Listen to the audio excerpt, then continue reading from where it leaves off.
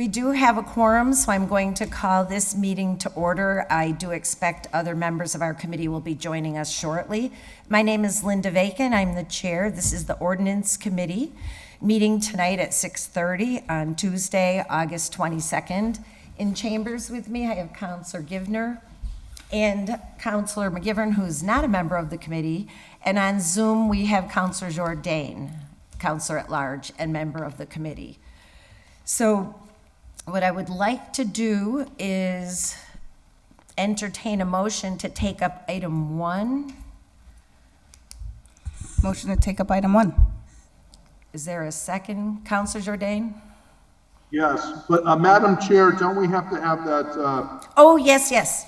Before we get into, yes, since you are the hybrid person, I would like to entertain a motion to take a roll call vote that for the purposes of this meeting would be applicable to all motions to remove an item from the table, place items on the table, open a public hearing, package items, or suspend the rules unless there is an objection. So Linda Vacan, yes. Counselor Givner? Yes. Counselor Jourdain? yes, Okay, so we're properly in order now with a hybrid meeting. And so now we can entertain a motion to take up item 1. so moved. All in favor? Aye. So item 1 is a petition of Amy Matos, street vendor application 363 Main Street, amended to 497 High Street and tabled on 6/27/23. Is Amy Matos here tonight, either in the chambers or on Zoom?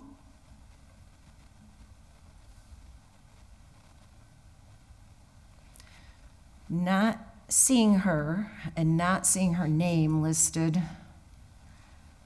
I think what I'd like to do is entertain a motion to table in case she comes in later. Motion to table item 1.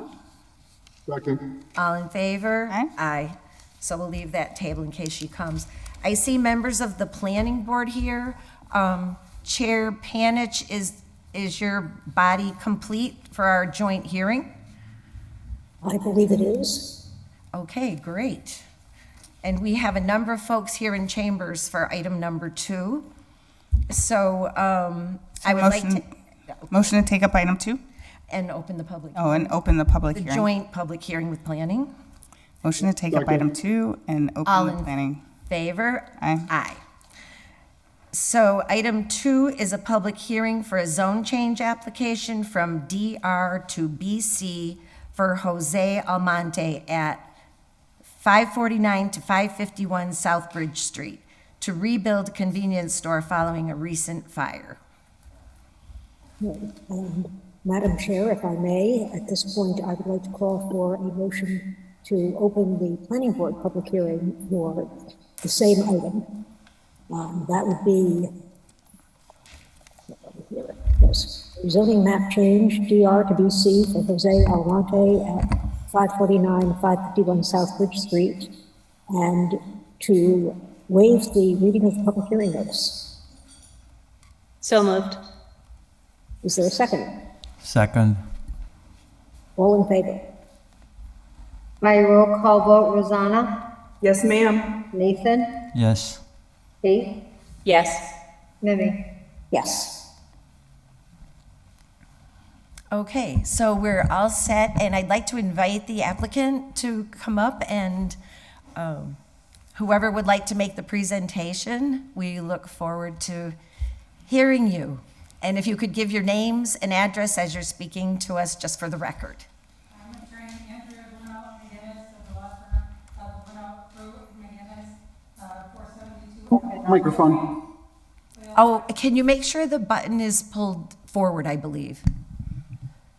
Sorry. Can repeat that. I'm Andrea Bruno-McGinnis of the law firm of Bruno-McGinnis at 472 Appleton Street here in Holyoke, Massachusetts. And with me is the applicant, Jose Almonte. Your address. I'm Jose Almonte, owner of 549, 551 South Bridge Street. Welcome. Thank you. I'm here with Mr. Almonte, and as indicated, he's seeking a zone change for his property that he owns at 549 to 551 South Bridge Street in Holyoke. That's parcel number 02908-002. That property is presently zoned as downtown residential. He's asking it to be changed to downtown business. What he'd like to do is to build El Monte convenience store that burned down in the fire that took place on that premises back in July 1st last year. He is not able financially to build what would be required in downtown residential, because that would require a 3-story building with at least 2 residential tenants in the building. He simply doesn't have the resources to do that. Following the fire, it was actually extremely expensive, of course, for him, and a tragedy for everyone involved. But when the building burned down, there was insurance for $259,000. However, he had to pay for the 7 families that were living there relocation costs of almost $20,000. And then he had to pay another, to the city, he paid out $33,000 when they tore down the building. And then it cost him $270,000 to Bay State Contracting for them to clean up the property because it was an older building. They were worried about asbestos and lead and all kinds of things on the property. So the amount that it has cost him has far exceeded anything that he's gotten in insurance on the building. At this point, he'd like to put the market back. It's a market that was historically there for over 20 years, and he owns another market, a similar one, in Holyoke. And he'd like to reopen this one, but it would only be a 1-story building. The cost he received was between $120,000. He has a contractor in mind, Action Company, Eric Taub in Springfield, Mass., who he has spoken to. And he'd really just like to reopen and get back into business. It's been historically a store there, so he feels the neighbors, many of them who are here, are in support of the store reopening in that area and him being back in business. And if you have any questions, he's happy to answer them. Okay, thank you. Welcome. Is there anything that you'd like to add to what your attorney has said? Jose? Okay. I say to the city or to the board, help me in the situation, because I lose all my property, all my 7-unit apartment, plus the store. And the only way I'm here is to can continue, or basically get something the most I lost. Mm-hmm. And I try to see the city, it can help me in this particular time. Okay, thank you. To the committee or the planning board, are there any questions that anybody would like to, or counselors in the chambers or on Zoom? Any questions? Rosanna, was your hand raised? Okay. I do have one question for either the applicant or the attorney, which is, from our point of view, this is zone change could very obviously result in a spot zone. It is a classic, we would be waiving the rules for the economic benefit of a single person, and as far as I could see, there is no BC anywhere particularly near it. So I wanted to just ask, have you all considered this issue, and do you have any reason that we could consider it not a spot zone? Well, there is another store on that street. At the end of the street, there's a South Bridge Street Market. I don't know if that's the name of it. No, ¿cómo se llama? What's the name of the other?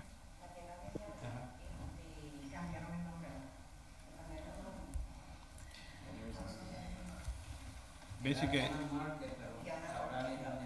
it's like a small store. He not provide any stuff what he looking for. It's a small store. It's like a candy store. Well, I understand that there may be a store there, but what is the zoning on that store, do you know? because I think it's DR. It doesn't say that it's a prohibited use in the space. It just says that it's a use that, under DR, would require him to have 2 residential units and a 3-story building. Yeah, I understand that, but, you know, from our point of view, again, spot zones are frowned on for good reasons. And we all know there's a huge housing crisis, and you're asking us to give up at least 2 units of housing to allow this to be done, in addition to creating something that technically we're not supposed to be doing. And again, you know, if you've thought about this, if you have an answer to it, I don't want to prejudge this application. I understand that, but historically, this property has always been a store. Up until a year ago, for 20 years, it's been a store. We're just asking for what has historically been on the site. Well, except that it hasn't just been a store, it's been a store with residences. I mean, you just mentioned that 7 families had to be relocated. Okay, True? okay. Counselor Givner?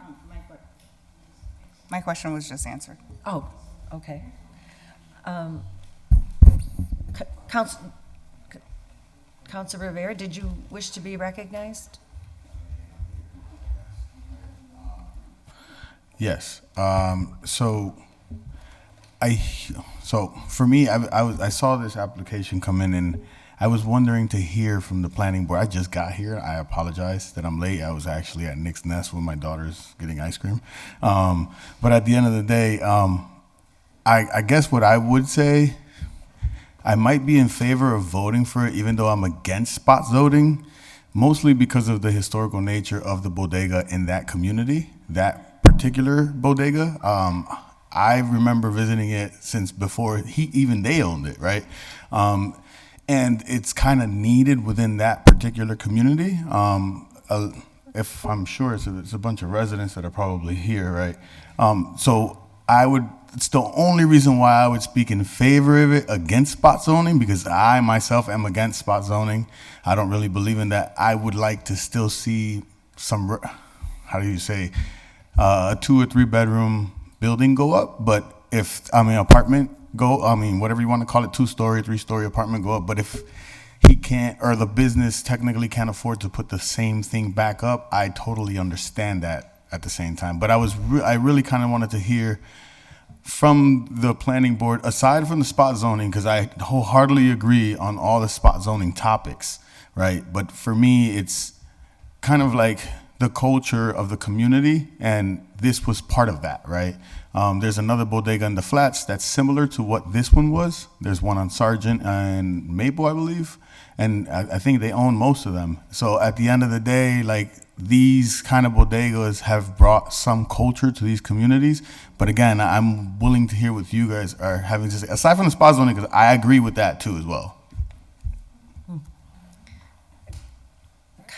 Madam Chair, I see Rosanna Lopez's hand is raised. Okay. Sorry. So I think my thing is, because our city needs a lot of housing, so it's kind of, I feel like I'm at a double-edged sword with this. I do realize that the bodega is needed in that area, but you also have Seatown that's not so far from there, which is a bigger supermarket.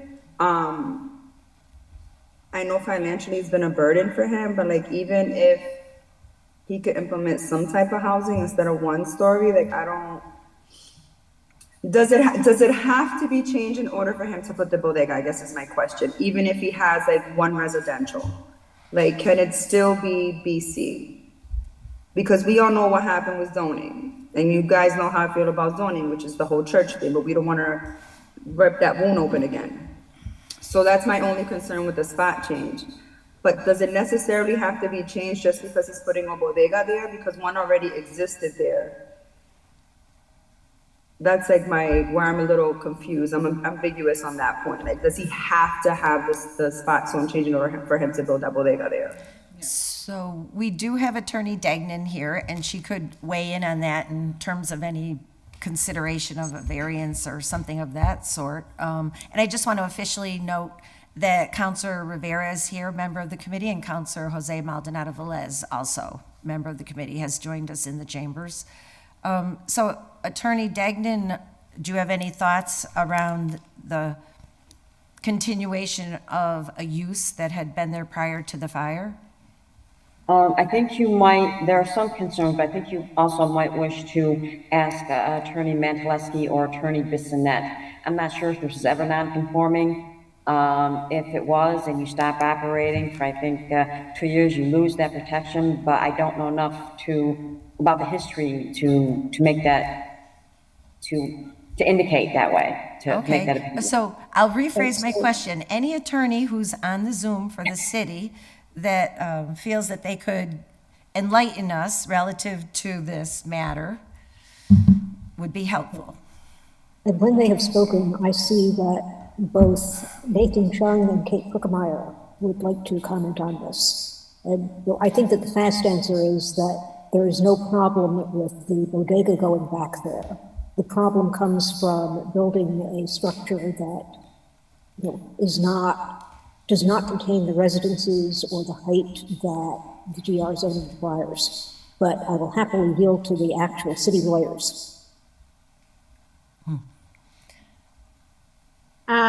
Yes, usually when a non-conforming structure is destroyed due to fire or other sort of natural disaster, then usually you do have a specific period of time to rebuild that structure as it was, but I'm just double checking the ordinances right now to make sure that you guys also have that.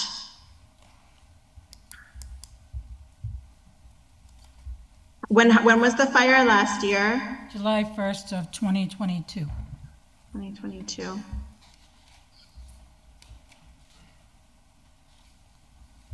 Yeah, usually if you have a certain amount destroyed, you can rebuild it, or a certain structure, you can rebuild it. I don't see anything specific in your ordinances, but that doesn't mean it's not there. That just means I haven't found it yet. So while Attorney Mantaleski is looking, I'd like to recognize Counselor Jose Maldonado Velez. So if I may, I don't want to cut I'm your sorry. line, but I have two planning board members who have both been in line to speak. Okay. And Nathan, I think your hand was up first. Oh, okay. I couldn't see their hands. Yeah, no, it's hard. I'm losing track of them all the time too. Is it okay for me to speak? Yeah. Okay, thank you, Madam Panich, Chair Panich. So, I mean, I think one thing we want to clarify is DR is a unique mixed-use zone in the city. So that means you can have a mixed use of residential and commercial uses on the same building.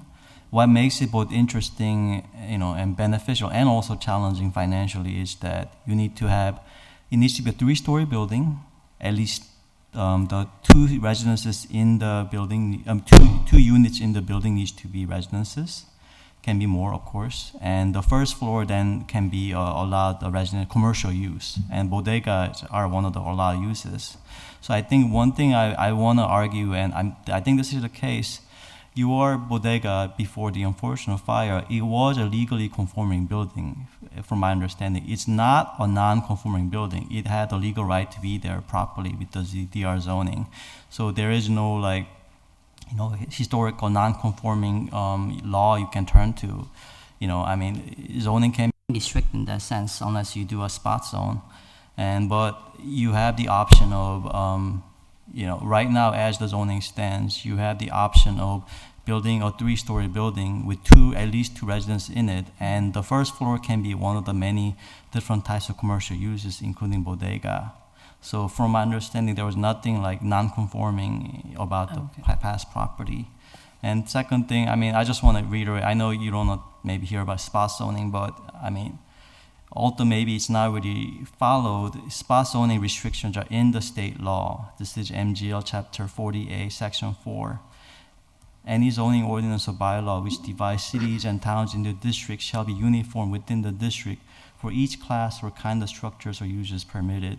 So I think there's a lot of value in having a residential neighborhood business in the area, but just to isolate one specific parcel for the economic benefit of that particular property owner, I think that's problematic. Maybe this is maybe you can start a dialogue about, can you expand a small neighborhood commercial district into a couple different parcels on the same neighborhood? That's one way to try to address this issue. And the other thing is, like Rosanna says, there has been past cases where we granted a spot zone, arguably forbidden by the state law. We granted a spot zone based on the verbal promise, non-binding verbal promise of a particular business owner who had a financial agenda, and then they didn't follow through on the promise, and there was some surprise actions done by that particular property owner. So I'm not saying that this is what the property owner is attempting to do. It's just based on past actions of other property owners. That is a very real risk we should consider. And the other thing is, I don't know the specifics about VC, business central zoning, but the question is, if business central zoning has types of uses that's not compatible with the entire surrounding neighborhood, and the entire neighborhood is DR. I just looked at the zoning map. If you are introducing a zone change, which also includes a lot used for a particularly disruptive use for a residential neighborhood, that's another challenge of a spot zone. So I think we just want to try to carefully consider the different factors, but I want to reiterate that a commercial bodega on the first floor with 2 residences on the top, that's not a lot of use for the district. It's not like there's nothing non-conforming about it from my understanding. Thank you. Chair Panich, do you want to recognize your other member, or can I recognize Councilor Maldonado Velez? My point's been made. Okay, so yes, let's go ahead. Thank you very much for considering it, though. Okay. Oh, and I see Attorney Monteleschi has her hand up now. Yes, thank you. So I did look at the ordinance or the zoning bylaw, and it looks like under 883, if a non-conforming structure is needs to be reconstructed or rehabilitated for whatever reason, and it hasn't been in use for the 2 years, then he can reconstruct that non-conforming structure to confirm Nathan's point as to it being conforming versus non-conforming. So if it was conforming previously, then it can't be now a non-conforming. But if it was non-conforming previously, it can be rebuilt as long as it is the same non-conforming structure. Thank you. Councilor Maldonado Velez. Thank you, Madam Chair. And thank you, Jose, for coming tonight. I guess my points I want to make, one, to Councilor Rivera's point, like that's been a standing business there for many, many decades, as long as I've known my whole life. So it's a very important business to have in that area. Right now, tonight, I wanted to follow sort of Rosanna's thoughts, but we just got responded by Nathan and Attorney Monteleschi, so clearly that's not an avenue that we can go. So I'm just, honestly, I hope that we can find an answer for you to get that business there, because I think it is a important business to have that's been there forever, that has helped the community. So I just want to say that point for now, just hopefully that we can find a solution that works for all tonight. Thank you. Thank you. Councilor Jourdain. I wanted to ask a question, and maybe it needs to be researched, but across the street, 1 block, is a bodega. I believe it goes by D&M Bodega. And I believe it's the parcel at 518, 522 South Bridge Street. It's a store alone, and it's DR zone. Oh. What's the difference? 1 block away across the street. So there's no residence in that parcel, to my knowledge. It looks like a 1-story building, and literally across the street is what this gentleman appears to be proposing to us. So I want to know what that does to the spot zoning theory. Okay. Thank Thank you. you. Counselor McGivern? Thank you, Chair, and not disagreeing with anything that's been said this evening, but I think there's another perspective that we have to take into consideration. I've said this many times, the city of Holyoke is much older than our zoning laws, and sometimes we don't remember that, and sometimes we don't remember the full history.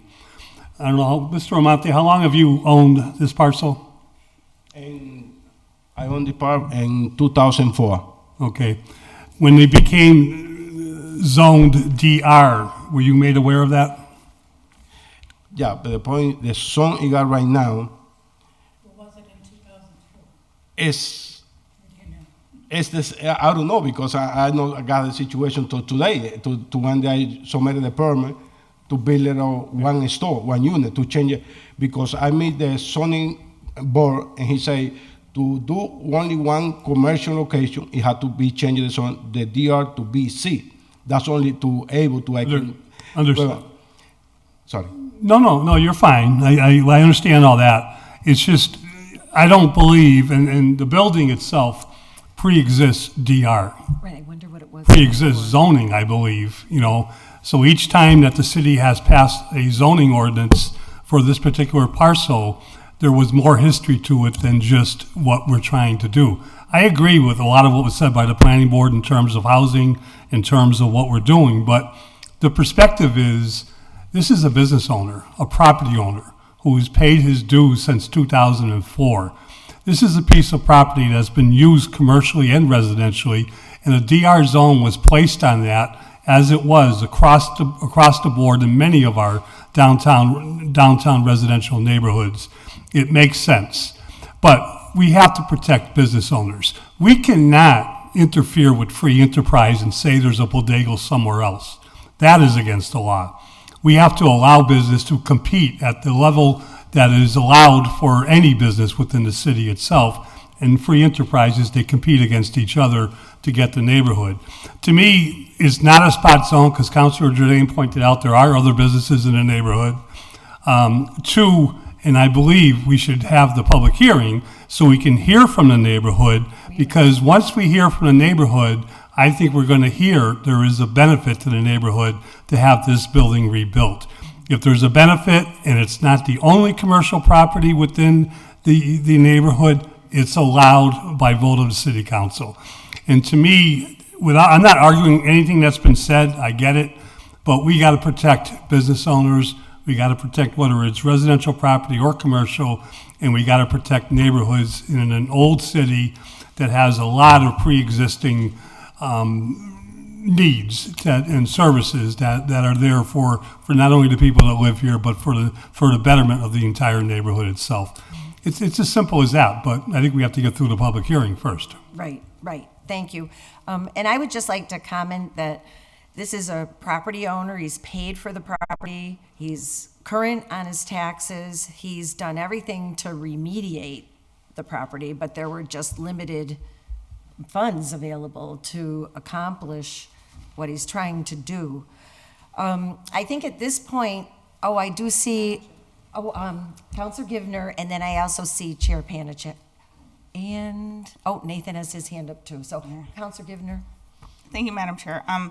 I guess my questions would be, when I look at like the zoning requirements for DR, and it says, it can have single and two-family and multifamily use as well as retail. I wonder why it can't be rebuilt with even just like maybe one apartment attached to it or something.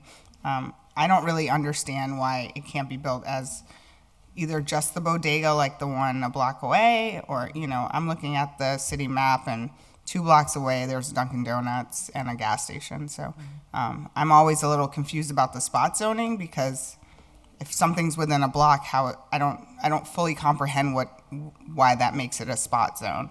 And as far as a business that's been there for 20 years, it feels like it should be grandfathered in to rebuild as a business. I understand we do need more housing. However, the the business owner owns the parcel, and I think it would be unfortunate if he would have to sell because the city doesn't allow him to rebuild. So, especially for something that's been in that neighborhood for so long and people are, dependent on. Thank you. I'll defer to you, Chair Panich. Thank you very much. I want to see if I can clarify the situation a little. First of all, of course, there are other businesses in the area. I am not surprised that there is another bodega across the street. And I do want to echo what Councilor Rivera and, in fact, everybody I think here has said about the desirability of allowing this business to reopen. It's a good business. We would all like to see it there. But it was not operating in defiance of our zoning ordinance. DR is a zone that allows for and indeed encourages an old-fashioned city neighborhood where you have businesses on the first floor and you also have residences. Before the fire, what was going on was that business was there and had been in operation forever, but it also had those apartments, and that is consistent with the DR zoning. So the difficulty from the pure planning zoning point of view is that's a coherent zone. Everything around it is zoned DR. The existence of the businesses in DR doesn't contradict that. And we aren't opposed to rebuilding. We're not arguing that that would not be a great thing. But what we want under the standard interpretation of the DR zone is for it to conform to the requirements that it be 3-story, as it has always been, as far as I know, and that it have some apartments in it because that's the nature of the neighborhood we need the housing. It is that makes the BC zone a question for us, because that obviously puts us back in a different zone entirely in the middle of this residential and commercial neighborhood. It allows for a wider range of commercial uses, and it gets rid of housing, and housing is part of the definition. If there were a way to actually add in those housing units, nobody would have a problem with this remaining in the DR zone. That's from the point of view of the zoning ordinance, what this is about. It is not an attempt to say, hey, you can't rebuild, we don't want a business there. Of course we do. And now I have Nathan, Kate, and Jane Mantaleski all in queue. And Madam Chair, who would you like to hear from first? I'll leave it to you. We'll hear from everyone, and then we'll open it to the public. Okay. Kate, you want to cut in? After Jane. Sure.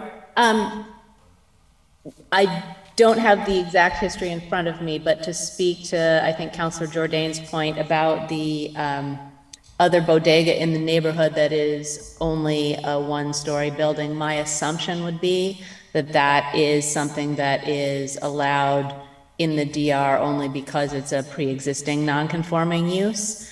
So that's my guess about that. And so what I would suggest, sort of stepping back from this particular instance, because it's very clear that people care about this bodega and that having a bodega in the neighborhood is a good thing. But to speak to the zoning questions about this as a general principle, I would caution that I would not want to see us argue that a property owner should be allowed to do something that another property owner is allowed to do as a pre-existing non-conforming use. Because I can imagine a lot of situations where you have a neighborhood that is zoned one way, someone has a non-conforming use that is less positive than a bodega, and that if you've made a precedent of allowing people to copy someone else's pre-existing non-conforming use, you would not want to see something that is seen less positively be copied across your neighborhood simply because someone else is allowed to do it as a pre-existing non-conforming use. So that is not about this specific property, which I understand has a positive effect, but I think that that is one of the things that we need to consider as we think about this as a zoning question. Thanks. And I'm going to say, Nathan, I see that you're waiting, and I hate to put you off, but I'm going to ask Jane to speak first in case our lawyer can resolve some of this. Thank you. I was just going to clarify or ask for clarification from Councilor Jordan as to what that property address was for the other bodega. I know he necessarily wasn't exactly sure, but I just wanted to take a look at it on MapGeo. So that was the only thing I was looking for clarification on. Thank you. Yeah, Jane, I think it's 518, 522 Southbridge. All right. Thank you so much. You're welcome. Okay, Nathan, sorry to keep you waiting. Thank you, Madam Panich. Can I share the screen? I can just show you the picture of the property. Can I share the screen? Is that okay? Can the host allow me to share the screen? Jeffrey can give you that privilege. Mm-hmm.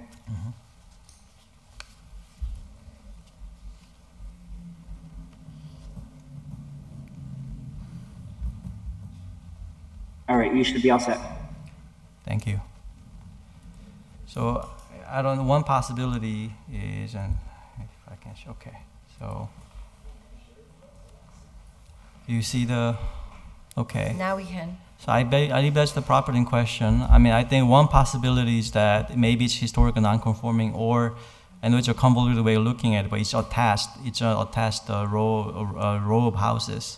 So it's considered part of the other building. So it's one uniform building, and because the building it's attached to is a very dense apartment with multiple apartments on the top and a business on the bottom, maybe it's arguably a conforming building or possibly non-conforming. But I think, doubling back what Kay said, relying on another exception, a historical non-conforming exception, what somebody else is doing to make a case for not staying compliant with zoning, I think that's problematic. And I mean, DR is written to promote a mixed use, a walkable mixed use neighborhood where there's business on the bottom and residents on the top. That is arguably a positive goal. And I think it was written in the master plan sometime also. That's why DR got implemented. And if that was part of the master plan vision for the city, I think rather than trying to always find an exception to accommodate a particular individual, we can ask broadly whether it's working or not. And again, maybe it's a case for bringing up this concern that maybe there is a need for a more business-friendly zone in the particular neighborhood, so there can be more businesses. But again, I really am uneasy about trying to target a particular parcel and make a accommodation or particular parcel against the master plan and the zoning of the city ordinance. Thank you. Councilor Rivera and then Councilor Jordan. I guess, again, I'll reiterate, I agree with a lot of the zoning topics and the zoning issues. I think one of the things, though, that zoning and, laws that are written on paper don't take into account for is the actual impact that some of these businesses have within the communities that they're housed in, right? When you read the letter of the law, you go by the letter of the law, but when you kind of gauge, and if you ever lived in that community and been in that community, the impact that that bodega had for the community, I feel like it kind of allows for certain things, right? I don't necessarily agree with spot zoning, but if we have community members that are coming out and saying that they would like to see the same business back in the space, and this is hopefully we can figure something out, and maybe they can put some more apartments down there, because I would like to see more housing as well. But if the case is that they cannot necessarily afford it, for me, I feel like the zoning is the zoning laws is kind of stripping a businessman of the opportunity to continue being a businessman in that neighborhood, right? And then they'd be forced to sell to then get a developer in there with a lot of money that can build. So how do you say it? These old laws are not necessarily making room for new business owners. And when I say new business owners, I mean new business owners in the city of Holyoke, right? To be able to grow and continue to be business owners within the community. this law or this zoning piece, and I totally agree with the fact that it kind of matches the area, but if you have all domestic residential, right, and you don't allow for the business, like the bodega, to be in the neighborhood, it allows for a place like Key Foods or Seatown, you want to call it, to kind of manage the monopoly within that community on their own, more or less. If there was no bodega in the flats and there was no bodega in South Holyoke, Seatown would be the only store in both flats in South Holyoke, and they'd be able to manage pricing however they wanted to. So it kind of allows for the competition. It allows for residents to be able to visit different places and be able to kind of like match prices and use their food stamps or money wherever they want to go in different places at the end of the day. And I remember we kind of passed one, I believe, in the Springdale area, right? And it was a different concept. We did one spot zone for right. marijuana. That was another one too, but that was before I was here. But I mean, when I was here, there was one in Springdale, I believe, where all the neighbors came in, and it was a truck spot, I believe, and they ended up getting their location, right. They were actually non-conforming, but at the end of the day, when we have a particular business in front of us, it kind of feels like we're making it a little more difficult for them to be able to continue their business within the community that they've been in for over almost 20 years, I would say. But yeah, those are some of the points I just wanted to make. I agree with some of the zoning. Hopefully, if it's possible to get some apartments in on top, that would be cool. But if it's not possible, it would, how do I say it? For lack of better terms, for me, it would suck to see them have to sell their property because they're not able to build on it. Thank you. Okay, thank you. Councilor Jourdain, and then Councilor Givner. I don't see any other hands. If I'm missing anybody, let me know. Well, Madam Chair, the first thing I'll say is everybody wants the same thing here. I think we all hopefully want a good result. And I appreciate the point on trying to enforce the zoning rules and regulations. They're very important. On the other hand, we're all called to use common sense and good judgment here and what's in the best interest of the residents and the people that are the owner, but within any reasonable degree of flexibility that we can have. And here you have a situation that is exactly across the street, is a one-story bodega, which, by the way, has no residential. The building to the right of it, that, by the way, has a bar on the first floor, that has residential attached. That's a separate parcel. That's 524, by the way, Southbridge Street. And what ultimately would occur here, if I understand the applicant's request, is he's going to have a bodega, a one-story bodega that is exactly what's at 518, 522 South Bridge Street in a DR zone. Now, the point is that an unreasonable outcome when you have that exact thing across the street? In terms of, spot zoning is to protect, coherent areas from having something that's just totally out in left field in the middle of something. It's the proverbial skyscraper among the residential homes. So here you have that exact situation directly across the street already. Now, if we were to use, theoretically, no good judgment and common sense, if, God forbid, that other property were to burn down and have the exact same thing that happened to this applicant, if I understand it correctly, they would theoretically not be able to rebuild their own building. If they didn't do it within, I believe we do have a 2-year latitude, but they'd have to build pretty quick because otherwise they would lose it and then they would be forced to no longer have a one-story bodega. They would have to build a 3-story building according to the DR zone. That was, by the way, overlaid and imposed on these areas, okay? That DR zone went swathing through South Holyoke and other areas of the city based on a municipal plan that was put together many decades ago. That wasn't done with, scientific precision of each lot, what is in the best interest of each lot. It was a big marker that went across, and that's how all these parcels got hit with DR zone. And now you have these situations that this gentleman finds himself into.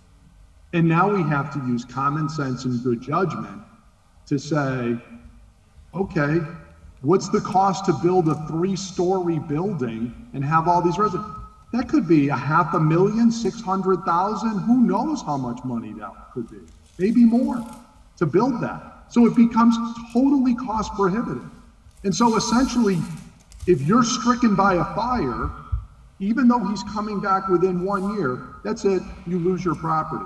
You lose all marketability to your property. You can't put back a store because you can't afford to put in $500,000, $600,000 with the construction costs that exist today. And now the neighbors are deprived a bodega that they want. So, I think common sense has to prevail here in all of this. And exactly as far as the argument of what's across, you have this exact situation across the street. So that's what I'm calling for, is just, I think we need to have some common sense and reasonability with all of this. Recognizing, I think we all want a good outcome for everyone involved. Thank you. Thank you. Councilor Givner? Thank you, Madam Chair. I was just curious about the plot next door, 34 Hamilton. Do you also own that, Mr. Almonte? I used to be, that's when I started, 34 Hamilton. And basically, when they are rented in this place, the place get fire, the city, I had to remove it to the 549, 551 South Bridge because it's the building is not allowed to reopen. You had to tear it down, the city. And then I moved it to 549 South Bridge Street, and then that's why I buy in 2004, I buy the whole property. So you own 34 Hamilton No, and the city 551? the city owned this property. I expected the city owned 34 Hamilton Street. Okay. I used to be there. I started in there first. Right. 34 Hamilton, and then I moved for 549, and I buy the whole building, the whole property. But just because I talk right now, I try to explain the situation right now. When they got this fire last year, in the city, he never meets me to give me a chance to bring one architect to take a look at the property, to see I can, tear it down, maybe 1 floor, 2 floor. No, the city, he absolutely, he decided to tear it down, the whole property, the whole building. The soon he tear it down, the whole building, he missed whole building because he called it contamination trash. That's what he making me cost a lot of money. I spend all the money for the insurance to clean this property from the city. Because the city, forced me to clean it, but I had to clean it. Yeah. And I clean it, and only try to continue the same business I used to do it for 20 years. Yeah. And I think there's something, it's not too much for the city to give me this opportunity. Thank you. Then I would just like to comment that there are 2 plots here, and there's no reason why we couldn't expect another building to be built should that plot be sold with housing. And I still feel like this is a sort of situation where there's been a business there for 20 years, and I don't understand why it shouldn't be there again. I think it would be better if you could afford to build the full building over. Obviously, that would be ideal, but life is imperfect. Thank you. Attorney Mantaleski? I'm sorry. Thank you, Madam Chair. I just wanted to, while everybody was speaking, I just did a quick case law search and see what we had here. There is definitely support within the courts for spot zoning when there's a certain public interest that can be furthered in relation to the spot zoning or the change of a district, or if there's reasoning behind changing the district to achieve longstanding objectives that will further general welfare of the city. So there definitely is case law out there, even as recent as 2016, supporting that. So if the planning board and the city council so wish to grant this change, if they do find support in the master plan or in objectives from the cities to have this type of use at that location, notwithstanding the residential requirement, then if they can find that, then I think that you will have support from case law regarding that. Thank you. Okay, I'm not seeing any other hands. And so if the planning board agrees, I would like, oh. No, definitely, we agree, I think. Nathan wishes to speak again, so. Okay. And then maybe we can go to the public input part. Yeah, I just want, do you also have another property in the neighborhood on North Bridge Street? That's,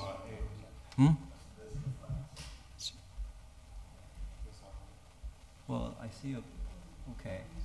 I have no property in the flat. Okay, that's got it, okay, sorry about that. Okay. Okay. All right then, members of the public, thank you for your patience.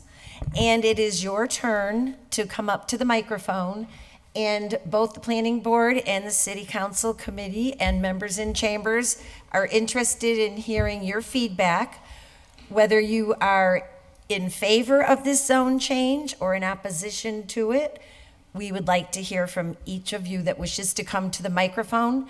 When you do, if you can just give us your name and your address, and then you can give us your point of view on it, okay? And you can just come up as you wish. I speak a little bit English, not too much.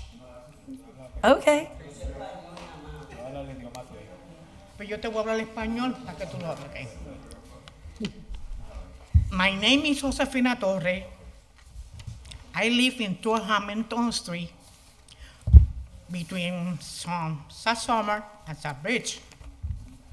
And we need a bodega because almost I live 16 years there.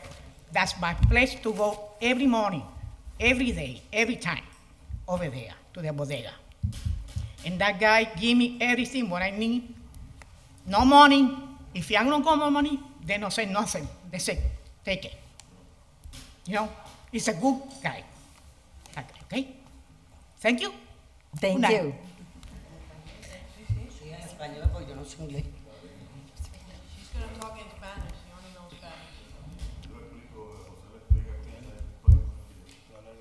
Yo soy Evangelina Barrio, yo vivo en el 569 South Canal Street. La razón por qué queremos que abra la tienda es porque desde los 17 años los conozco, tengo 46 años y son unas personas demasiado así, no falten un chanchito, lo que sea, nos dan, nos brindan, no venden las cosas tan caras, siempre están para nosotros. Can a member of the council who... I could summarize, right? If you don't make me cry. So at the end of the day... she's in favor. Yeah, so she's in favor of the project. She said she's lived there, did she say 16, right? 16 years. And that he helps out in the neighborhood, not only whether she has cash or not when she goes into the store, he makes sure that she leaves with the things that she needs. So it's not just for her or just the particular individuals that are here, but a lot of the people in the community feel the same way as well. And she really appreciates having the presence of the business, and not just the business, but the people as well that come with the business within the neighborhood. I hope that's pretty much, I covered it all. Thank you. Oh, and the cost of what? The price. It's way cheaper, yeah. The price? And the prices are cheaper, yeah. En español. Sí. Sí, buenas tardes. Mi nombre es Liseta Ponte. El propósito de yo estar aquí hoy con Nelson, lo más importante, los niños. pueden entrar a una tienda segura, sin peligro, que los padres pueden, por lo menos niños de 10 años, los padres los pueden dejar entrar a toda confianza. En cuanto a nosotros personal, somos como familia. Siempre están para nosotros. Necesitamos la tienda, se los suplicamos, la necesitamos. Yo vivo en la 23 de la Hamilton Street. Personalmente, se escuchará chistoso, pero soy una persona con problemas de salud. Para el frío, detesto salir. Simplemente tengo que bajar un piso y cruzar la tienda. La necesitamos, por favor. Se lo suplicamos. Address is 23 Hamilton Street, and she spoke about the kids, how it's a safe place to send the kids. It's right in the neighborhood. You can walk right across the street. And then for herself, health-wise, it's a very accessible store that you can just go right in your neighborhood and not walk farther down. So support as well. Thank you. Yo no sé inglés tampoco. Yo soy la madre de José. Y nosotros, desde que nosotros nos pasó eso a mi esposo y a mí.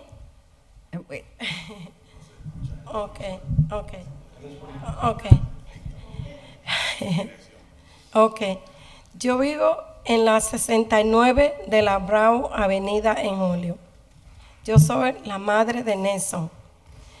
Y mi esposo y yo, que somos los padres de él, desde que nos pasó eso, nosotros tenemos todo el tiempo, estamos enfermos, tenemos depresión, porque ahí donde muchísimos de nosotros nos manteníamos de esa tienda, y ahora nosotros habemos muchísimo que pasamos hambre, de mis hermanos y todo porque no tenemos trabajo. Yo no trabajo, ni mi esposo tampoco, pero con la posibilidad de ellos nos daban la comida a nosotros. Y mis hermanos también están sin trabajo, que trabajaban con él. Así que nosotros necesitamos que por la mano de Dios que nos den la bodega, que nos pongan la bodega para nosotros volver a hacer lo que éramos anterior. Muchísimas gracias. Gracias. So she said she's Nelson's mother and that her and her husband have been sick since the fire because they both worked at the store, and I think her brother too as well. And since then, they haven't had any employment. They haven't worked, and they've dedicated their whole lives to the bodegas, more or less. And I say that because I myself kind of grew up in the flats, and they had the bodega down there in the flats. So I've watched her, Nelson, all of them since I was a little kid. So I totally understand when they're speaking firsthand experience about the community and the culture that they bring along with the bodegas. So for me, it's kind of biased, but I totally, and this is why I said. We just need to know what she said. Right, but it's exactly what she said. Okay. But I'm just saying, like, kind of relating back to what I was saying with taking out the language with regards to law, right? Right. People itself. Right. Thank you. Community. Oh, there's someone else? You're it. I'm Davin Pasek. I'm the zoning officer for the city of Holyoke. He came in. I just wanted to clear one thing up about spot zoning. The spot zone's not for one particular person, it's for the land, so the concern becomes you could get the spot zone, this was kind of mentioned, sell the business, someone tears it down, then McDonald's comes in. And I know that's not going to be the case here, and I do want to say on a second note that the building department is not opposed to this. The building commissioner and I have spoke about it, and we're not against this happening. I just wanted to make a note of that. Okay, thank you.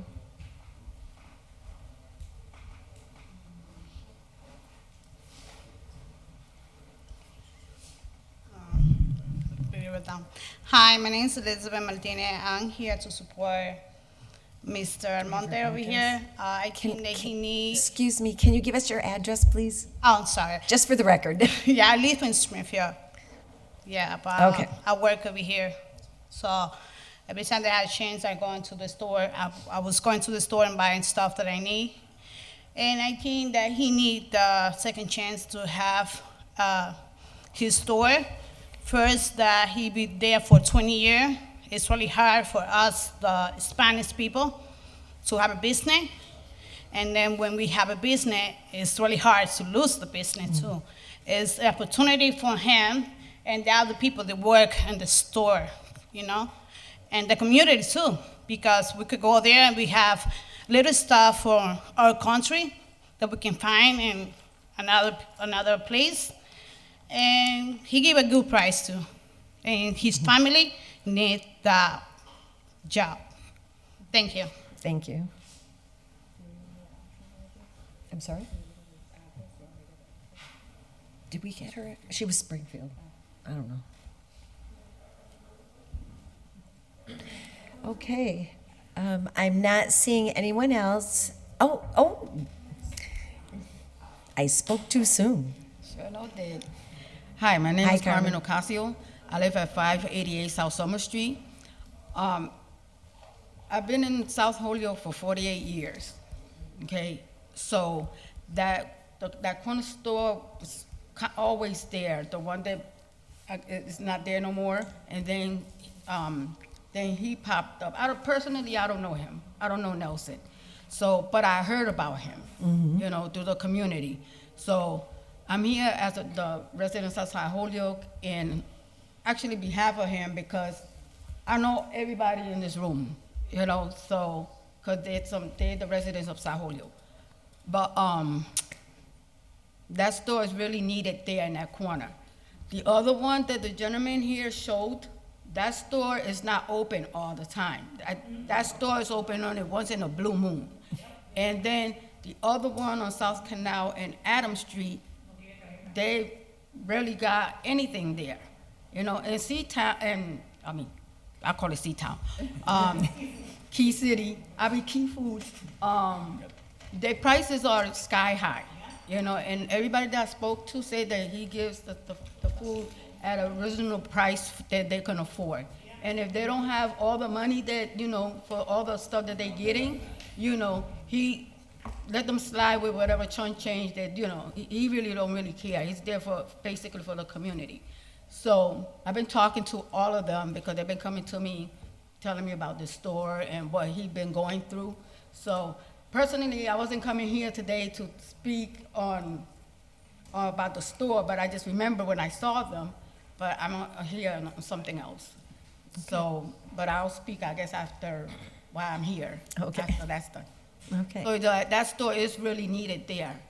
I mean, like I said, I've been there for 48 years, and that store, even though Key Food is there, really don't mean nothing because they can go, and people that can't hardly walk on wheelchairs or whatever, they can just go down, you know, downstairs, cross the street, and get their food. And like they say, send their kids, the 10-year-old kids, just to the store, and they know that they're gonna be safe. They can't send them to the supermarket, Key Food, because, you know, the traffic thing there, you know, is dangerous. They can't send them to South Canal Street either because there's hardly no lights there. It's dark. South Holyoke has basically no light. So it's hard to send kids too far. I raised, you know, 2 kids and 5 grandkids in South Holyoke. I've been there for 48 years. So that store, it is needed though. It is needed. Thank you.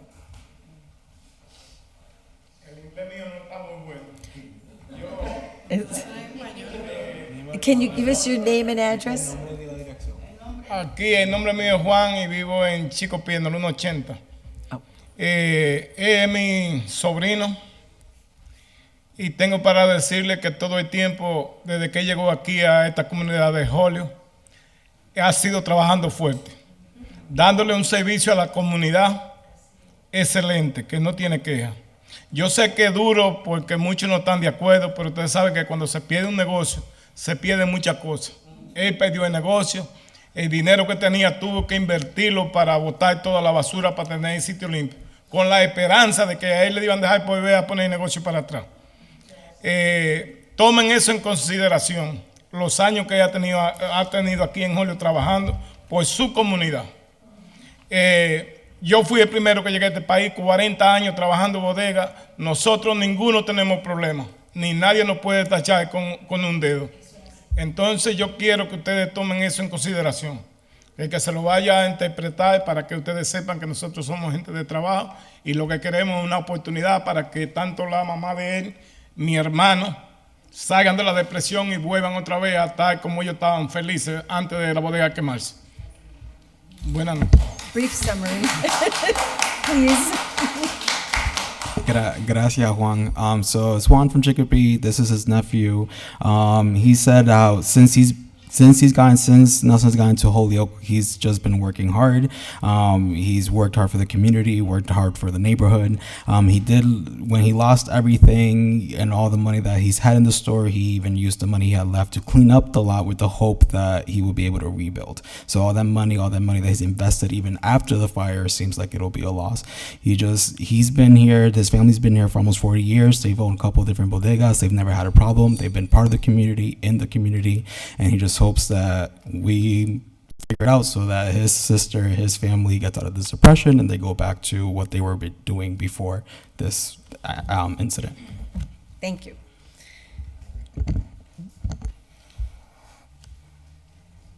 Hi, I'm Libby Hernandez. I'm here as a neighbor, 245 Walnut Street. And actually, Nelson used to be my neighbor. I saw his kids grow up. He's been very grounded in our community. Latin person in our town, building up businesses, not only him, but his family.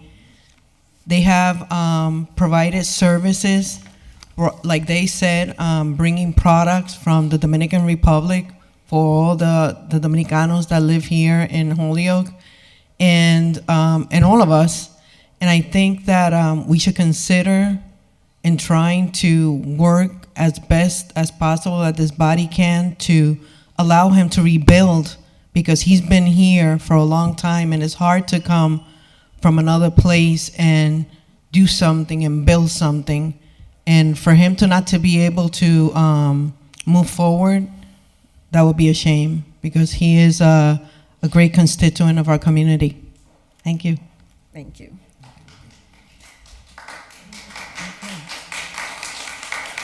So I think that brings us to the end of our public comment, and thank you all for speaking up and sharing your perspective with us. And Madam Chair of the Planning Board, do your members have any other questions or comments? Oh, I see your hand. I'll defer to you. Well, I'm going to ask them the same thing, but I'm also going to just grab this opportunity to thank every member of the public who spoke tonight, and to thank Attorney Matuleski.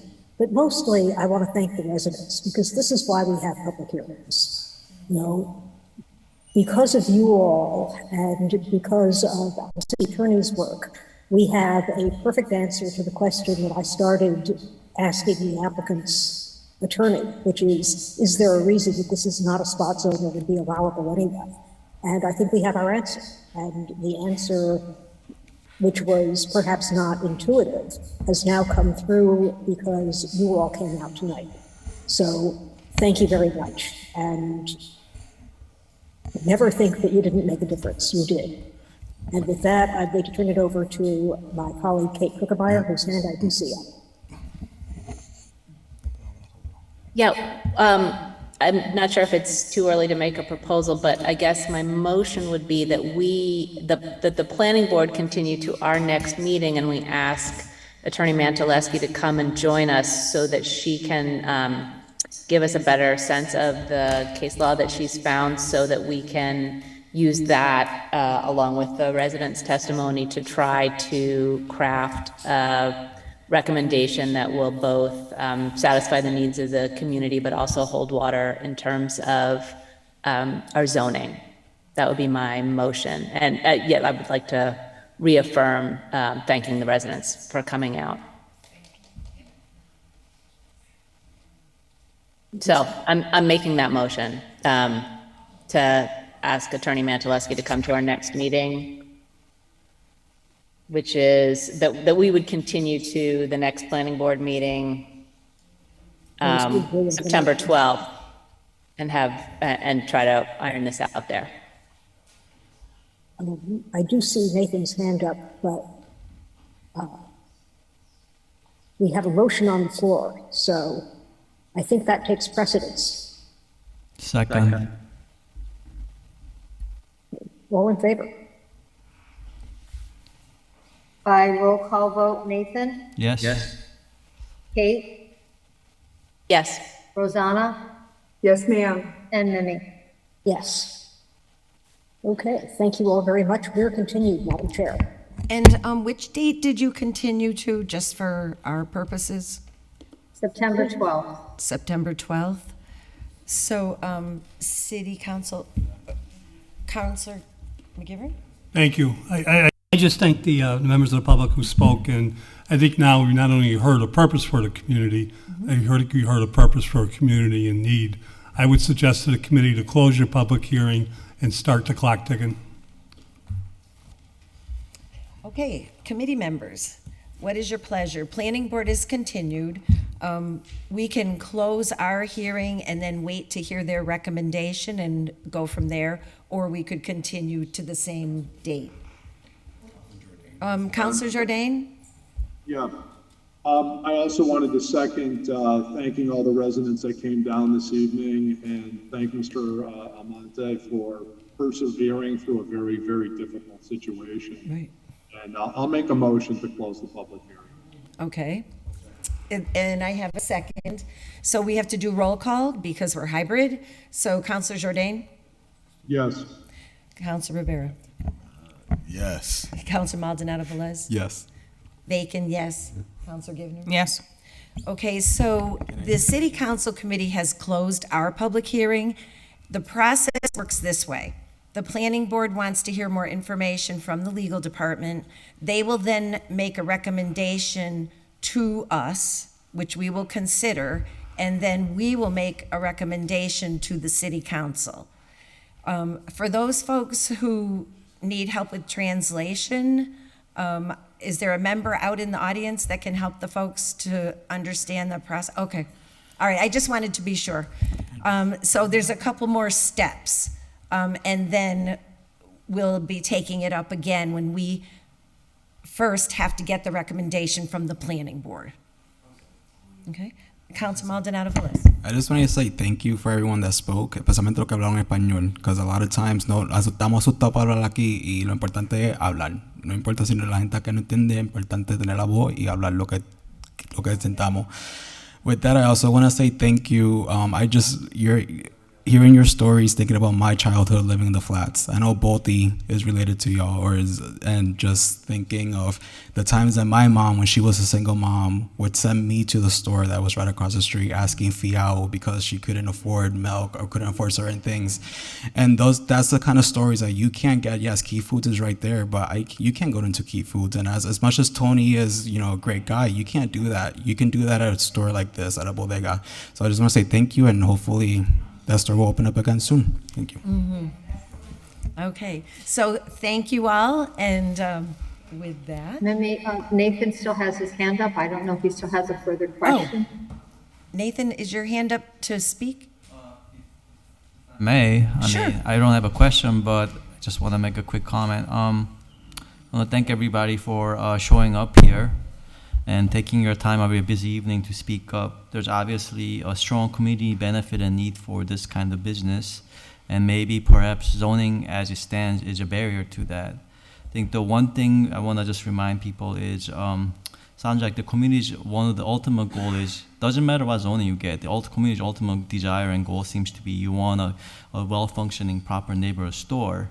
So I just want to make sure, I just hope that that's the goal, because there has been the past cases where some property owners made a verbal promise about doing something beneficial for the community if we give them a zone change, and then they didn't follow through on their word. Mm-hmm. And I'm not saying that's what the owner intends, but maybe just as a way of just balancing our need and our possible risk, I just want to remind that.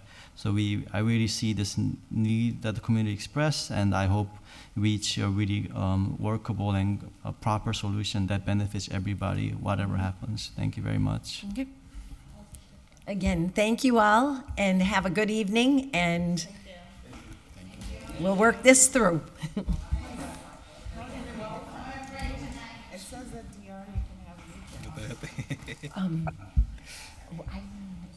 He's saying some people promised to do this and then they didn't do it. This is different because he was already there. And this is people that, you know. Yeah. Oh, sure. So I'm not here with it. Okay.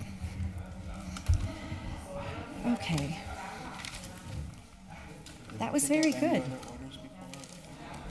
I tried to see if the lady for the food truck was here, but she wasn't here. So we tabled it in case she came later. Madam Chair, Yes? I have an update on that actually. She emailed me to let me know that she was not feeling well and asked if that could be rescheduled. Okay, so we'll just leave it tabled. Thank you. Okay, so we closed our public hearing. Okay.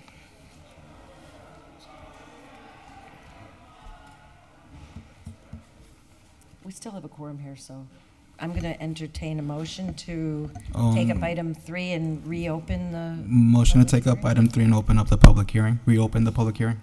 Second. All in favor? Aye. So this was a public hearing Roll call for that. ordered that the zoning ordinance, section 7.8, wireless telecommunication facilities and antennas be amended to include small wireless facilities. Do we have an update on that?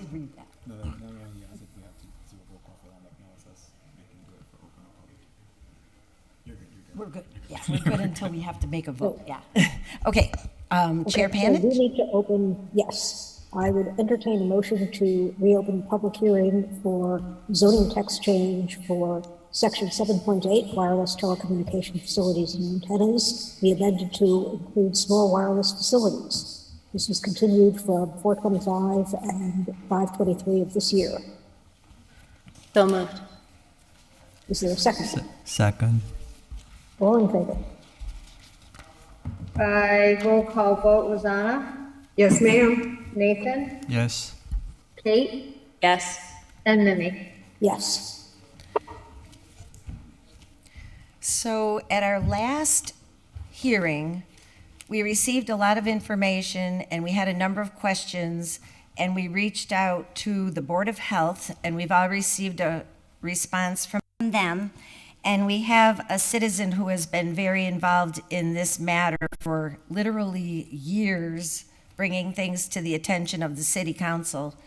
Her name is Kirsten Beatty, and she has submitted a lot of documentation. She also has a draft ordinance that she is completing a review on, which she also wishes to submit for consideration by this committee and the planning department. We do not have that language yet. What we do have is a lot of background information relative to other ordinances, current research, and other considerations that can be brought to this sort of technology.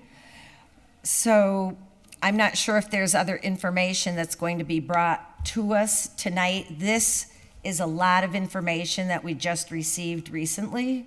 So from the perspective of our committee, I would say that we need time to look it over, and I anticipate that we will be getting more information to look over between now and our next public hearing on this as well. And then in terms of process, what I would like to do, because it is quite technical, and it does include a lot of considerations of liability for the city.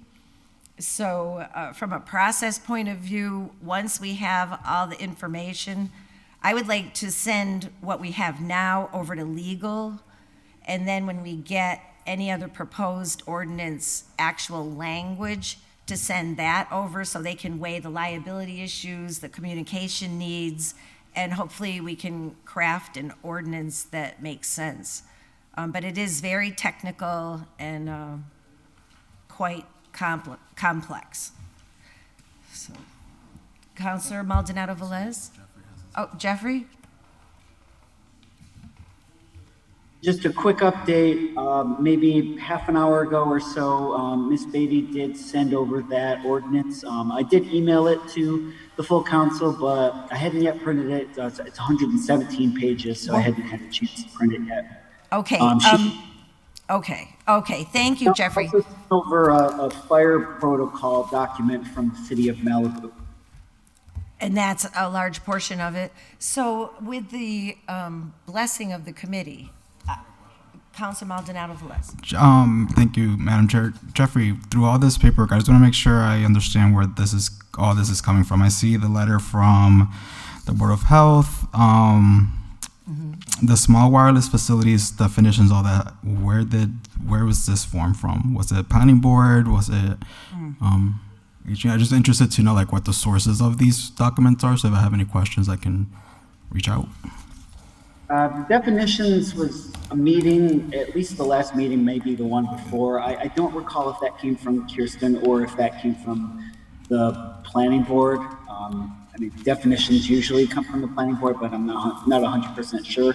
I do want to point out one additional new document that's in there are a couple of answered questions that were to be posed to HG&E.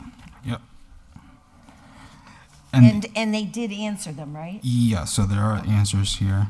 And so the other two, the one that has the title on top, Federal Bills to Expand IT Telco Rights 2023 and 2023 Holyoke Ordinance, those are from Kirsten?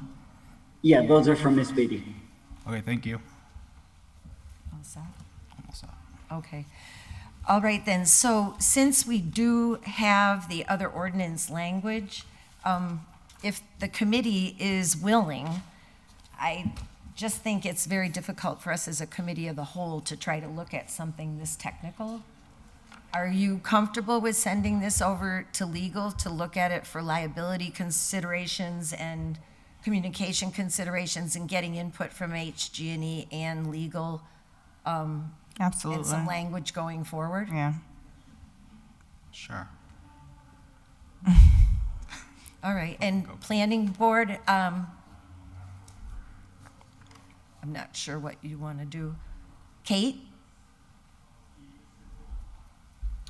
Thanks. I had a question, and thank you, Jeffrey, for reaching out to HG&E with some of the questions that came up last time, but I had an additional question based on their responses. The first question that was asked was, can HG&E deny the devices for any reason? And in the course of their answer, they say that the requesting party needs to meet all conditions outlined in the pole attachment agreement. But I personally don't have any idea what the pole attachment agreement is, which makes it hard for me to understand whether that actually gives HG&E any real leverage or not. So from my perspective, I'd love to know, I would feel like I would need to know what the pole attachment agreement means before I can tell whether HG&E's response gives us any latitude. Thank you. It was my understanding that someone might be here from HG&E. Jeffrey, did you hear from anybody? Yeah, we have Steve Roy and John Zwerko that are on right now. Oh, okay. So Steve or John, would you like to help us out with clarifying this? Or do you think we need a document?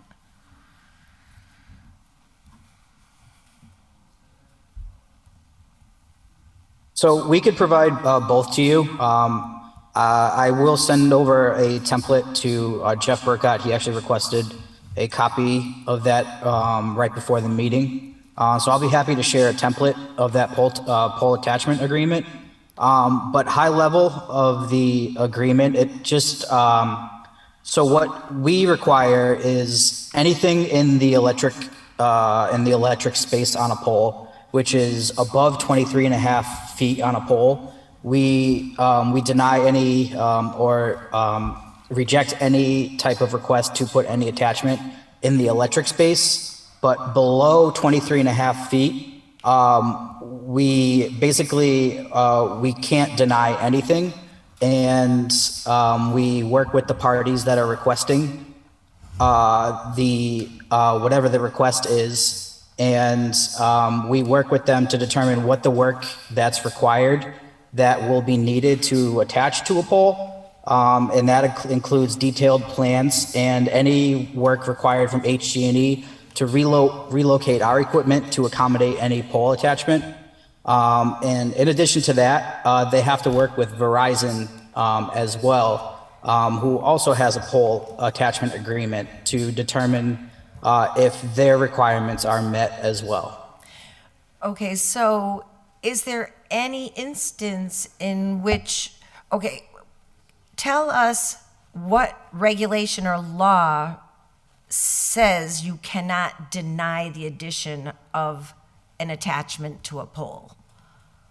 So I don't know if there's a specific law, but HG&E jointly owns all the poles in the city of Holyoke with Verizon. Okay. So because they're owned by HG&E and Verizon, we have the right to say yes or no. Okay, so even if it's, so I was hearing you, maybe I misunderstood. It sounded like if it was below 23 and a half feet, you couldn't deny it.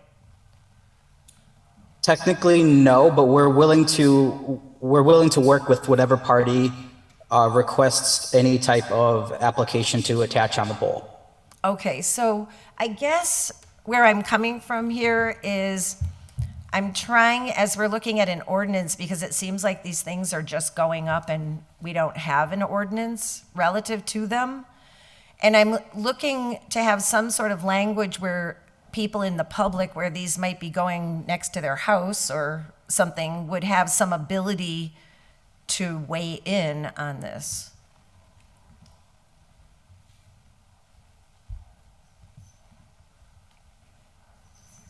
Is that something that you've seen in the public space that people? Not typically from Holyoke Gas and Electric, no. These requests aren't very common. There's been very few agreements that have been executed over the past 10, 15 years or so. Okay, so I guess what's really coming up under this discussion is because these are the small wireless facilities that seem like there's many more of them that are anticipated to be installed because of how they work. And so some of the concerns are how many there will be and how intense they will be, and also what impact they might have on the grid. So I guess we're just interested to know, as that goes more and more into the residential areas, is there some avenue for feedback, or if residents in an area have concerns where they could have some opportunity to impact what would happen? I believe there definitely is an avenue. I don't believe it would be directly with HG&E. I believe that would be in the form of through a zoning ordinance type of application. Okay. So we would have to craft an ordinance that would create that path. I believe that would be the case, yes. Okay. Councilor Rivera? Thank you. I was a little confused with that last piece because it said that something does exist, but we'd have to craft that path. That would mean that it doesn't exist at the same time if we have to craft a path for it. So, I mean, but that's not what I'm gonna address, but like that was the last thing that stuck in my head. But for me, John, right? You mentioned that we own, or you guys manage some or most, maybe half or a little more than half of the poles in the city, right? Verizon manages the other half. Does Verizon go by the same policies you do? Do you know that? I don't, but they typically have some of the same requirements that we do. It basically says that if anything needs to be moved on a pole, it's the responsibility of the party, and any request that is unreasonable, we can basically reject. And then I guess so Verizon's not here for what reason? Thank you for being here, John. HG&E is the best. Thank you for being here. Is there a reason why Verizon is not here? Okay, Not sure if that's fine. So I guess for me maybe is for the attorneys. I don't know. Like, could we at least try to create some sort of ordinance where if something gets put up that they have to come to somebody before it gets put up? Because, I mean, with Holyoke Gas and Electric, I guess they have a system in place where they kind of monitor it, and they're here, right? They come, and whenever we ask them to come, they come.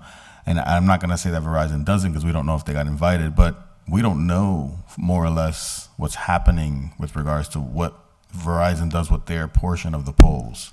And in a sense, I guess this is a little bit of over-policing, but I don't know. For me, it's like, can we get them to come in to talk to us too about some of this stuff? It doesn't necessarily have to be only Holyoke Gas and Electric. I think if we all came together, there could be some more ideas being shared. But just kind of wanted to make the point.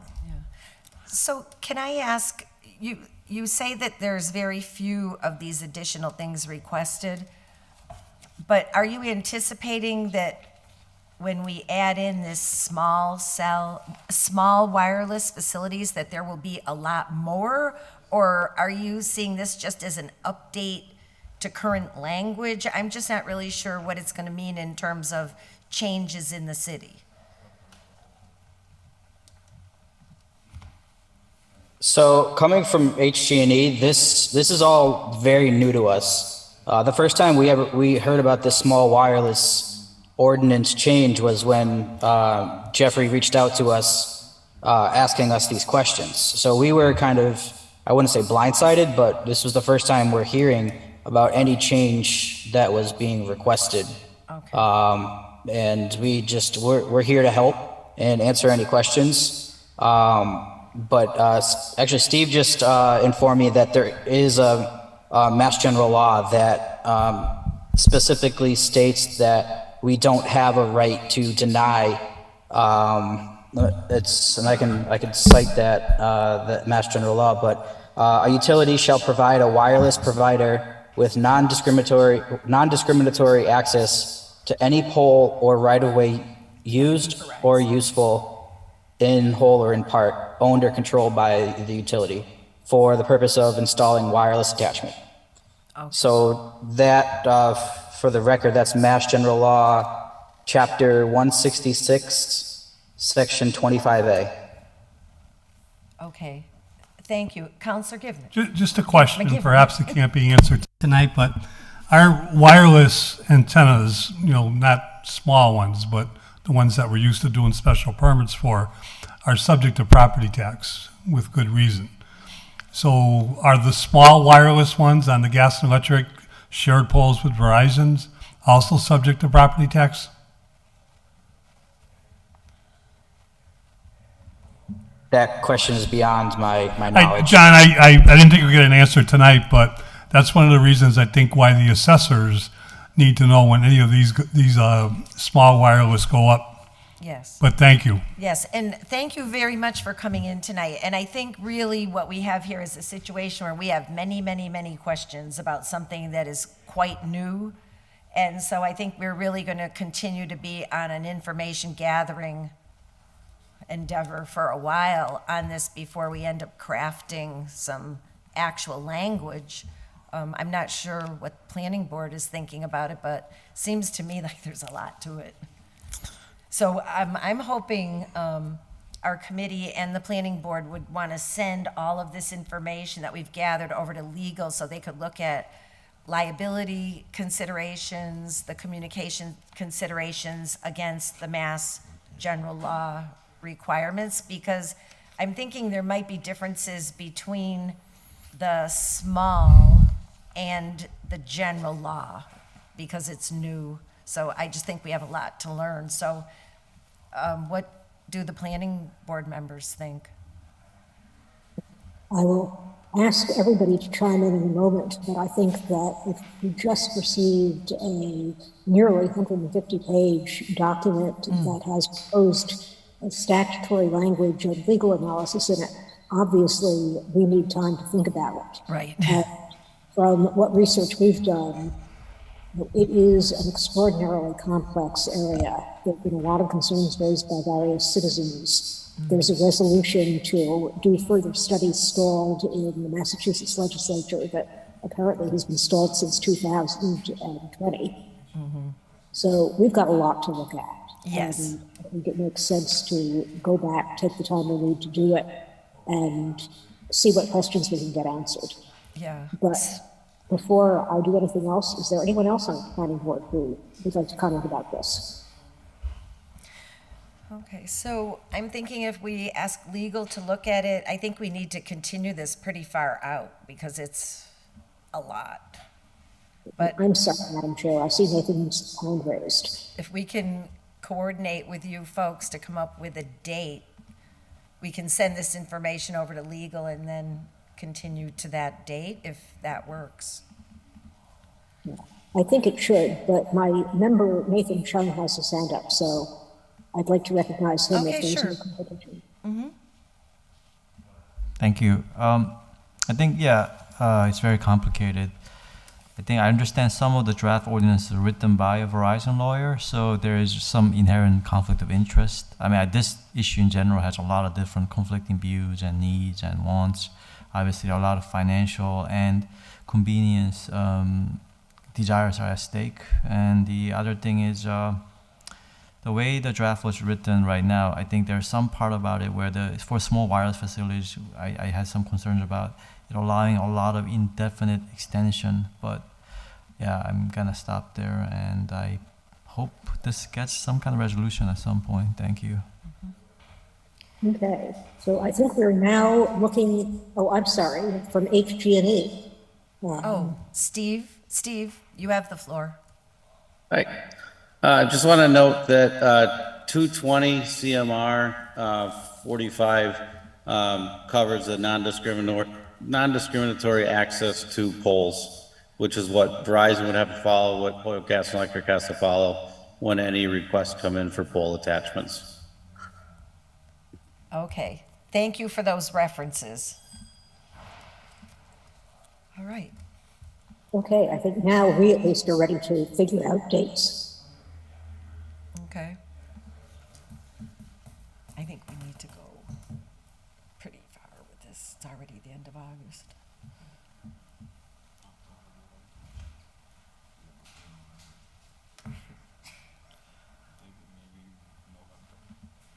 I think so. And we might, I don't know how those dates are gonna fall.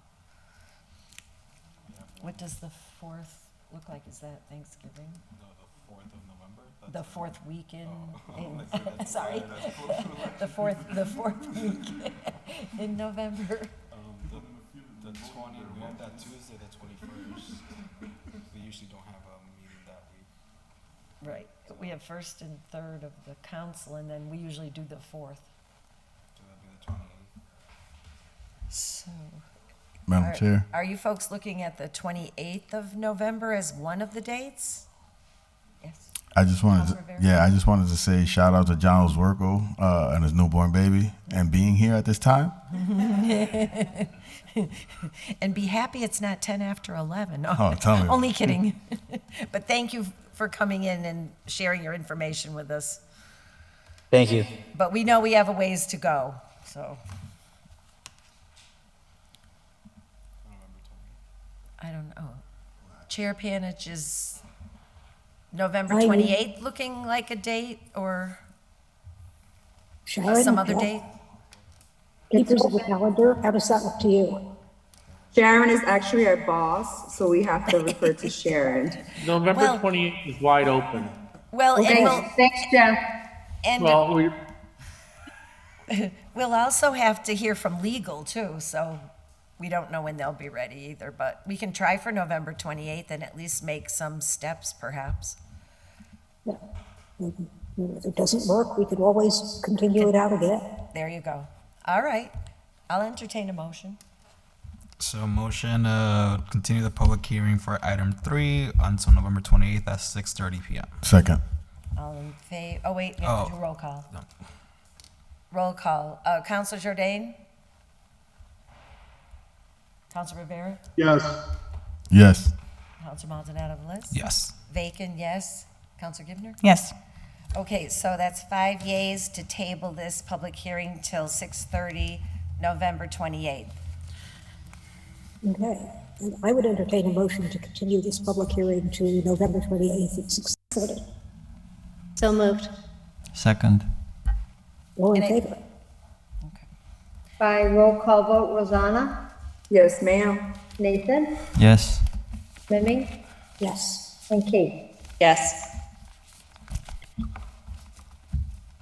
Okay, I'd like to entertain a motion. Motion To take up item 4 and open up Second. the public hearing. All in favor? Aye. So item 4, we're reopening the public hearing, ordered that city council add a section for battery storage facilities to the zoning ordinances, sections to be determined to reflect technology advancements and future need for such installations. New facilities will be reviewed through sections 10 major site plan review. And that hearing has been continued a couple times.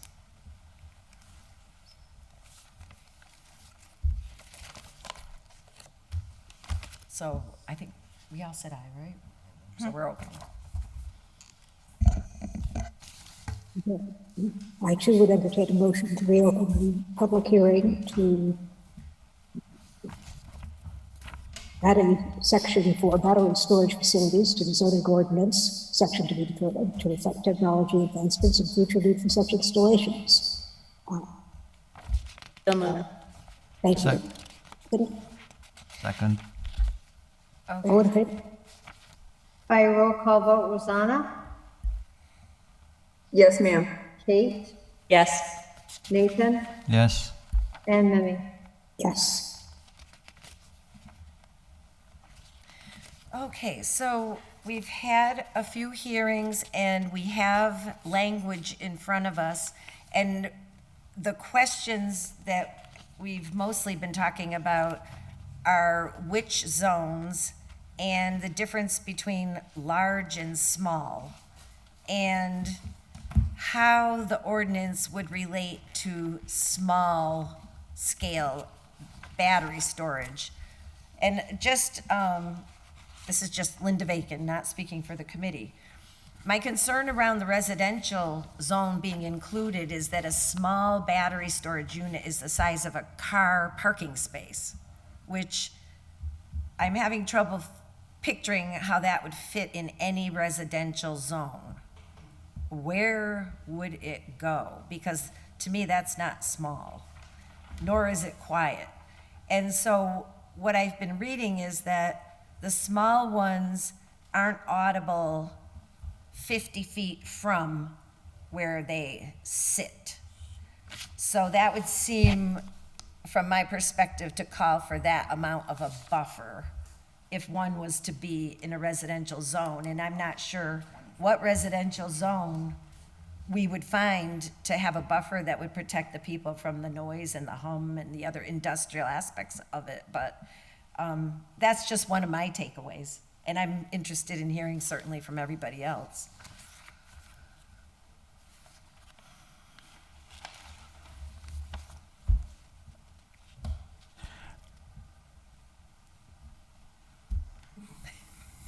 Anybody? Chair Panich. I think that I can at least address the 200 square feet size of a car question. It seems to me that in our previous discussions, it has become clear that that's much bigger than we actually need. And if the city council would like to propose a smaller footprint, we can probably adjust this. You know, I would still, be happier if we ran it by HG&E before we adopted a specific smaller size. But probably that is addressable. And I also seem to recall that the noise issue for the small ones was somewhat easier to deal with. It wasn't like there was an audible hum at 10 feet. But again, if HG&E can confirm that for us, those are numbers that are easily adjusted.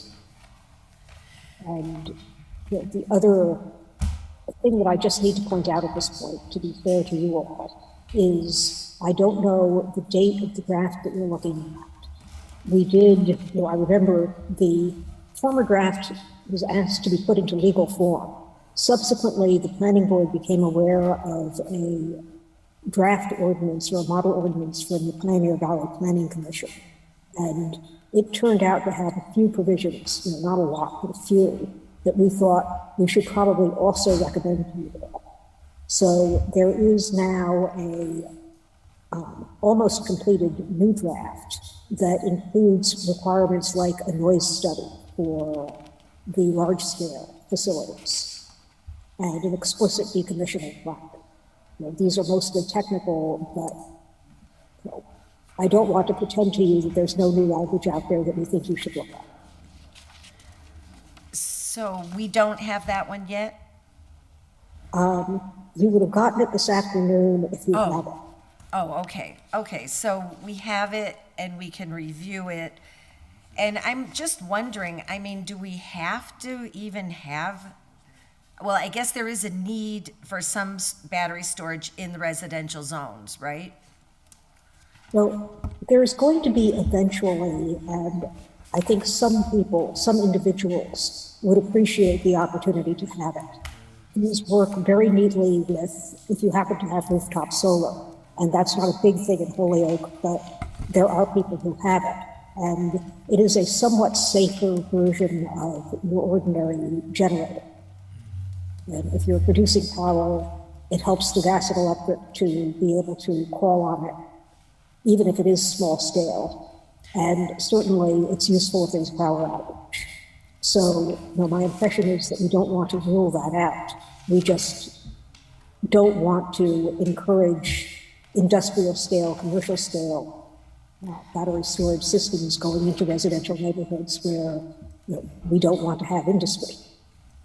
Right, and so we need to have some kind of a process so that it's just, they're not gonna be just going in everywhere up to 200 feet as of right. So I guess I'd be looking for some feedback from HG&E about what would really be appropriate, especially if we're looking at as of right, because that can become problematic.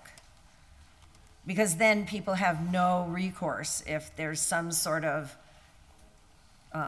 interference with their peace and quiet in the neighborhood, or, you know what I mean? If we have no limitation and it's as of right, somebody could put, you know, 5 small ones in their yard, et cetera, et cetera. We need to have some kind of a process, I think, around this. And certainly we don't want 5 of them in the corner, but I see HG&E is ready to answer this, so. Okay, John, you have the floor. What say you? So I think we had resolved this issue in some of the previous meetings, but we designed with the planning board some language in there so that the batteries in residentially zoned areas could only be installed if they're directly connected to the building. So in that case, they would have to be sized appropriately to feed it. So there's not going to be a 200 square foot battery installed on a residential property because that would be way oversized. Okay, thank you for reminding me of that. Yeah, so there's not going to be 5 of these going up. They're going to be sized appropriately in residentially zoned areas so that it accommodates the building's needs solely. And you folks at HG&E would be approving these, or planning would be approving these? So because they're in the residentially zoned areas, because they would be, I believe they'd be as of right, there would be no approval at the planning level. And we, as HG&E, have our own interconnection process to approve those. So that's... So it would be in your hands? Yes, If and we would... leave the ordinance the way it is written now? Yes, and we would not typically approve a system at a residential location that is greater than the needs or the size of the customer's electrical service. Okay, and so I haven't had a chance to read the revised draft yet, but if there was an issue in a neighborhood, is there any recourse in the language that we now have in front of us for resolution of some kind of a problem? I'm not sure that I follow what you mean by issue in a neighborhood. Well, I don't know, say houses are really close together and somebody puts in one of these and the person says it's bothering them if they're in like a really tight residential area, just making up a theoretical.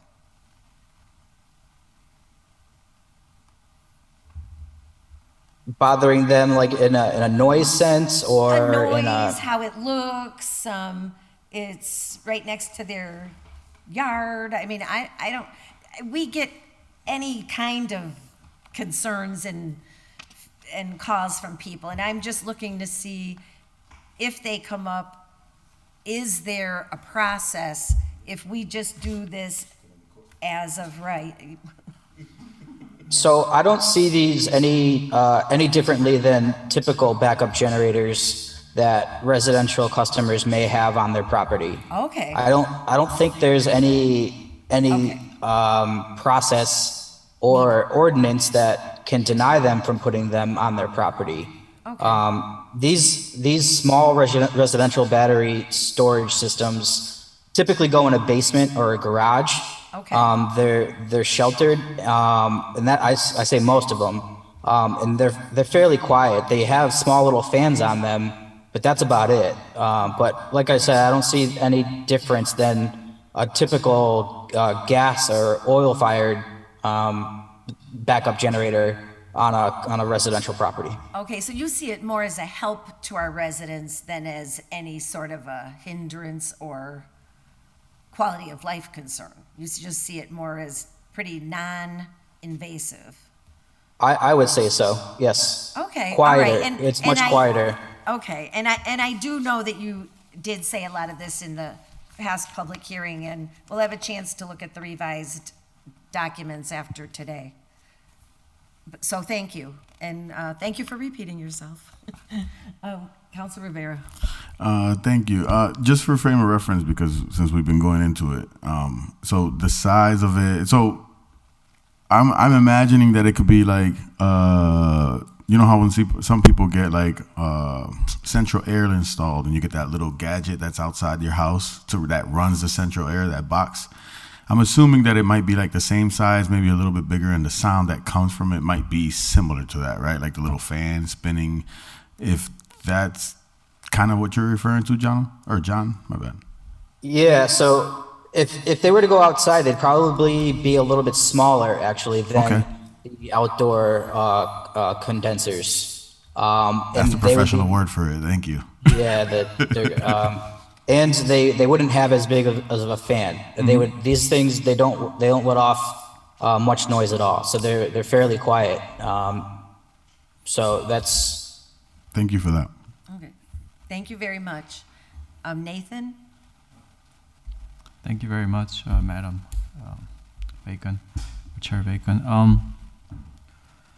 I think, I guess one thing I am not understanding is, so the way the ordinance is right now being drafted, it's assuming it's a standalone system. If somebody builds these systems, a small-scale BESS system inside their garage or the basement, some kind of another accessory structure, would this apply at all, or would it just be allowed by right without these regulations kicking into place? Thank you.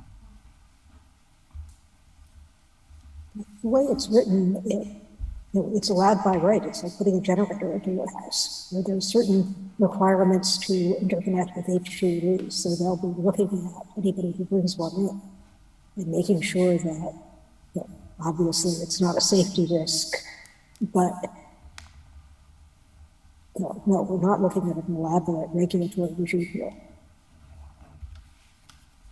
I guess related to that, I was just wondering, so, the 200 square feet is written as some kind of, as an area limitation for these small systems. How would you interpret that if this system gets placed inside a large garage, let's say 500 square feet, for example? How would you interpret that? Would you interpret 500 square feet being the area of the enclosure for the battery system, or would you only try to look at the battery system that's contained within the garage?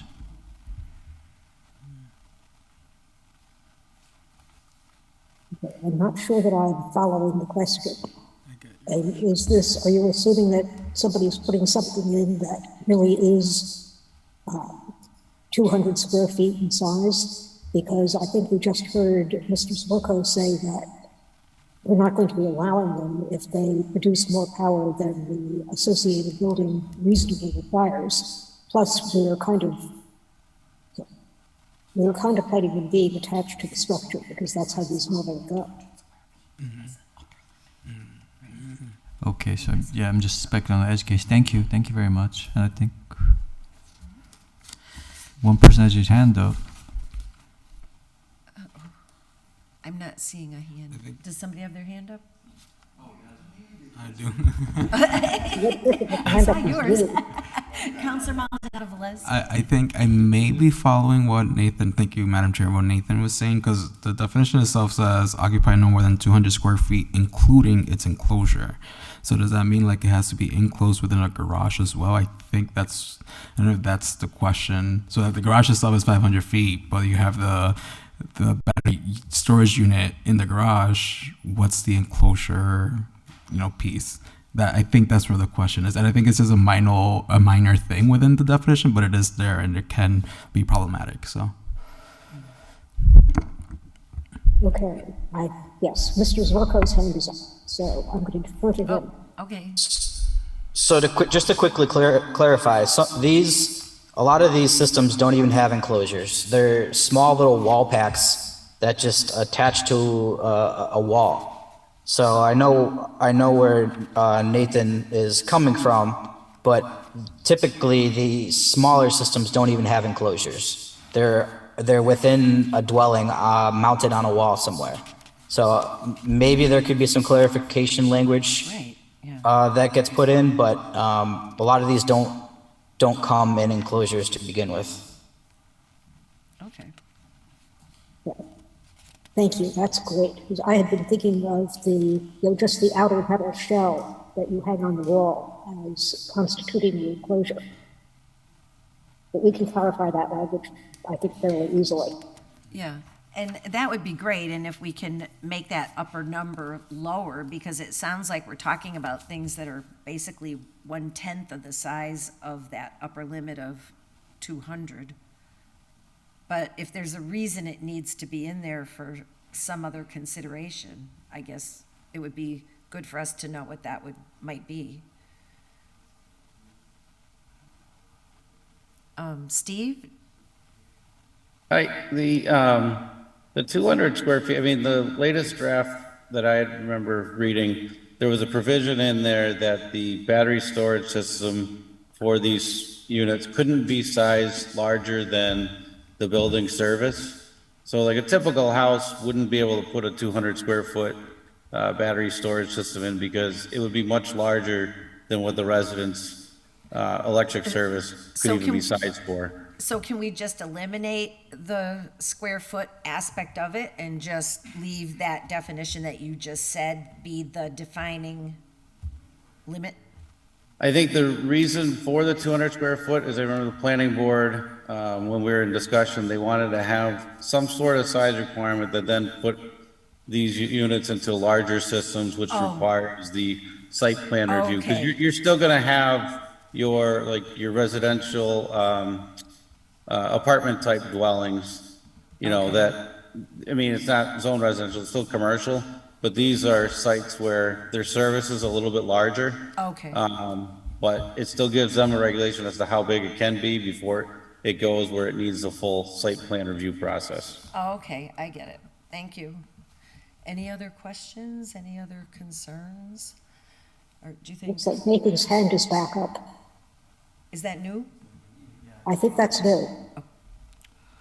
It sounds like it's not like it's not gonna happen, but are there like extreme cases where somebody can have like a 500 square feet garage, standard garage, and they sort of secretly build like a super battery place inside the garage, or will the wholly of HENE's mechanisms and processes capture that kind of issues? I believe that the HG&E would capture that because all of these have to be connected to the HG&E grid. And if they see a giant facility coming in from a residential area in their review, they have every opportunity to stop it. That's correct. We have mechanisms that let us know about overloading certain equipment on our on our equipment in our system. At that point, we'll know we have a supervillain in Holyoke. Yes. Counselor Maldonado Velez. Thank you, Madam Chair. Just because I was having a conversation about solar this past weekend, is it ever I'll be honest, I don't know 100% about solar and the energy and whatnot, but like I'm envisioning like solar panels being attached to battery energy storage, and it doesn't have to be part of the grid. Are there any properties in Holyoke that are not part of the grid, which then can in turn build these, bigger battery energy storages and whatnot? Not according to our knowledge. There's no standalone islanded buildings that are providing their power solely for themselves. Okay, thanks. Okay, so committee members, do you feel like we have enough information so that we can close the public hearing? Or do you have more questions that you think we need to get more? I'm not seeing any hands. Are there any members of the public that wish to speak relative to the battery storage that we're not seeing? So Seeing or hearing any? motion to close the public hearing for item 4. Oh, Counselor Jourdain. Go ahead. Right.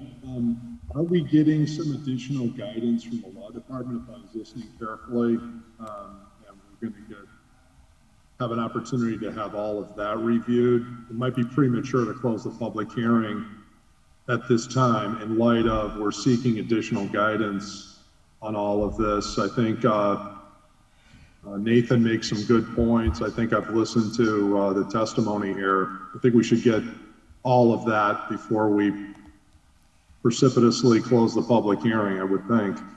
Okay, well, that's a fair So point. I think we should continue it. I'd be interested to hear what the planning board thinks on a date. Okay. Chair Panich? Well, I think if you all are going to continue, you should continue too, so that we can respond to any questions you want to have it. So how does October 24th look? Well, let me check with the people who know that. Sharon, do you? We could look at September 12th too. But I don't know if that works for you. Not a chance.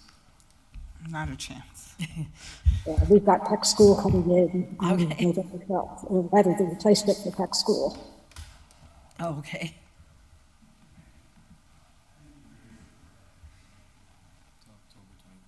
It appears that already on October 24th, we have a continued joint hearing regarding tiny homes. So October 24th could perhaps work for a continuation for this. Okay. I'll make a motion to go with October 24th at 6:30. Second. Yes, and we do have the motion before us, but Counselor Jourdain, I just wanted to clarify that you're looking for feedback from legal in terms of legal form to come to us for that as part of the public hearing? Yeah, and I would also want them to have reviewed everything, you know, and I would like them. I just want to, Let me just get the point out. Which is, I think we need, when you have something this complex, I think we need to have an executive summary, would be helpful too. Okay. Okay, thank you, that's helpful. Thank you. All right, so we have the motion to continue to October 24th at 6:30, requesting legal to put in legal form and provide us with a summary. All in favor? Counselor Jourdain? Yes. Counselor Maldonado Velez? Yes. Bacon, yes. Counselor Givner? Yes. Yes. Counselor Rivera is out of the room at the moment, so it's tabled 4-0. Thank you. Okay, so is there a motion for us to continue the planning board public hearing to October 24th at 6:30? So moved. Second. All in favor? By roll call vote, Nathan, Yes. Kate, Yes. Mimi, Yes. Roseanne. Yes, ma'am. Okay. And thank you, Steve and John, and thank you for the refresher tonight also. We appreciate your time.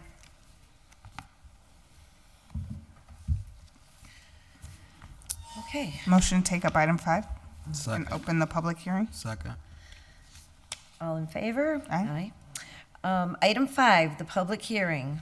Ordered that zoning ordinance section 6.4.2 exemptions be amended to add letter K, banners or signs associated with the civic or municipal program may be allowed in all districts. Community or commercial sponsorship displayed on said banner or sign, provided that the banner or sign itself is not greater than 6 square feet. These installations must be approved by the city, by the Department of Public Works as applicable. I'll let planning get open. For a motion to reopen the public hearing for zoning text change under section 642, exemptions be amended to add a letter K. Banners or signs associated with the civic or municipal program may be allowed in all districts. Community or commercial sponsorship may be displayed on said sign or banner, provided that the banner or sign itself is not greater than 6 square feet. These installations must be approved by the city or by the Department of Public Works as applicable. Continued from 4/25 and 5/23 of 2023. So moved. Second. All in favor?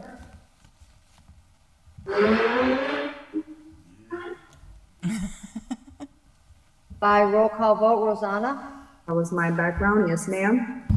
Kate? Yes. Nathan? Yes. Mimi? Yes.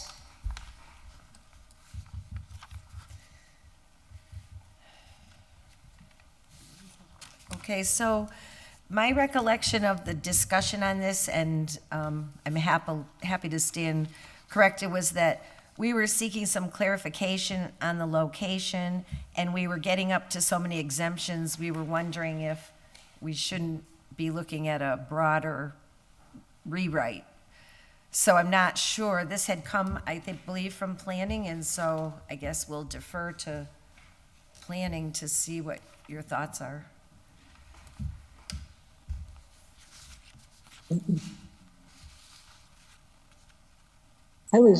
Kate, please, yes. Well, I guess I would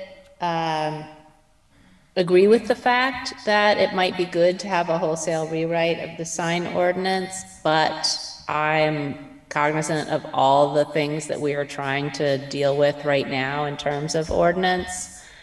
And I think that, especially given, which Mimi can speak to better, the continuing legal uncertainty around some aspects of sign ordinance, now doesn't necessarily seem like the right time to me to undertake.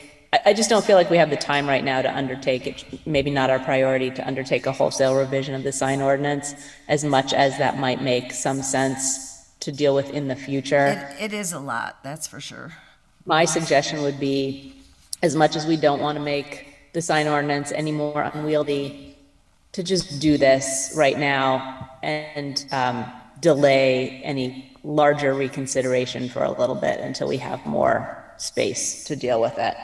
I think that this proposal didn't come from the planning board, but came from, if I understand, economic development.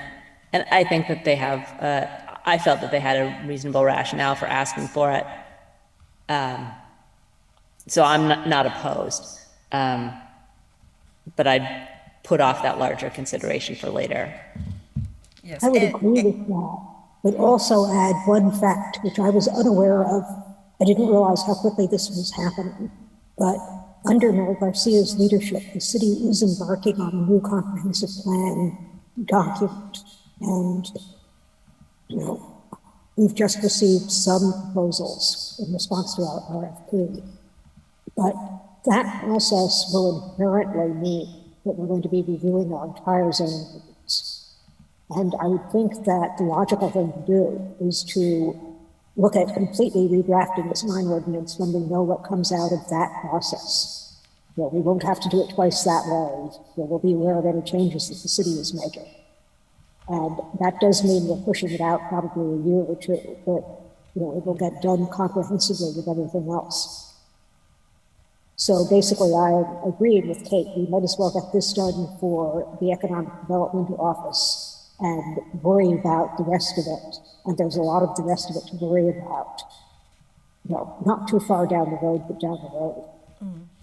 Right, and I'm okay with that. It just seemed like we were getting such a long list of exemptions that it sort of raised the question about what does that section of the ordinance even mean? So I guess I'm not saying we need to rewrite the whole thing, but that section, I just think we're better off writing things about what we do want than writing things and then making exceptions to most of it.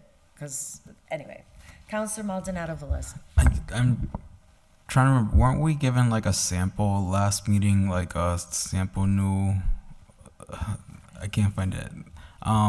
'Cause I mean, maybe I was dreaming about the city council. But I'm pretty sure, yeah, it was just a sample. I mean, I'll look through it. But yeah, I guess to everyone's point, like if we're adding a K at this point, then that's 11 exceptions to one section. So we should definitely revisit and reword it. And I will look through my files to see, because I'm pretty sure there was a sample from at last meeting, or maybe the first one. But that's it. Thank you. Yes, and I remember Aaron saying he was really focused, I think, on the downtown with these banners and some development areas that they were looking at. So I'm just not sure. I'm not finding a document, but I'm not saying it's not somewhere in my file. I see Nathan's hand. Thank you, yes. Thank you, Chair Bacon. I think, yeah, I mean, maybe what Kate said makes sense, just to kind of go forward with it for now, but it is a technical debt we must pay later by having a more thorough look. I think it's okay overall. One thing that bugs me is, so it allows for commercial or community sponsorship without like limiting the size of that commercial sponsorship by like a percentage area. It just says, you know, banners displaying those kind of commercial sponsorship it cannot be greater than 6 square feet. And I think maybe having a little language also to limit what percentage of that 6 square feet banner can have, you know, these commercial sponsorship messages might make sense, because, I mean, maybe it's an extreme case, but sometimes you might end up with a scenario where it is technically a civic program banner, but you end up with a very large section devoted to commercial sponsorships. That we're sort of advertising. Yes. Thank you. Yeah, and I think we need to clean up the approval. It needs to be one place, because it says the city and the Department of Public Works, and that gets messy. So, yeah. Madam Chair, if I may. Councilor Rivera, sorry. Are you done, Mr. Chung? All right, I don't want to take. Thank you. So, real quick, I know the purposes and all the reasonings behind the economic development people put it together, but at how does this ordinance come into play with like our parks, more or less? So, for example, at Mackenzie, right, there's a bunch of banners at the baseball field that are put up for sponsorships with regards to the Blue Sox, right? As well as there are sometimes the Parks and Recs allows people to put banners on the fences with regards to fundraising and stuff like that. Would this come into play with regards to those banners? I don't know. Planning, is that what this is aimed at? I'm not saying that it's aimed at, but would this impact those parks too as well? So I don't know. Well, I think the way it's drafted, it would need the approval of Parks and Rec, wouldn't it? And these are limited in size. So if we put this size, that means that the sizes that we have in this ordinance, let's say use Mackenzie and the Blue Sox, for example, if they put banners up at Mackenzie Stadium, they would have to be limited to the sizes that we have in this ordinance. Well, no, presumably not, because if they're happening now, they must be permitted under some other section of our zoning ordinance. As a sign? And that wouldn't be going away, I wouldn't think. It certainly is worth our checking, and I'm happy to check. Oh, and could we also put in, if it is considered a banner, that anything that is pre-existing that's already been allowed would be continued to be allowed? Because maybe there's something for the Blue Sox that's bigger than 6 square feet. There is. I don't know. There is And- signs that are bigger than 6 square feet. You know, at the, so we don't want to make. that's what I mean. things Like, down right. either, right? Even if like Little League Baseball or the youth baseball leagues, they end up getting a field and they get sponsors that want to donate to their league and they get to put their banners up, right? It's a form of fundraising in a sense, but I just need to know that if it's going to conflict or cause issues for some of these, like I just want to know that. More or less. I see that Miss Mouth. I'm sorry, I can't pronounce the last name. I'm sorry, Jane. You tried. It was a good effort. Attorney Jane, I'm sorry. Thank you. I have no problem with people just calling me Jane. I can be just Jane. So I was, as you're talking, I was remembering that I think the purpose of this initially, from OPED's perspective, is with respect to like possibly an adopt-a-lot program, where there would be different lots that maybe the city might own, and might be vacant, and they were looking for some sort of sponsorship to keep up with the, to minimize blight, or just like the mowing, or maybe some plant. I'm not really sure. But I do think that was kind of the intent behind it, was potentially with respect to, again, like municipal purposes of like taking care of these lots. And then a sign that would say, so like if it was like Gary Rome, right, then he adopted a lot, he could put up a sign that says like Gary Rome adopt a lot. I think that was it. Jeff may have more information on it. That is correct. Attorney Malinsky, or Mantoletsky is correct.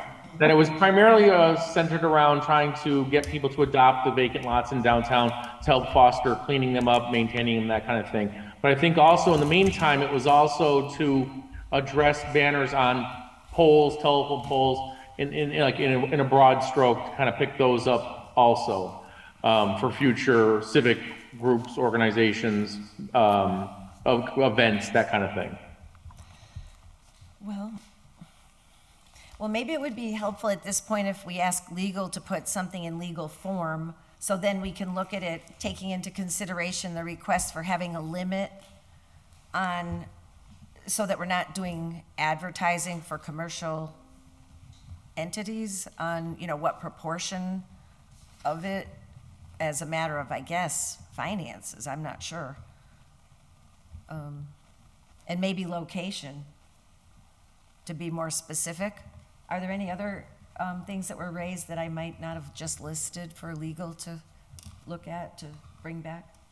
I think that's it. So from our perspective, we could request legal to come back to us with a document before the next meeting, and maybe we could continue this one to the 24th. It doesn't seem like it would be too complex.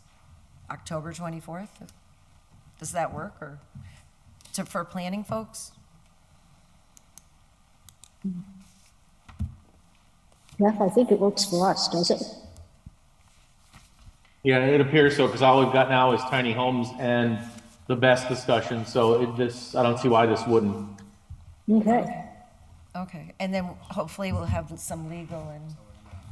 So on the 24th, we're going to be discussing a tiny home with a battery storage unit next to it with a sign that says welcome. There you go. Welcome to Holyoke. Motion extend the public hearing to October 24th at 6:30 p.m. Second. All in favor? Aye. Counselor Jordan? Yes. Counselor Rivera? See. Counselor Maldonado-Velez? Yes. Counselor Bacon, yes. Counselor Givner? Yes. So we are continued to October 24th at 6:30. Thank you. Motion to, sorry. Okay, go ahead. Motion to continue the public hearing for the planning board to October 24th at 6:30. So moved. Second. All in favor?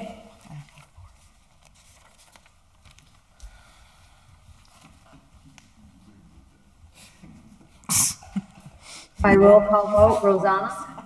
Yes, ma'am. Betty? Kate? Yes. Nathan? Yes. And Mimi? Yes.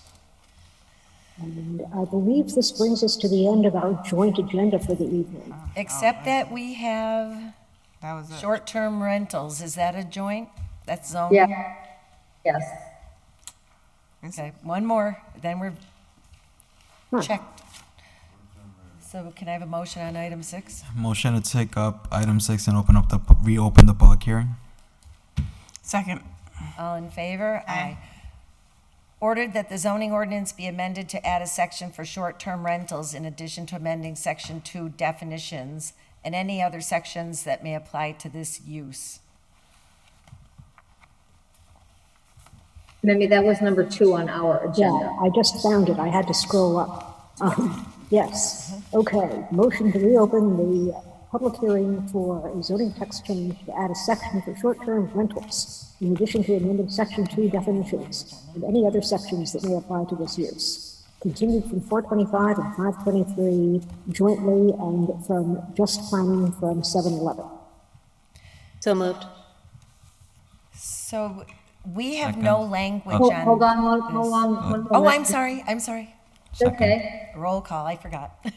Yeah. And by roll call vote, Rosanna? Yes, ma'am. Nathan? Yes. Kate? Yes. And Mimi? Yes. Take it So away. this had been filed by Counselor McGee, and we don't have any language or any background on this yet on our end. Yeah, no, we don't either. We were waiting for, information to come in, and I think we had asked the building department jointly if they could possibly give us any information about what precisely the problem was they wanted us to look at.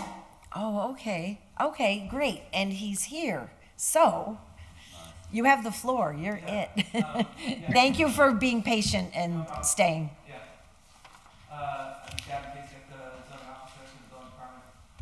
Can't hear.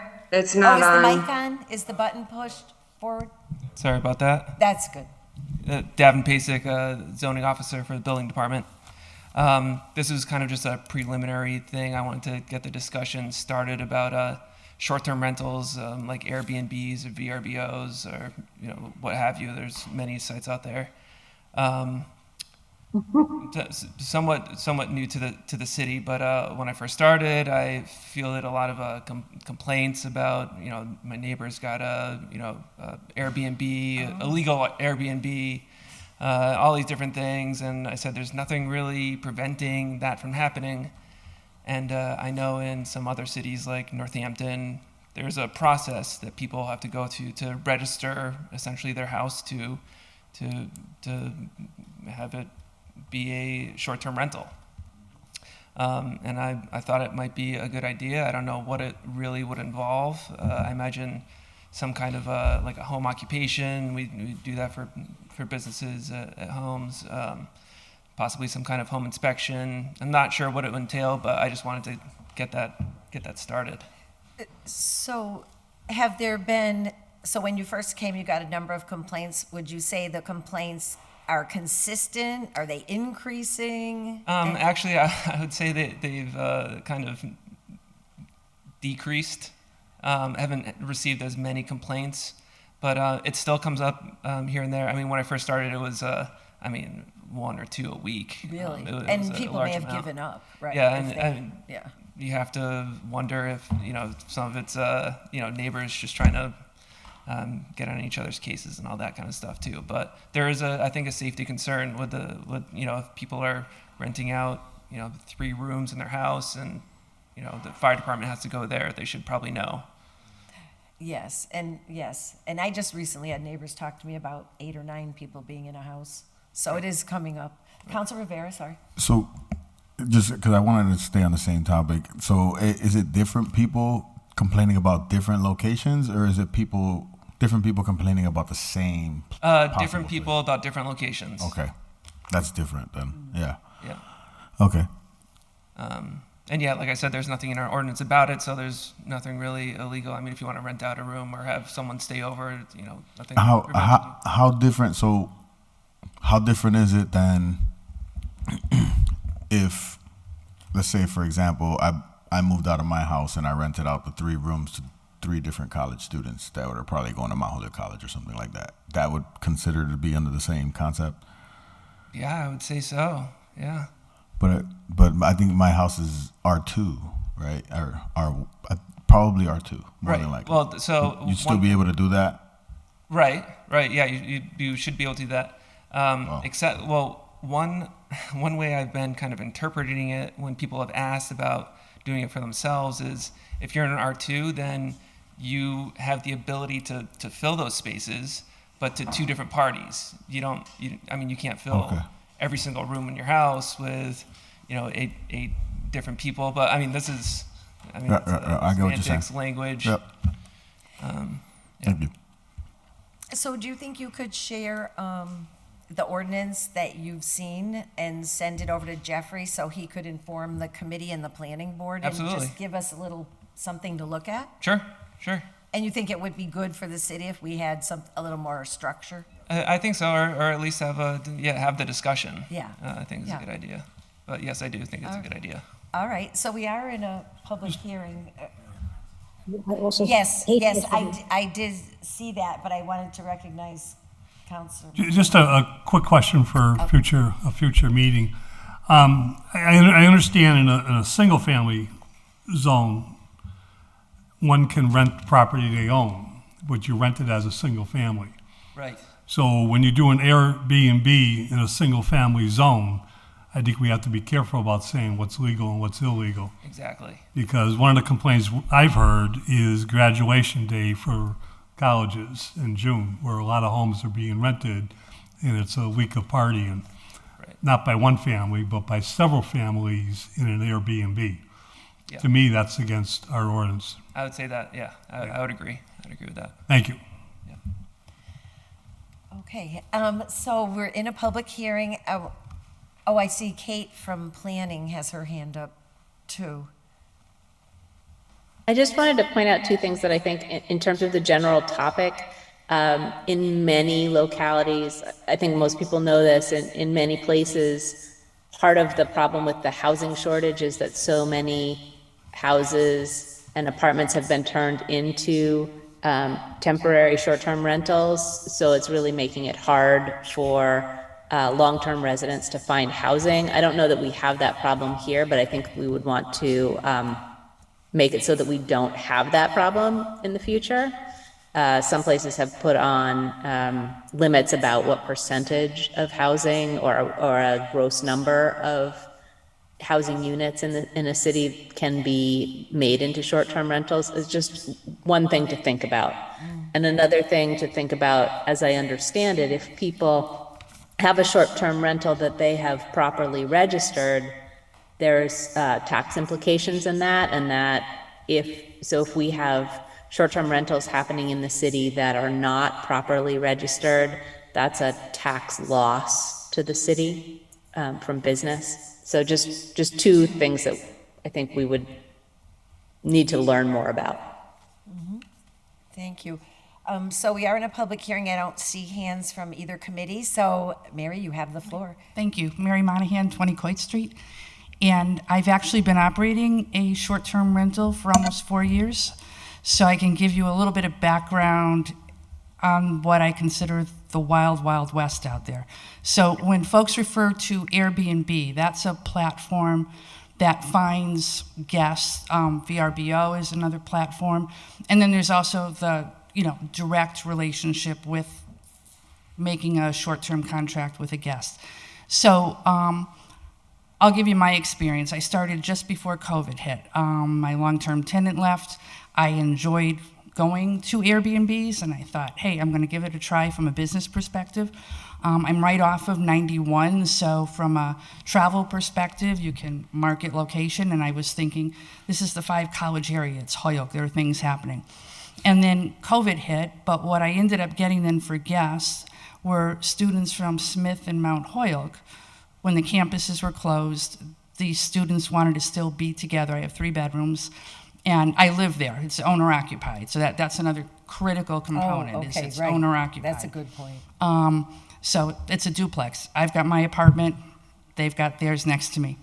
And then once COVID went away, and I think this is where a lot of Airbnb or short-term rental problems have occurred, people started traveling, and I was booked solid. So because it's owner occupied, I have, as an Airbnb, one of my platforms, and plus Direct Select, I can establish certain ground rules for guests who I will, entertain there. So, one of the things I did is, even though Airbnb says no parties, I reinforce no parties. I also make sure that guests reach out to me. There's no direct reservations. You have to talk to me first.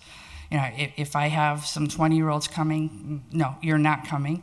And then I also have a 3-night minimum rental. That also eliminates the need for parties.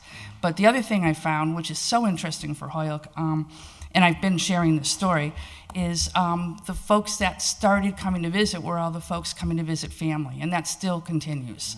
So my guests from 2 weeks ago were 3 ladies from Ohio, 2 elderly ladies, I hate using that term, but clearly in their 80s, and one of their daughters, and they were coming out for one of the sisters' 95th birthday. I have the families that come in for the weddings on the weekends, not the ones that are not the wedding party, but the parents of one of the folks in the wedding, and they just want a place to go afterwards. When graduation season comes, I have the families coming in for graduation, not the partiers, but the folks that are coming in because their son or daughter is graduating from one of the 5 colleges. My next guest coming in next week is a family from California who's bringing their son out for his freshman year at UMass, and they want to spend a week out here. But looking at the market, again, you noted that the complaints have gone down, and that's because the market has also gone down. Those travelers aren't out there like they used to be. I'm even seeing it this year. I'm doing half of the business I did last year. So if I were going to make recommendations, because Airbnb is the Wild West, or the short-term rental, you can rent out your room to somebody in a house through Airbnb and other platforms. But I think one of the concerns that I had looking at, I saw a big uptick in Airbnbs in Holyoke and other places, which when you looked at them on site, you'd say, I wouldn't go there, but I'd like to think you'd want to go to mine. It's clean, it's all of those things. But, the owner occupied is a key condition. Yeah. The other thing I noted, and I don't see this in too many of the bylaws that I've looked at out there, is insurance. There's specific insurance for short-term rentals. And not many of your short-term rental operators get that. There's a Facebook group out there that will brag about all of the shortcuts that they'll take. And I have the short-term rental insurance. It's at least twice what it costs for normal property insurance, but it protects not just me, but my neighborhood. My neighborhood is also part of knowing I have an Airbnb. They love finding, so who do you have coming this weekend?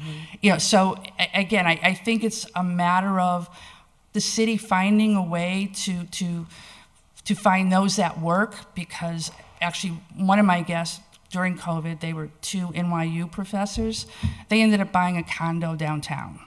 So they now come back and forth, and I use mine to promote the city and the region. So I think there's a great place for Airbnb, but I do agree there needs to be some awareness and control so that these folks who think they're going to make a quick dollar by renting out that bedroom or that apartment that doesn't have the smoke alarms, that doesn't have all of that, is covered. So I just wanted to contribute. They can work and they can be good for the city. Right. And just as a question, so the Airbnb model, though, the Airbnb is a brand. That's a brand. And they seem to be fairly well developed. Do you think their rules or what have you are good ones? I mean, just as a reference? No. Or they allow anybody and everybody to use their platform in order to find a guest. They make no expectations on the guests.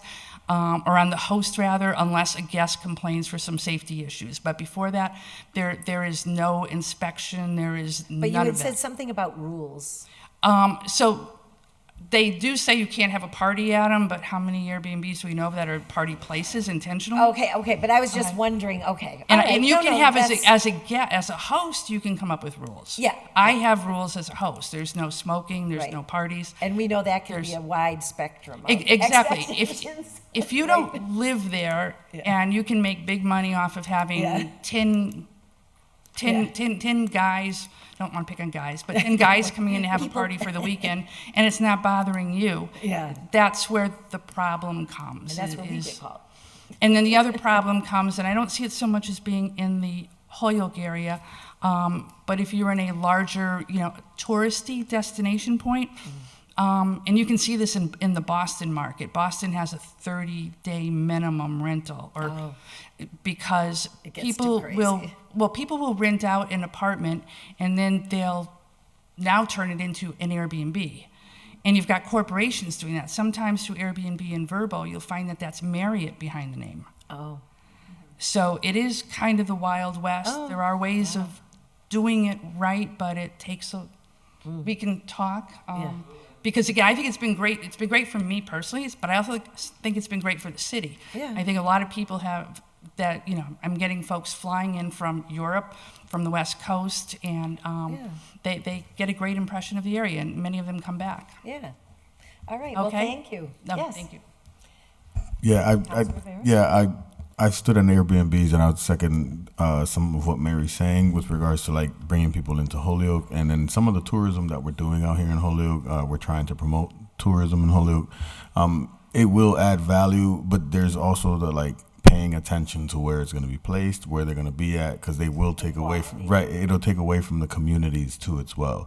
I just went on vacation to Nashville, Tennessee, about 2 weeks ago. It was East Nashville. In East Nashville, and we stood in Airbnb, but like I could tell that the community once was a different landscape, and now it's full of a bunch of Airbnbs, and you can tell that the people that live in the neighborhood are kind of annoyed by the Airbnbs.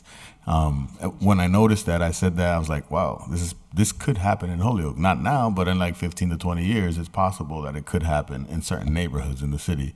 So it's trying to think ahead of time and seeing how we can navigate some of the situations. For sure. All right. Nathan, I see Nathan's hand. Thank you very much. I think one possible challenge with Airbnb is, although it might be more work for the owners to manage the short-term rentals compared to long-term rentals, I mean, it does kind of, because it can be much more profitable, I think it can give more incentive for people to choose short-term rentals over long-term rentals. And then, if there's a limited supply of rental housing in general in a community, that might result in reduction of the overall long-term housing. So that's something to consider. And I do know a couple wealthy people who bought, several houses. Some of them are occupied themselves, or some of them they don't occupy themselves, but they basically turned many of the rooms into short-term rentals. And the thing is, because it's less regulated hotel, where it's managed by a homeowner. Oftentimes, it's maybe a more easier playing ground compared to regulated hotels and motels. And there's this whole philosophical question about whether that's fair for hotels and motels. I mean, similar kind of dilemma occurred when Uber and other types of drive services came into play, because they're competing against taxis, which were much more heavily regulated. So that's something to weigh in. I mean, if you want to encourage hotels and motels to come into Holyoke, but then at the same time, a lot of much easier and cheaper short-term rentals are coming online as well. What does that mean for the overall community? Lastly, I mean, if you want to just look at what some communities are doing, I believe Northampton, they don't really limit it to a specific zoning district. They allow it in most zoning districts, but one thing they have is they require annual registration, and you can look at the form easily by Googling it. Thank you very much. Thank you. Counselor Maldonado Velez. Thank you, Madam Chair. I guess I don't want to echo what everything said, everyone has said, but around percentage of housing being allowed, about registry, those are two things that I definitely will be on board with. I have traveled, I have stayed in hotels, hostels, Airbnbs. I think they all have their positives and negatives depending. But I will say, particularly in our city, downtown, we don't have a hotel, motel. And as we're bringing more activities and whatnot to our downtown area, it would be good to have a place for people to come and stay and walk to these different events, different things that we have downtown. So I'm on board with this. I am glad. And I guess my last thing that I wanted to say is just making sure that when we continue this conversation is that, yes, we usually think of short-term rentals as Airbnb, but it is short-term rentals. Airbnb is just a company that has done it. Yeah. So, yeah, I'm looking forward to continue this conversation and getting, we have a housing shortage in our city for sure, but it's also an opportunity for people for some income. So we just got to do it right. Balance. We just got to do it right. Yeah. Thank you. Achieve a balance. Counselor Givner. I had a question regarding what Nathan had just said. It's escaping me. I don't think I remember. Sorry. When you remember, ask. Oops. When you remember, please I'll feel free ask. to ask. Okay. I'm not seeing it, but thank you for bringing in this overview. I got it. Oh, go ahead. I'm just curious who would enforce those rules again, because that's a big problem in Holyoke is enforcement. We've got plenty of rules. Can you speak on the mic, please?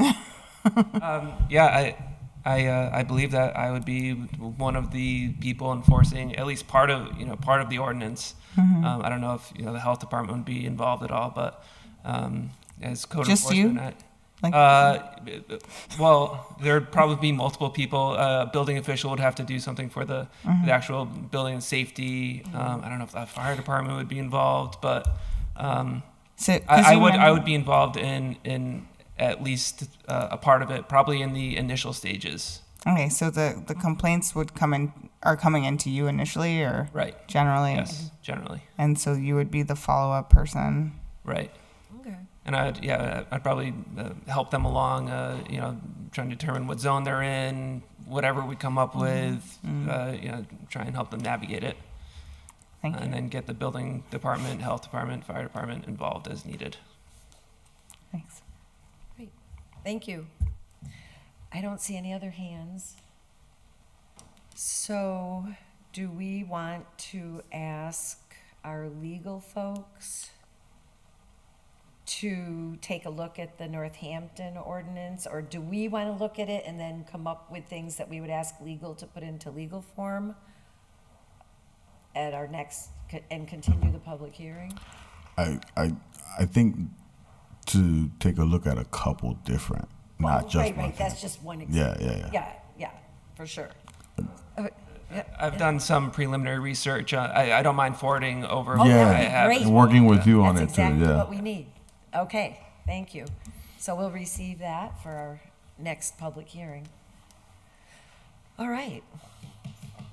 I don't know, planning board, are we going to add this one to the 24th too? I think it's very on brand. I think isn't it? we've got our Housing, agenda for October. short-term rental. And I get the impression we have room on our schedule as long as we don't add anything else for the 24th. Yeah, okay. All right, so I'll entertain a motion. So motion to continue the public hearing for item 6 to October 24th at 6:30 p.m. Second. All in favor? Aye. Jourdain? Yes. Rivera? Yes. Maldonado Velez? Yes. Bacon, yes. Givner? Yes. Okay. So we are continued to October 24th at 6:30 with a 5-0 vote. Thank you. Okay, motion to continue the public hearing to October 24th at 6:30. I'll make that motion just with a request that since we're doing so many things that day, we just all on both sides of this process try to forward our information as quickly as possible. Right, right. It's hard when we get it on the day of or the day before, because it's a lot. So, motion made. I'll second that. All in favor? By roll call vote, Rosanna? Yes, ma'am. Nathan? Yes. Jenny? Yes. And Kate? Yes.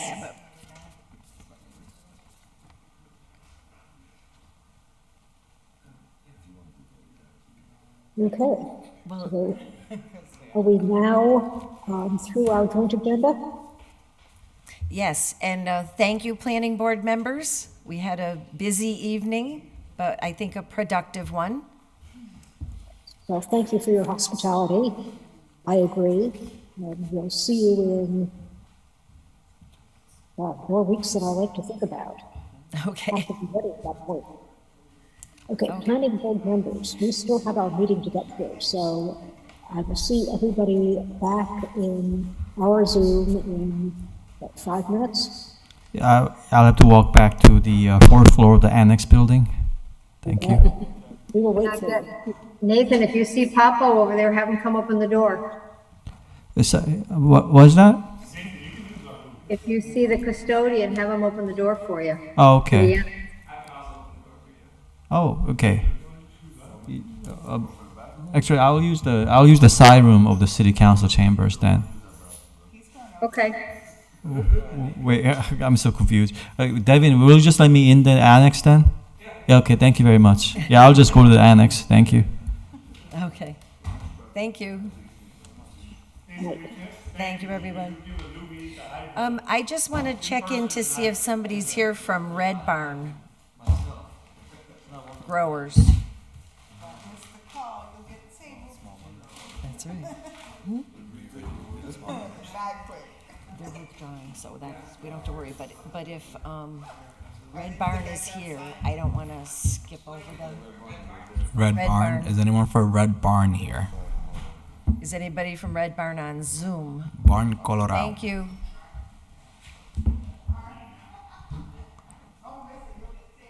Red Barn in the house. Hi. Okay, thank you for your patience. We didn't want to skip over you if you were in the hall.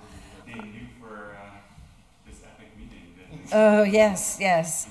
Well, the good news is you already went through your whole presentation. Yeah. Should I sit at one of the microphones? You could do that. You can come in and sit or be there, whatever's better for you. I prefer that kind of. Okay, I just want to do one quick housekeeping thing.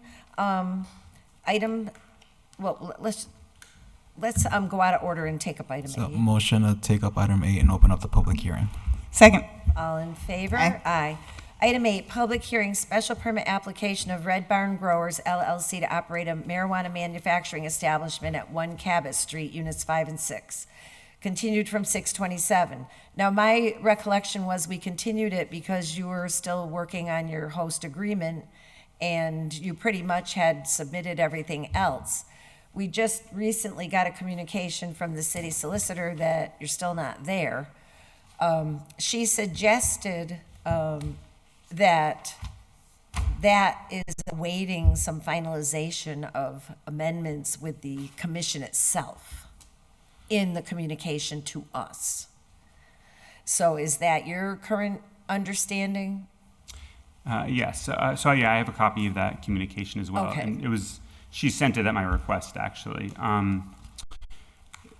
So Holyoke doesn't currently have a host community agreement that it's issuing to new applicants, and that is because about a year ago, the state law was amended, made some major changes to how impact fees can be assessed. But as part of that amendment to the state law, one of the things that was added was that the Cannabis Control Commission needs to come up with new draft regulations that enforce the state law 94G, and the Cannabis Control Commission needs to begin actually taking the step of reviewing and approving all host community agreements. Oh, and they have not done that yet. So, no, they haven't. So the deadline for the CCC to put out the new draft regulations is November of this year. And they begin reviewing everybody's HCA's in May of 2024. So we've been asking for an HCA for about 5 months now. I've spoken to Lisa Ball, the city solicitor, numerous times about it, and her position, I don't want to speak for her, but I think it says it in this letter that they want to wait until the draft regulations are finalized in November. So the CCC has approved draft regulations, which is not final, they're draft. They're in a public comment period now. Mm-hmm. Like I said, the deadline for them to finalize it is in November. So presumably in November, Holyoke will be able to finalize its new form of HCA. We don't want to wait until November. It's going to hold up our state license application as well. But the first thing that was coming up was this hearing, and Lisa decided, and I agreed, that we could at least table the conversation about a final HCA for a little bit by proceeding with our special permit subject to a condition that we obtain an HCA or enter into an HCA before we commence operations. Okay, so let me ask you this. Is there anything in the draft HCA that is an obstacle to completing it other than the fact that it's not finalized? I mean, are there any? Yes. Yeah. I mean, you're asking me. So the draft HCA that it's currently being circulated, it directly conflicts with what's in the CCC's draft regulations. Oh. So, and I don't think that Lisa Ball would disagree with that. Her position is that the draft regulations don't have the force of law yet because they are draft regulations. Well, but. And that's correct, they don't, but they Technically. will in November. It's technically correct. Yeah. So that was her point, was that between now and November, a lot could change. And I agree that some things will change. I don't expect that they will change enough to make this HCA compliant. So I can tell you what I plan to do, and I don't know what the city solicitor will go along with. But after this hearing, I'm going to ask Lisa, and I had spoken to Aaron Vega about this previously, but I'm going to ask Lisa if it would be possible to do like a 4-month HCA waiver, Okay. which is municipalities have the option to waive the HCA requirement. Okay. There's no reason why they should waive it, but we're going to ask that we get like a temporary waiver, like a 4-month Right. waiver, so that we can proceed with our license application. And then in December, presumably Holyoke will know where they stand vis-a-vis the CCC regs. Okay, so I just have one more question. Mm-hmm. So as it stands now with the regulations being draft, if you had an HCA, whether it was fully compliant with the draft or not, would they move your application forward? And if we approve a special permit condition upon either getting a waiver or the completion of the HCA, will they move it forward? I mean, does the Cannabis Commission stipulate you have to have it before they'll do anything? So what you need for your provisional license application Right. to be complete is you need a certification, you need a signed piece of paper from the city that certifies, yes, they have an HCA. That So was my currently, you understanding. don't actually have to submit the HCA. That's Yeah. going to change in May. Right now, you don't actually submit the HCA, you submit a piece of paper that says they have an HCA or a waiver. Yeah. Councilor Rivera. So for the most part, what they're saying is if we give them a waiver for the time being, they're able to continue on with the provisional license. Yeah. If we were to give them a waiver, though, I would say the waiver would start the day that we know what the regulations are. Yeah. Like, you know what I'm saying? So if we give you 4 months, it would be 4 months from that day.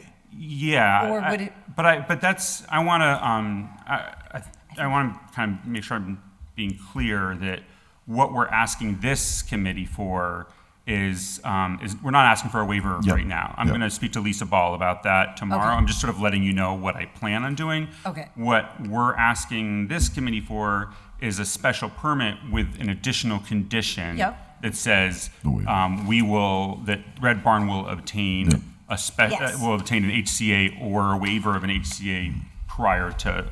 Yes, and I already put that on my sheet, given the letter that I read. Yeah. But did you have any, and other members of the committee jump in, because I might have lost some details here. What other outstanding issues did you have with planning and your application? It seemed to me it was fairly complete, but there were a couple things. Yeah, I mean, the biggest outstanding issue was that, like a day or two before we had our last hearing, the building owner updated their site plan. I mean, they had been in the process of updating, But it was not. Yeah, so they official. got the stamp Okay. plans to the board really last minute. Okay. And I think it was like a week before, I think, but Jeff Burkott was away the week before our hearing, so he didn't have a chance to review and approve it. He has since, I don't know if he sent anything to you. I have an email from him confirming that we've satisfied all the requirements. Okay.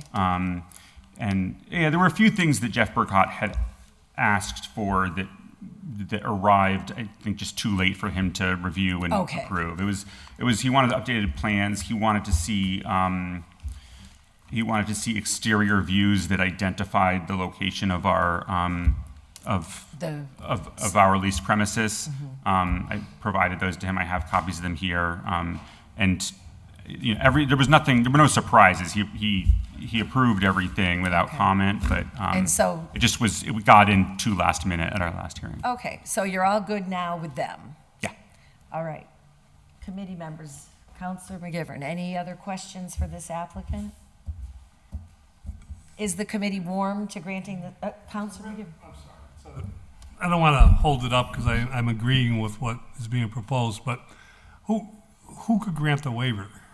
I know the mayor. The mayor. Yeah. Mayor negotiates the mayor. agreement, but can the mayor grant the waiver? Yeah, well, there is a capacity for that. But it's never been done. I'm sorry? To my knowledge, that has not been done yet. No, I but thought we've the never city been in this solicitor situation would be granting the where people are waiver. sort of in the middle of this draft change in the Yep. regulations that haven't been finalized yet, and it seems to be punitive to the applicant. I agree. That's why I'm in Right, favor to of be the permit. stuck in the middle. I thought it would just come from hesitant the about city solicitor. if a waiver is granted. But I think that that's would in the change mayor's our- hands. Yeah. Councilman Manat. Thank you, Madam Chair. I think I'm kind of confused, I guess, because I'm like, if the law is not the law yet, it's still in this draft, then the law previous to the draft should be what's currently. Well, right, No. the current Clearly that's HCA not it. should work.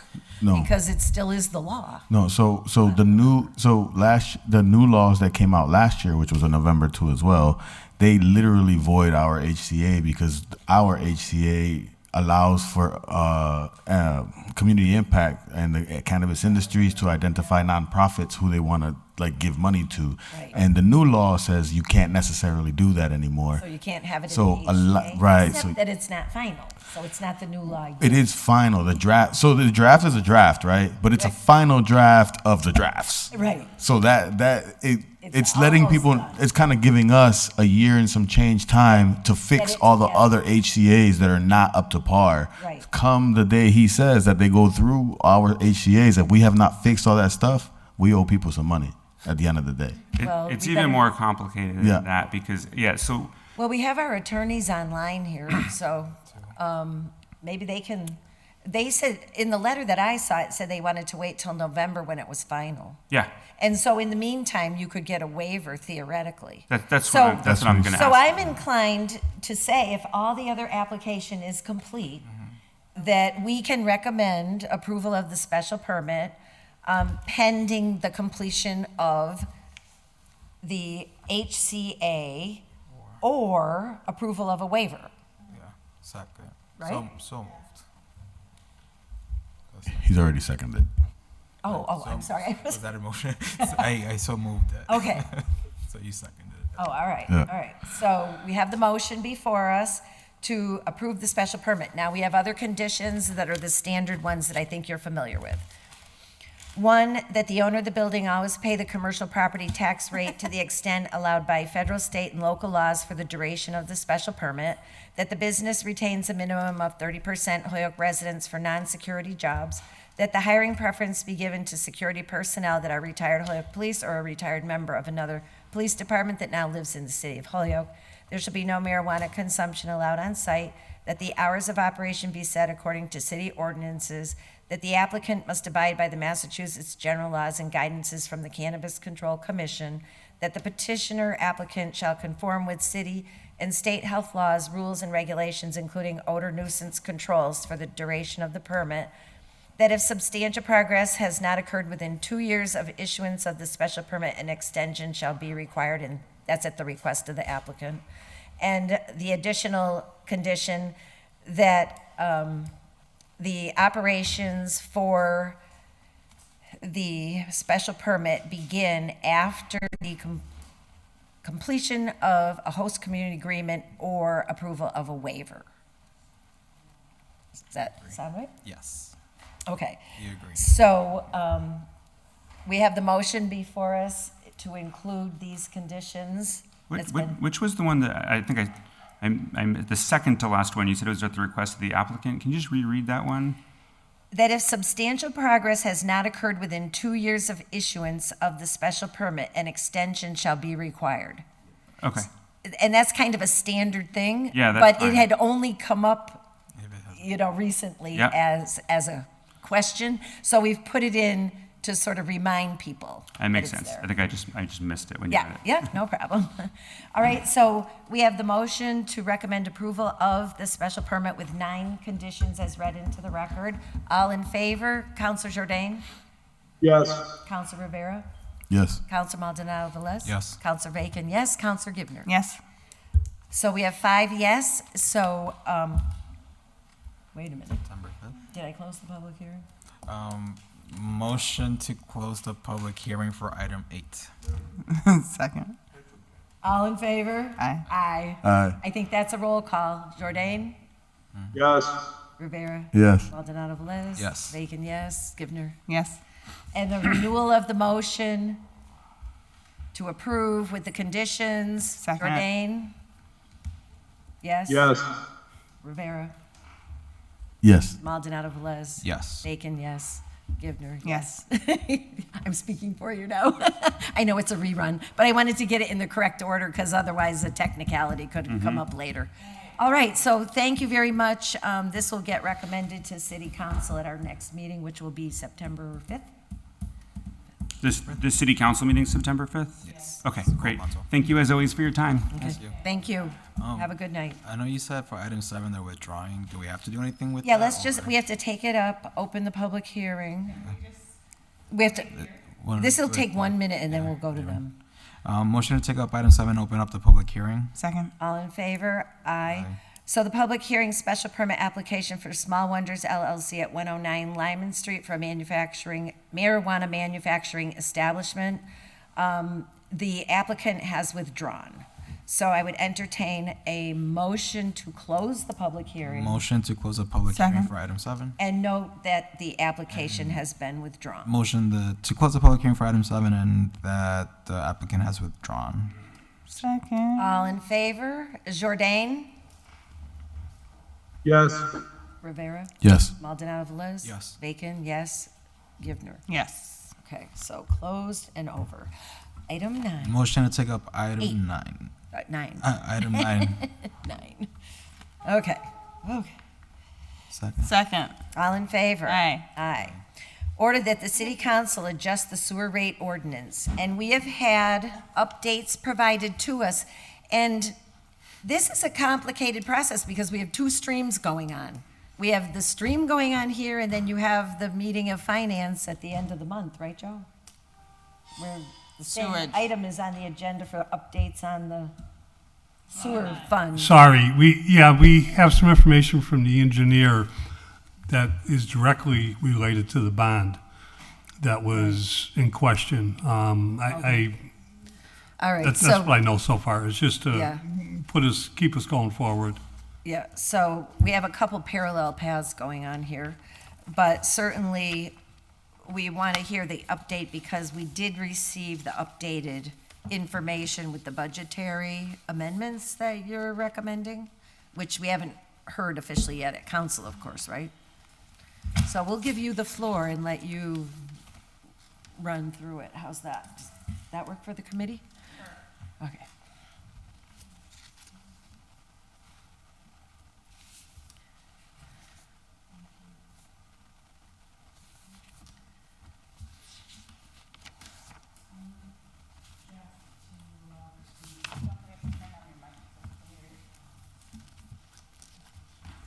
Okay, so I need Jeff to authorize screen share. Okay, Jeff, could you authorize screen share? You say, "Oh, Mr. Wizard." Be all set.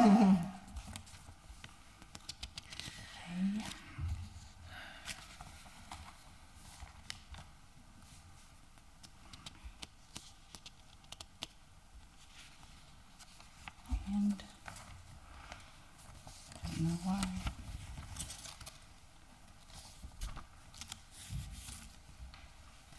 There we go.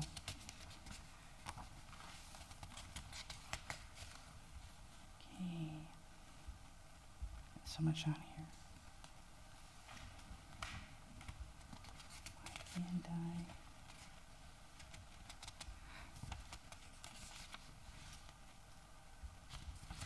And do you know why it's not coming clear? Right. But, okay, there we go. Okay, thank you. And thank you for your patience. Oh, not a problem. These meetings can also be entertaining and informative. We'll put it that way. So,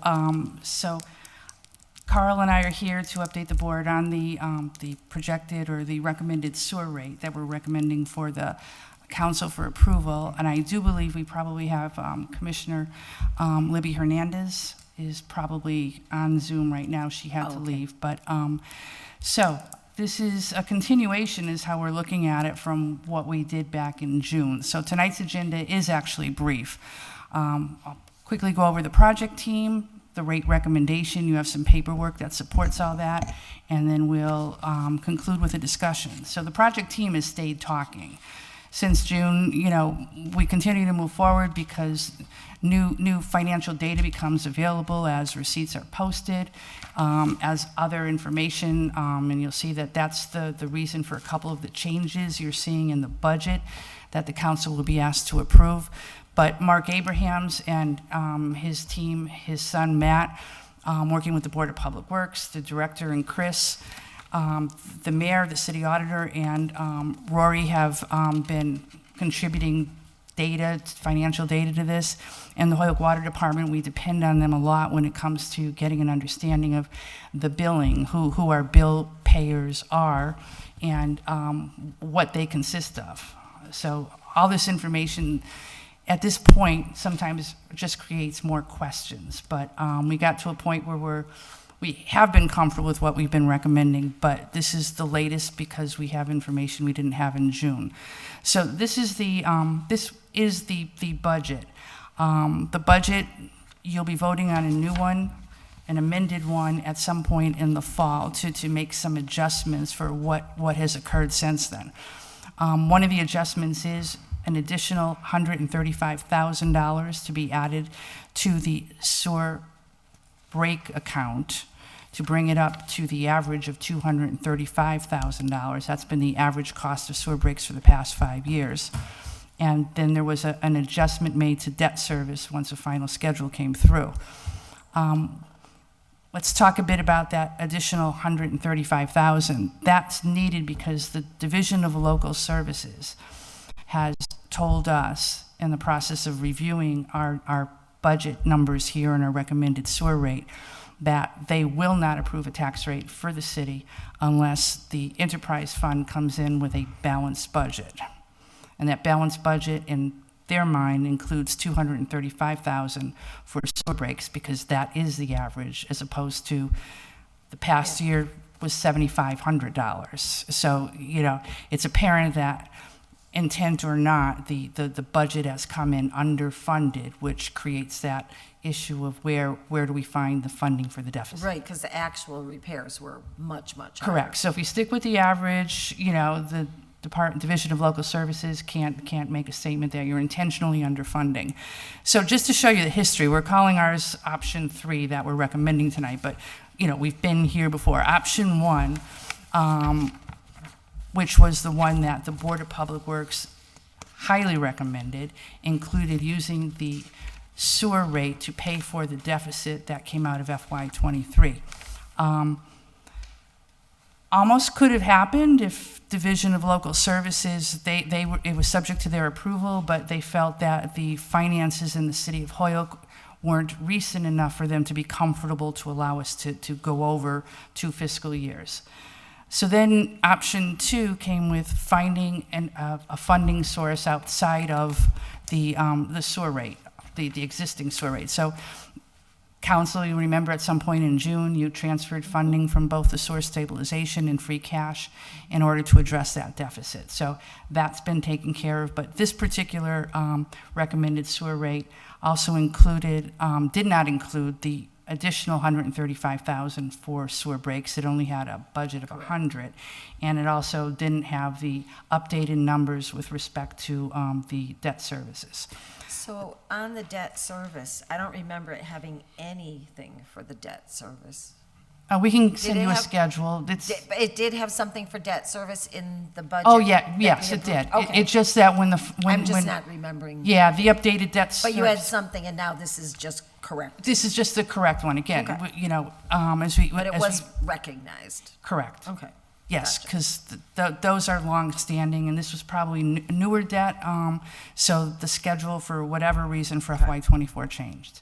So, so using our amended budget number, which again is still subject to approval by council come the fall, and using the same estimate with respect to the number of users and the usage associated with them, we're recommending a sewer rate, FY24 sewer rate of $8.02. And the current rate is? $7.50. I know it's in here somewhere. I'm just not a looking at problem. it on the And sheet. I know it's there. the impact for the average user will be $7.55 per quarter. And this reflects, with data that we know now, a balanced budget for the enterprise fund for FY24. And that being said, if you recall, we also had conversations, multiple, with respect to this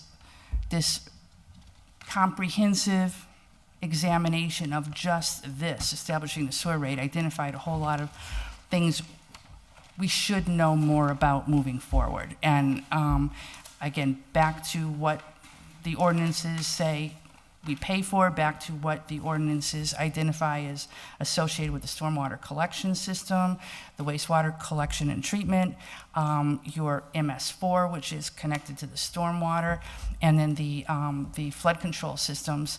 Those all at a later date got incorporated into the long-term service agreement contract. So they are reflected, the costs associated with those are reflected in the sewer rate. So Right, because they haven't been broken out. they have not been broken out. They're just part of that annual fee that we pay. But there is an opportunity in a renewal to restructure. Oh, sure, but I think there's an opportunity even right now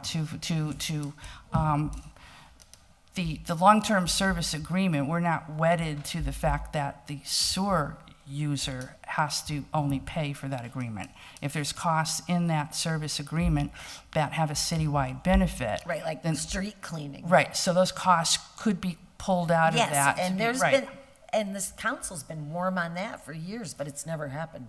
So multiple opportunities are actually happening in the city right now with the awareness of the opportunities to learn more about the funding and the operations associated with the enterprise fund.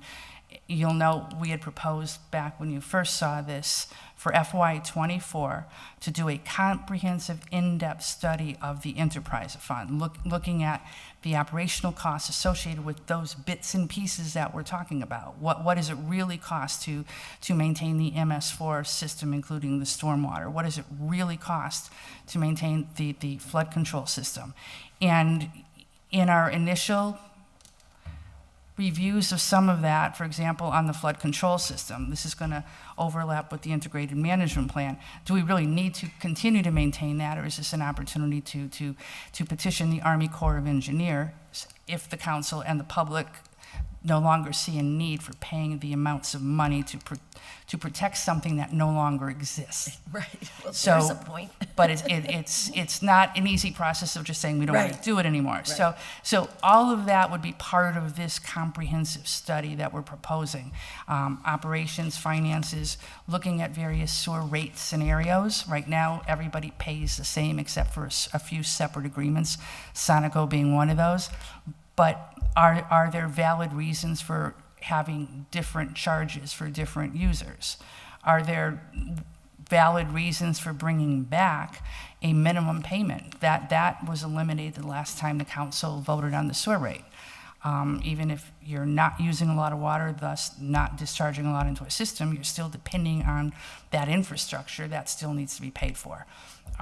So that's the fight. And when the board argued with the council about removing that funding from our source stabilization, there was discussion about when you come back for it, we recognize the value of this. So tonight's presentation is intended to introduce to you $8.02 for a balanced budget based on data we have now for FY24.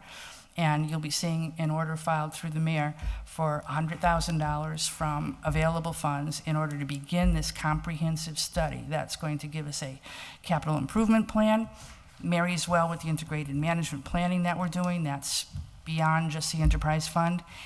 It will come up with a multi-year projection of what the sewer rates would be so that this isn't an annual struggle. It will have a public review of what's coming out of the enterprise fund. How does council and the public feel about maintaining flood control, paying for that through the ratepayer, or should that be shared with the taxpayer? What do we want to do about the stormwater work? There's no predetermined in the study answer to that. The study is going to have that public discussion. And so when we get to FY25, we should be on solid ground then, knowing what the expectations are for the enterprise fund to fund, knowing how much money it's going to need, and identifying where that money is going to come from. Right, but what's before us right now? Right now is the not source. that. What's before us right now is the current What's before you operation tonight and is the current 802. To be maybe within the next month, the additional will be part of it. But all of this works only if you do it all together. Otherwise, we'll be back having the same discussion a year from now. Oh, sorry, Councilor Gifford. Thank you, and thank you, Mayor. Thank you, and thank you for the presentation. Just two questions. Mary, the balanced budget, which I understand and agree with the argument, it's August, the second month of the first quarter of fiscal 2024. Billings have gone out. How does that factor into balancing the budget? Do you understanding that even if we passed a rate in an upcoming city council meeting, it's not going to go out until the second quarter at best? Correct. We did have that discussion. And, there's still some variables in there. It may only be $150,000 in sewer breaks. And, we are anticipating and working with Mark Abrahams. Don't know the level of it, but there will probably be some surplus in retained earnings because we are balancing it. So again, a lot of this is going to depend on the final numbers that come in for June 30th, which we don't have. We have the estimates, but we don't have what was finally booked. So we had that discussion, and as a board and as the team that worked with Mark, we decided to go with the $8.02, recognizing that it's not going to be every billing, it's not going to hit the first billing But it's period. taken into consideration. It's taken into consideration. It's a double-edged sword. We don't know the last quarter of fiscal 2023. Right. And at the same time, we know we're not going to get the first quarter of fiscal 2024. Any changes in the collection rate? The last time you were here, the report we had was it's pretty high. For nothing yet. We don't have the final postings for the end of the fiscal year, but there's no reason to believe that anything has changed. In fact, I think since we last spoke, DPW had been working aggressively on the sewer shutoff program. So, and that's been working well. Because it was in the high 90s, if Yes, I remember correctly. that's what the and it was numbers that were coming consistently from good. accounting. Yes. Okay, so that's a positive. Thank you. All set. Any other questions from any other committee members? I can't, Madam Chair. yes, Counselor Givner. Thanks. Do we know for how long we've been intentionally underfunding this? That's a judgment call you're asking me to make. I don't know if it's been it hasn't been, well, I remember Mark's presentation the last time. Over the last 17 years of the long-term service agreement, slightly over 50% of the time did the enterprise fund experience a deficit. So half the time there hasn't been enough money in there. Thank you. Chair. Counselor. Real quick. So I was at the meeting you guys had last night, I believe it was. It was right? last night. Right. And you guys brought up something about presenting to us. Was it last year or the year before? Oh no, it wasn't us. It was the former council before. A number of an increase of the sewer rate to $8.05, right? Correct. And now 2 years later, it looks like we're still asking for the $8, now 2 cents. So in a sense, if we would have voted for this, or if the council would have voted for this 2 years ago, a lot of these problems would have kind of maybe, like, Accounting-wise, I wouldn't say rectified, but at the end of the day, we would have been taking some steps in that direction, right? Right. In July, August of 2021, the council was, then Acting Mayor Terrence Murphy presented a rate recommendation of $8.05. The negotiated rate ended up being $7.50. So, I'm assuming that he also presented some data that supported we needed $8.05. So since then, we've had those deficits. So one could, looking backwards is one thing, but one could assume that with an $8.05, this FY23, almost $800,000 deficit probably wouldn't have occurred. Okay. Well, and I Thank would you. just add that we've done the analysis on what created the deficit this year. And so we know what created that. And so I think it's interesting that we fast forward and we're looking at the same rate, because the things that were in there were some one-time things that created that. And so I think we're having a good look at it now, and I think the attitude of the council in the past has been to try to be as considerate to the taxpayer and the ratepayer as we can. But it is true, for the last 5 years, taxpayers who have no access to the sewer system at all have been underwriting the sewer system with their property taxes with all of these transfers. That's the truth. It's a Well, property tax transfer. Sure, but the taxpayers have also been subsidized by the ratepayers for the citywide stormwater management, street sweeping, Well, right. and flood control system. So there's been that Right, subsidy but- from the ratepayers as well.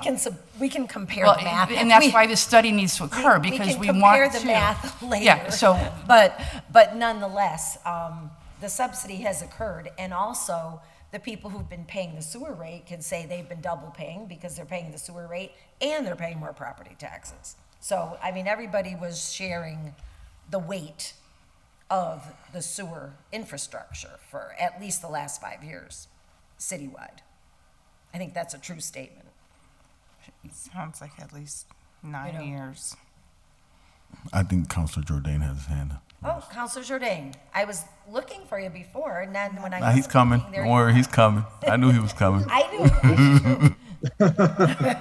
knew. Just listening carefully. Thank you. Okay. So, before I could support a rate increase, I think we need to continue to have an examination of the black box, which is this contract, which I think is 7.3 million, to have that fully broken down. I continue to want to know where all that money's going and how it's calculated. We need to make sure that all those dollars are accounted for, and that we're only paying what we should be paying on that. And I believe that is in part the subject of its own study. And I think I would need to see a breakdown of that big expense that just kind of gets written out as one check every year. We keep talking about these citywide expenses. Pull them out. What does that have for an impact? Let's stop talking about it, do it. We can look And yet we layer in, these subsidies. Take them out. What is the street sweeping? What are these other charges? Bottom line is, a runoff system for the city requires certain culvert improvements and these other things. Those expenses should come out. Put them in the city budget. And those expenses should be covered there. It's basically, and again, the current team that's doing this has moved the football much further, and to Mary's credit, and now Carl and others have moved the football a lot further down the field than certain other individuals in recent years. So, this is no reflection on them, but still not in the end zone. And the last resort answer is always rate increase, rate increase, rate increase. And it really is ultimately a circumvention of these enterprise funds, and why we have to be so judicious with them is it's ultimately a circumvention of Prop 2.5, because you get to whack people for the full amount of property tax, and then we're gonna just bury some additional city side expenses over into the enterprise fund and just jack you up over there on the sewer side. So for people that are trying to be fiscally conservative in their room, just bury your city expenses over there, and guess what? We got you for an extra hidden property tax, and we're just gonna call it a sewer tax. And it's a circumvention of Prop 2.5. That's not extremely appealing to those of us who are trying to look out for people who are trying to make ends meet in this town as residents, and who are just watching this thing balloon, and their tax bill continues to balloon. I'm also concerned about the fact that, we had $700,000 in one-time expenses. That's why there was a shortfall this year. Those were capital improvements, needed to be made, but those are not necessarily automatically reoccurring. So I think we need some full disclosure that if of those 700,000 something in capital expenses that were made, we're actually, if 235 is the average, then, if you backed out $500,000, were we really short $500,000 on operations? I don't know. Do we have an answer to that? So I haven't seen a $500,000 operational shortfall yet. So I think we just need a further examination of these. I think we need to get these type of breakdowns. I know we're going to continue to look at this in finance, but I certainly have my reservations about these systemic issues not getting fixed, and it's just We got the handout, give me more money. That's the classic Holyoke government answer to everything. Give me more of your money. And don't worry, it's going to a good expense. So, you know, that's my concern at this point with all of this. Continues to be a black box, and we really don't have great accountability as to where it's going. Again, the intentions are well, we got all these studies, but we want your money now, and eventually down the road, we'll get you the answer in all these studies. So, Carl. I'd just like to say something. The $750,000 weren't in capital improvements, they were emergency repairs. If we had planned properly in prior years, instead of doing $7,500 in capital improvements every year and budgeted properly, $250,000 per year, you know, we wouldn't be in this position asking for money. Well, yeah, but it's still not an operational expense. It's fixing stuff. Okay, Yeah. which is fine, but that is not like running the plant. It's a capital improvement. But those are one-time expenses that should be expensed, no question about it. But there isn't 750 every single year is the point. And I think you've already made that point by saying it's actually annualized 235. So if we had, what you're asking to set the rate based on is 235, right? So has that other $500,000 been backed out of the increase? Yes, it Oh, was. it's not in there. Because that was cured. Right, that happened. That's Yes, what it was happened. backed out of it, but also, like I said, the capital planning process will include plans so these emergency repairs don't happen. So if we don't have a proper capital plan, which is not, I don't believe, in the budget, these are just for planning for emergency repairs. So we got to look forward as what we have to do to improve this aging infrastructure that we have. You know, and I've been here before in front of council saying we have to put more money into infrastructure. And this is our plan. Right now, it's just to have a balanced budget planning for emergency repairs. It could be $100,000 this coming fiscal year. It could be 1.2 million. But according to DLS, we have to budget for the average 5 years. Right. So we're just budgeting for average emergency repairs, nothing for capital planning. So I just want to make that clear. Which is fine, Carl. And if there's a debt service plan for capital, bring it forward. You know, that's all part of this. We've got CSO improvements. We've got a number of capital improvements that need to be made in this area and others. So, you know, whatever those are, bring them forward. All set? Counselor? Counselor Givner? Thank you, Madam Chair. I would just like to reiterate this intentional underfunding. I think it's unacceptable, and it's been going on for quite a while, so I think it's pretty clear that this can has been kicked down the road long enough. It started somewhere other than right now. We have a really old city. We're gonna need infrastructure investment, and the people who live here are the people who use the infrastructure and are going to have to pay for it. This 802 proposal comes to $30 a year. I think it's reasonable. And I think since we've waited so long to deal with this, I don't see the problem with taking the time now to do the research and get the information needed in order to take all these expenses that are citywide expenses out so they can be properly, you know, so that in the future we can properly bill our, you know, those using the sewage system versus those using all city expenses. So we can't figure it out if we don't do it. And we can't underfund. So I'm not really sure why we kick it around in circles so much, because it seems like the solution is in front of us, and we can either accept it and move forward, or we can, you know, let someone else deal with it in a year again. Thank you. Thank you.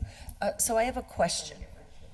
Since we are going to be addressing this in the budget later in the year. It seems to me that these numbers could be updated by taking out the expense of the street sweeping. That should be able to be identified fairly easily. Probably not. No? No. It's, so we, meaning the city, signed a contract with a contractor 17 years ago. That contract doesn't incorporate those breakouts of costs. Veolia has agreed to work with us to identify all those costs. We have to determine the time and the effort that their manpower is putting into it, what's the value of that, the equipment, the disposal costs. So it's not like here's that number. So let me ask you this a different way then. So I'm going to make an assumption that they want to renew their contract. Is that a reasonable assumption or not? I assume that they would. We're not negotiating any new contract with them right now. Well, right, but it's coming up in a minute, if you will, in terms of the 20-year contract. So I'm thinking they have the capacity and they know how much it's costing them to do this. Pardon?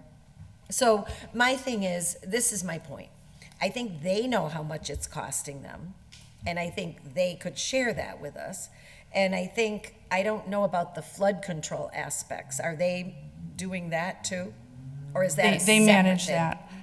They manage that? They manage that. That's part of the contract. So Mhm. to get to your point, I'm a little concerned that we're, again, back to not addressing the opportunity in front of us to fund the enterprise account the way it should be responsibly.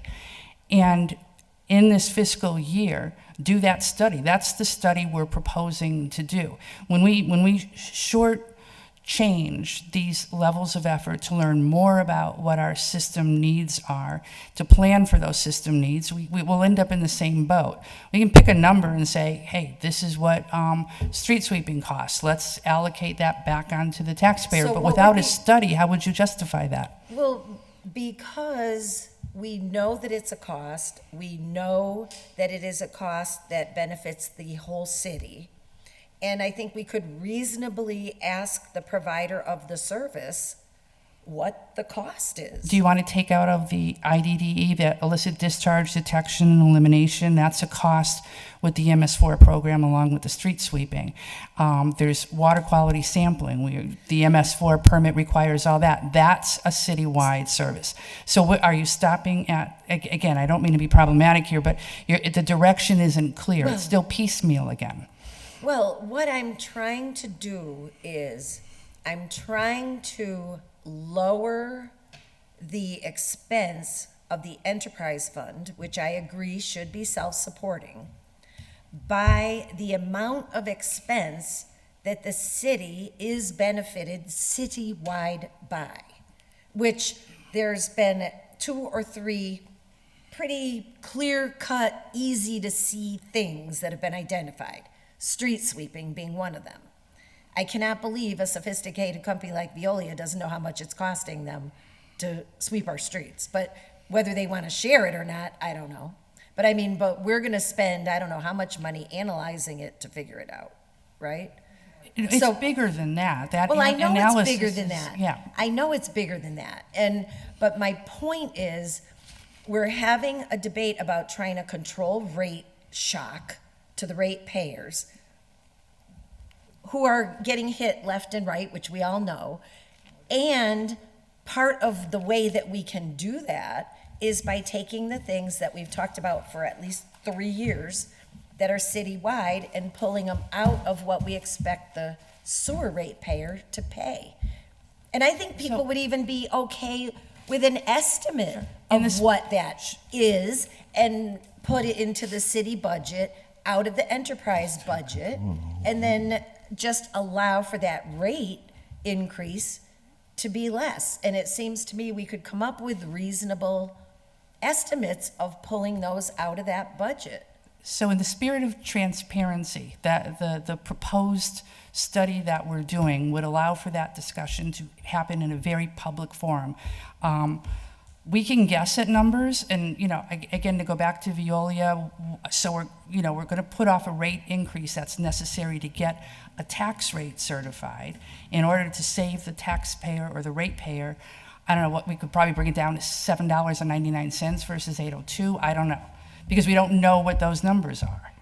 But in the process of doing that, it's a public discussion that we're proposing. So when we get to FY25 rate, all of these concerns that you've got will be addressed. The public will know what they're being asked to pay for. The public will have commented on whether or not they support that. And it's not just street sweeping, that's the easiest thing to identify, but the stormwater program is a lot more complicated than just citywide streets are swept on a regular basis. There's all of the catch basin maintenance. City councilors go to Veolia and ask for catch basins to be improved. You've asked for them in your ward. So we've got catch basin improvements. Well, You want to and pull that those out are too? So I mean, people that, again, where do you want that initial study to stop? Because that's being paid for by the ratepayer. But those improvements that I'm asking for are in areas of the ward where the people are paying the sewer fees. Homestead Avenue as the perfect example. It's not in an area of the city where they're not paying for the sewer. They are paying for the sewer. There are still So- catch basins in that other area though, too. Well, there are, but the ones in question that we've all been talking about are, yeah, for sure. Right. And so do septic systems. Well, no, it isn't, because the septic system for a household that can't access the sewer is their sewer system. They're And not the city charged- does they're not not being charged for that, though. contribute with that. They're not being charged for No, that. they're paying for it themselves. Right, but taxpayers that are Right, not but that's connected. the whole debate, whether they should be But paying. taxpayers that are connected to the sewage system are paying for the maintenance of the streets, the maintenance of the catch basins, and the runoff and sewer flow. So in a sense, they're getting off on stuff that they don't necessarily pay for. Well, except, no, they're not, because they've been subsidizing the sewer fund for at least 5 years. And the taxpayers too that are connected Well, to the but I system. mean, that's the debate. Well, we're trying to fix But it though. That's can the I debate. Can I get my turn now? Yes, Yeah. yes. So, thank you for a lot of the points that you put forth. And for me, I think I just wanted to highlight a couple things. I don't disagree that being fiscally conservative and making sure that the ratepayers are being taken care of throughout the process is important and is imperative for us as counselors, is imperative for you guys as public administrators and commissioners, right, to make sure that we're taking care of the ratepayers, more or less. But in a sense, I think for us, for a while now, the way we've been fiscally conservative now is resulting in us paying double the price later on in the road, right? So like our fiscal, or us being fiscally conservative is actually costing us more money in the way that we're doing it. I'm not saying that people are intentionally doing this or like this was the plan. I'm pretty sure nobody wanted this to come out this way, but in a sense, if you look at it, right, the council voted in 2021 to not increase it to 805. They've come back 2 years later and gave us a smaller number, 3 cents smaller, at 802, and that will balance everything out and make us smooth and coasting across the board. It proves my point in the sense where we wouldn't have this issue today if the council had made that decision 3 or 4 years ago, right? So the classic historical Holyoke answer to things is let's be fiscal conservative now and find out how things are later, right? So technically, in every aspect of the city, if you look at it, whether it's the schools, whether it's the police department, the fire department, DPW, we've all been fiscally conservative throughout these years, right? And each one of them are trying to catch up still to this day. We can't do both. In a sense, we can't do both. We have to figure out what we want to do as a community, how we want to move forward as a city. I appreciate the fact that we're trying to be forward thinking and try to preempt situations. It's not, in a sense for me, maybe the definition is different in a Webster's dictionary or Oxford's dictionary, whatever you want to call it. Capital improvements is not emergency fixes, right? Capital improvements are things that you're planning for in the future. Like if we want to build something cool or update a system, that's a capital improvement. But if a pipe bursts on High Street, that's not a capital improvement. That's something that we have to fix regardless. So I'm trying to figure out how for us as a council to best move forward without, you know what I mean, obviously hurting the ratepayers, because I myself, I just said it yesterday when I came out of the meeting, I was like, damn, I got to actually vote on raising my own bills. Imagine that, right? Like, but in a sense, that's the part of growing up, right? That's the part of being an adult. This is part of going through your processes, understanding how to balance what you need to balance and what is needed for your household, for your city, for your community. I will be voting in favor of this, mostly because I believe that in the long run, my kids, everybody else's future will be able to benefit off of the forward planning that we're doing now. If hopefully we get the 5-year plan, after the 5-year plan and almost the 5-year plan is up, we can then see how things are with regards to our fiscal situation at the sewage department, right? With the sewage and DPW overall. But like, we should be doing this in every department, more or less. So that way we have a plan. If we need more officers, right, and police, we can know why and how to get the funding and what it's gonna cost, where it's gonna go to. Don't just come in and ask me that you need more, right? It's about planning for it, telling me what it is, and how will it impact the community, how will it impact the budget. I understand voting things down if you don't have a plan, but it looks like they have a plan and they wanna move forward with that plan. And I'll be supporting this just mostly because of that. Thank you. Thank you. I would just note that the growth in our city government wouldn't be defined as conservative and from a fiscal point of view over time. Councilor McGivern. And then I have Councilor Murphy Ramboletti and Councilor Jourdain. Thank you, Chair Reagan. Just a couple of thoughts. I mean, first of all, I don't agree with the word intentional, although I do agree, and I fought for some earlier sewer increases in a more timely fashion for reasons that to me is related to the enterprise fund, which I wish the wastewater treatment plant was not considered an enterprise fund, but we adopted that many, many years ago. The issue are clear and complicated at the same time.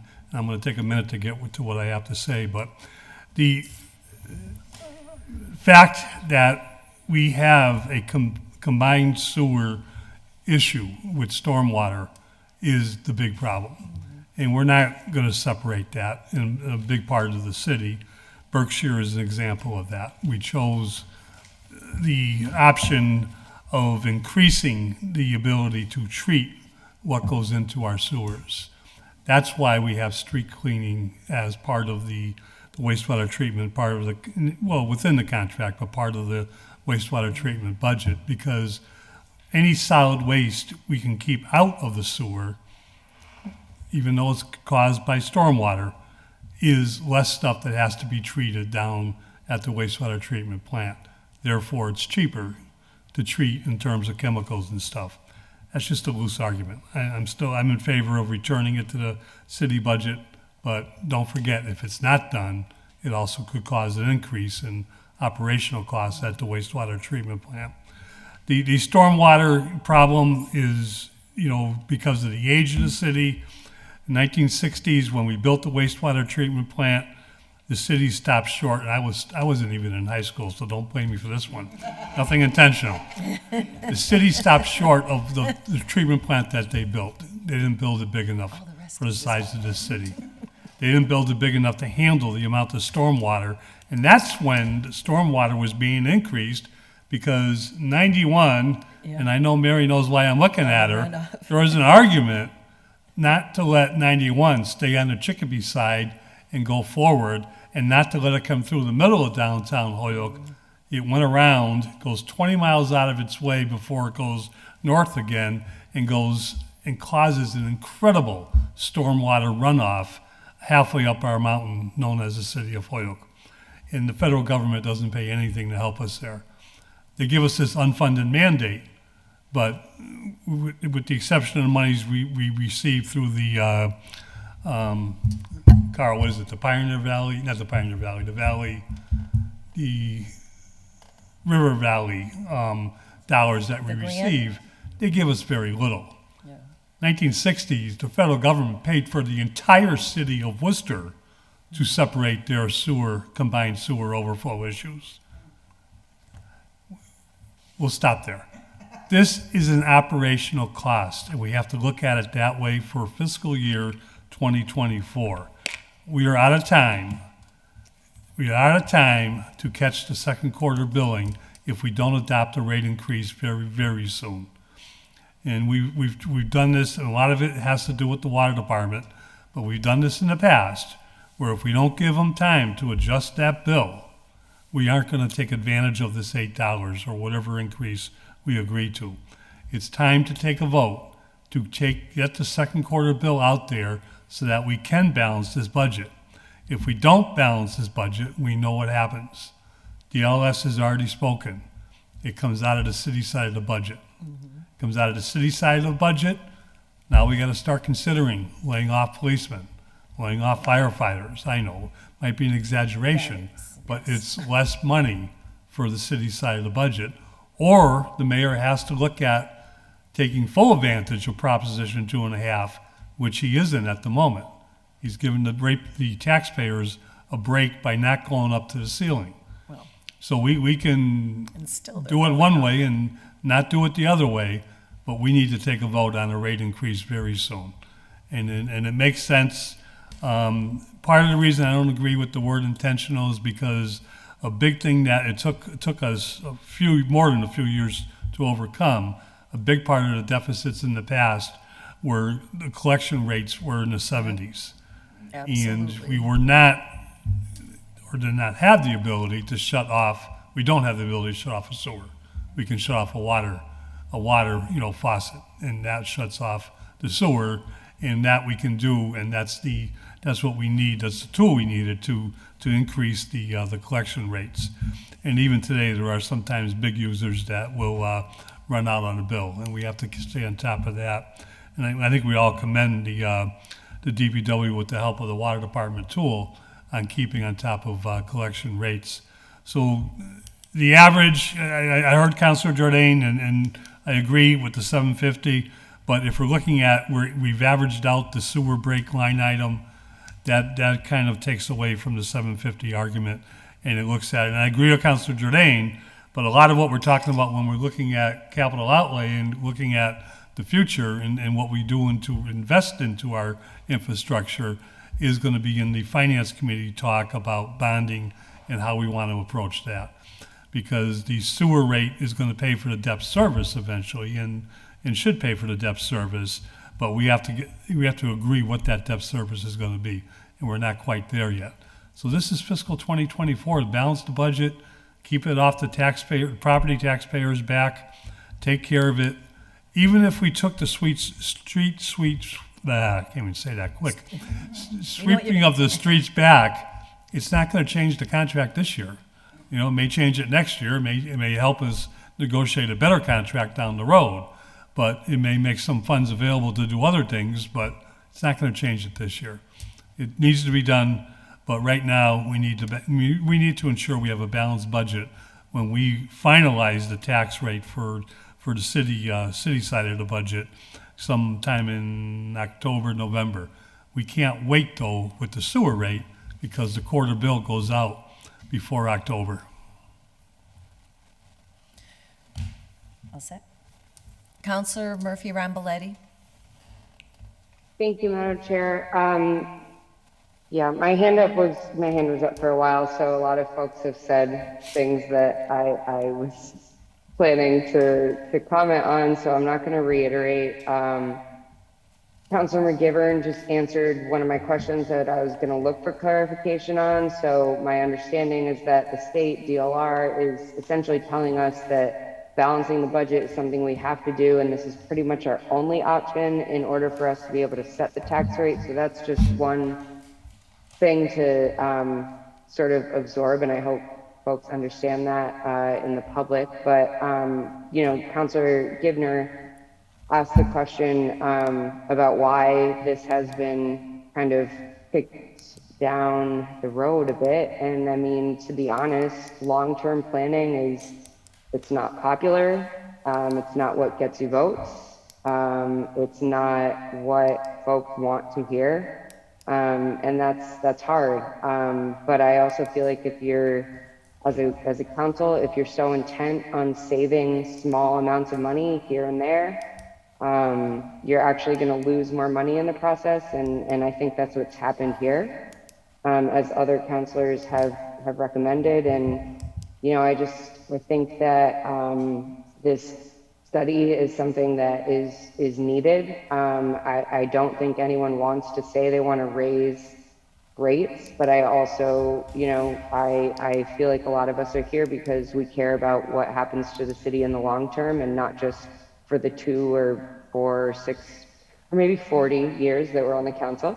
But, it's definitely something that we have to think long term on. And so I appreciate what Carl is telling us, that this is stuff that we should be taking into account each year, so that we're not putting it putting an increase on the ratepayers. So I guess I'm just echoing what other folks said, but it's not a popular thing that we have to do and having this conversation, but it's necessary. So I appreciate everyone here for weighing in. Councillor Jourdain. Well, I'll start with saying I wish we could all go back in a time machine to 2005. And pretty much everything that I said at that time that would occur has occurred. And that this was a bad contract. And guess who led the charge against that? Me. Okay? Now it's kind of like taken for granted now that this is a lousy deal with it. I was in the minority in 2005 in that deal. Now, of course, I wasn't in the minority of the public because they voted 57% at a referendum against this current contract. And now I think everyone agree. I think Mary and everybody would say, not a good deal. Not a good deal. Wasn't a good deal. Certainly not a transparent deal. So, my gut on this stuff, pretty good. And we would have saved a lot of money, millions, quite frankly, when the rate was $1.95 and we had a $3 million surplus. Today, we're talking about a rate quadruple that, and we always talk about we're short. Interestingly enough, almost most of the time, though, we don't actually end up being short. It was quite a number of years we heard the sky is falling argument, and then miraculously, we don't know how it happened. We ended up once again having a sewer fund surplus.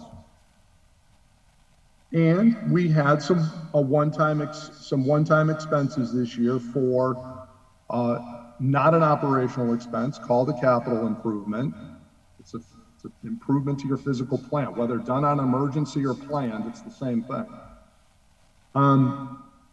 I've yet to see in Hoyle government how being fiscally conservative around here has caused things to cost double. I can actually say just quite the opposite, and I only can cite the 2019 example of the schools. There was the big parade around city council chambers, build 2 schools, do it now, or the sky is going to fall. And that would have been an $80 million blunder. Turns out we didn't need 2 middle schools, and we sure as heck couldn't afford it. We got that problem solved.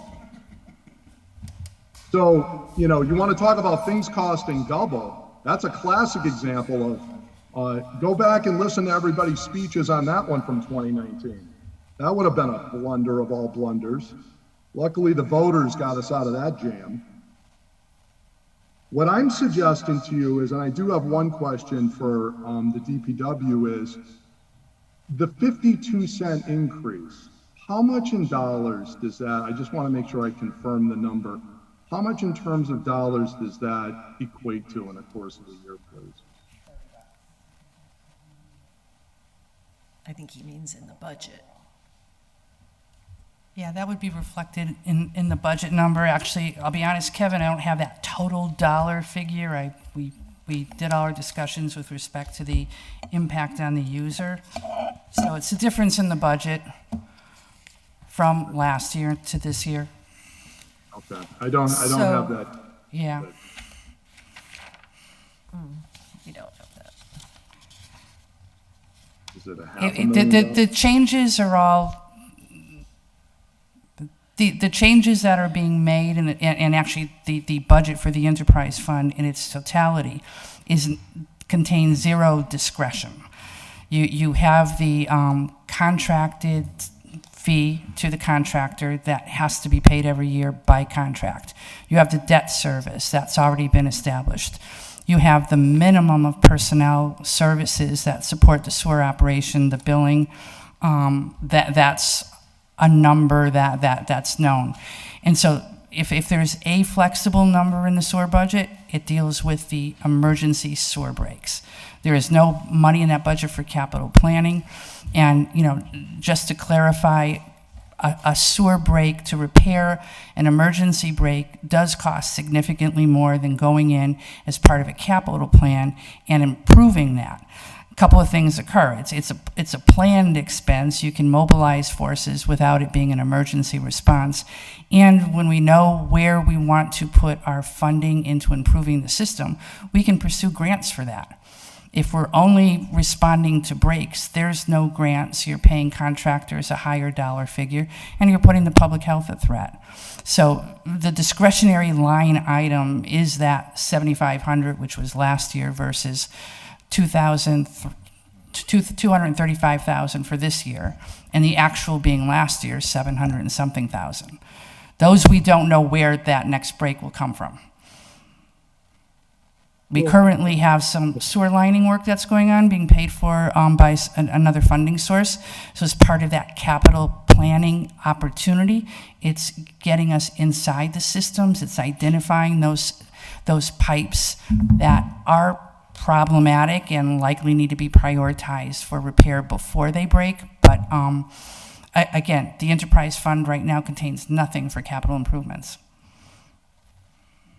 Right, and I'm totally in agreement, that is not in dispute. What we should have for doing capital should be brought before us as a debt service plan, and we'll approve it like we do every other, whether it's sidewalks or roads or whatever. I'm totally supportive of that. I'm supportive of the concept that the fund should be self-sustaining. But what I'm concerned about is that annually, we are given a bill. And we have an opportunity to dispute that bill, or we have an opportunity to question the loadings and the different factors that go into how the bill is calculated. We've never negotiated to take out some of these city-side expenses from that bill, okay? And some of the things that are being paid for out of this and will be contemplated as part of this are not being taken out. And what I'm suggesting to the group is, if we take those expenses, then does that offset the 52-cent increase? And that's why I wanted to confirm the number that's going to be raised by the 52 cents. Is that $500,000 you believe? Is that $1 million you believe? What's the bogey? Because then that would be the number. Now, I can tell you that 20 years ago, street sweeping was about $130,000. That was 20 years ago, because that was, again, we used to have a very transparent, when we were publicly operated, you had a line item for all these things. So I could put my finger right on the number. I got to assume that's probably at least doubled in the last 20 years, okay? If not more. But that number, and again, I marvel. It speaks to where we're at today, that we really don't even know what these numbers are. And it goes into how much the contract is even being monitored, that we don't even have the bill. There should be a whole spreadsheet out as to how the $7.3 million is calculated. But you won't see that anywhere, right? Because the DPW doesn't have it and we don't have it. It's just write me a check. That's it. And that's what goes on every year. And that's been going on for year after year after year. And I can tell you in the past, the objection, and I don't have this objection anymore, because the DPW did finally, and Councilor McGivern alluded to it, But that wasn't through any wonder work of the DPW that we got the people who weren't paying, shut up. We at the city council did all that, and we passed the ordinance to get that done. And it took, even after we passed that, it took years to get them off their duff, to get that executed, to actually get accounts being shut off for non-payment. That's why the collection rate is up. So, you know, the city council did a nice job on that. Now, what the rate should have been 3-4 years ago when I wasn't here, I wasn't privy to those conversations. But what I'm saying is, I like where the department is moving. I appreciate in particular, Mary, your leadership, Carl, I think, and the mayor, I think you guys are moving in the right direction, no question. But I think it's premature at this time without bringing these things over to the city side expense to really show us the ledger that says these are the operational expenses. This we need an additional, Kevin, for capital immediately. And that we have a deficit there. And these items here we're going to take offline. You know, that is concerning to me. And I would like to have a breakdown of where the $7.3 million is going and how that's even calculated.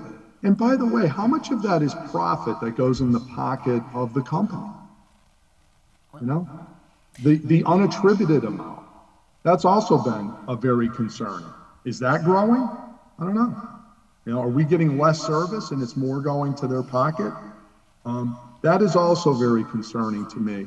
You know, we can, and we have started to fund some of these studies. I know we've made some appropriations and we certainly can make some more. But I want to make sure we hold a very tight grip on only the operational and capital needs directly related to the sewer are being funded out of this enterprise fund, because my concern is if we have city side expenses in this budget, it's a backdoor way to give the people a hidden tax increase, because it's a way to spend everything on the city side and then say, oh yeah, we're gonna tuck these extra expenses over here. We're just gonna call it a sewer rate. And that's what's going on today. Whether it's MS4 or the street sweeping or catch basins or whatever you wanna call it, that stuff I would feel way more comfortable on the city side. And then if there's a shortfall, then we give you the difference. And if that means, hey, we're 200 grand short or we're 300 grand short and we need X or we need the full 52 cents, we'll give it to you. I'll vote for it if that's what it costs. You know, we got to pay our bills. There's no question about that. But it just feels like we're still not with those type of answers and that level of detail. And we continue to have these conversations year after year after year. And it's at what point do we get the answers? So Kevin, Mary would like to respond to some of your points. Okay, I've concluded. I'm done. Okay. Okay. Okay, and thank you, Councilor Jordan. Actually, we seem to actually agree on a lot. You want that information. That's that study that we're proposing.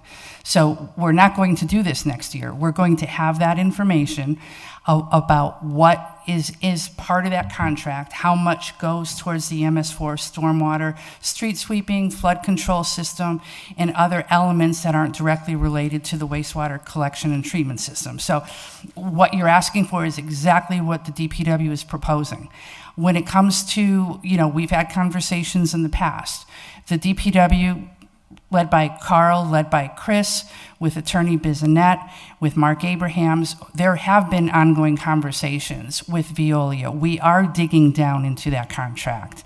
It's not as simple because they cover a lot of stuff. Over the years, they've morphed into almost a department of the city. So a lot of the individual tasks associated with the contract have morphed together.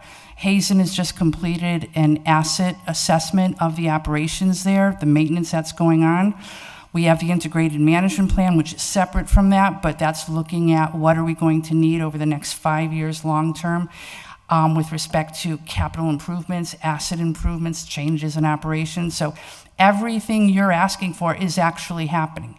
And what those things are going to end up doing for FY25 is giving the council and the public a very clear picture as to what the costs are associated with that $7.3 million contract, what the public and the city council, how they want to see those costs allocated.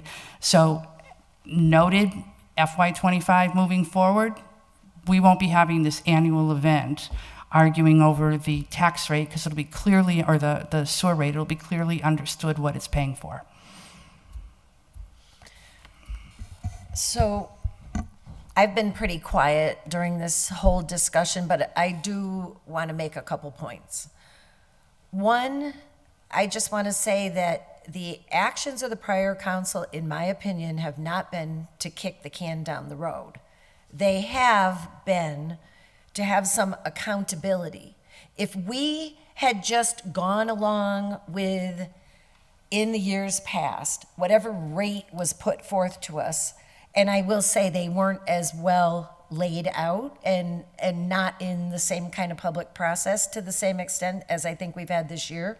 But if we had not pushed back and we just went ahead with the rate increases in the face of a 70% collection rate, that would have been irresponsible to the people who pay their bills, to the people who were then paying the higher rate. So if we had just gone along and said, yep, increase, we would not have gotten the accountability that has led us to the high 90% pay rates that we have now. Also, capital improvements are needed throughout the entire city. And this is the council, this and the prior council, that set up the capital funds and accounts that we had never even had as a city. So there have been planful things happening, and Mayor Garcia has been putting money into those and using those, and yes, we still have a long ways to go. But I really think to articulate it that it's been kicking the can down the road and irresponsible and conservative management doesn't work. The city is not managed conservatively, budget-wise. It is not. I mean, if you look at the growth in the budget, there's no argument that would support the use of that term.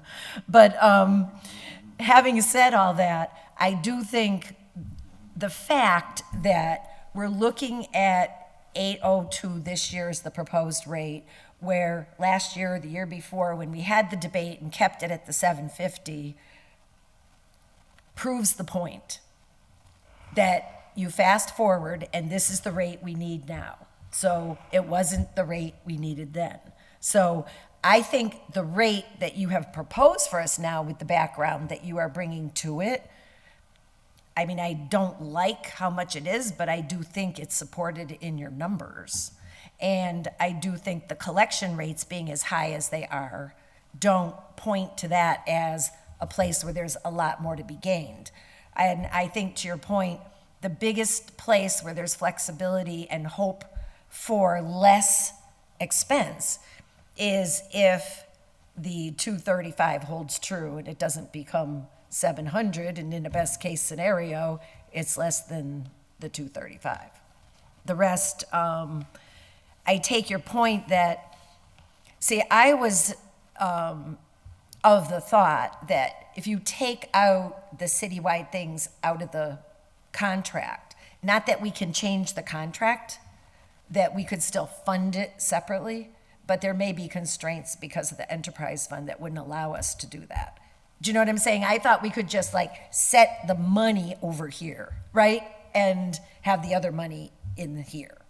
But perhaps the way the contract is structured, we can't do that, you know? And that would be something I'm sure you'd be looking For to next do year, we would in know the future. the answer to that, yes. Yeah.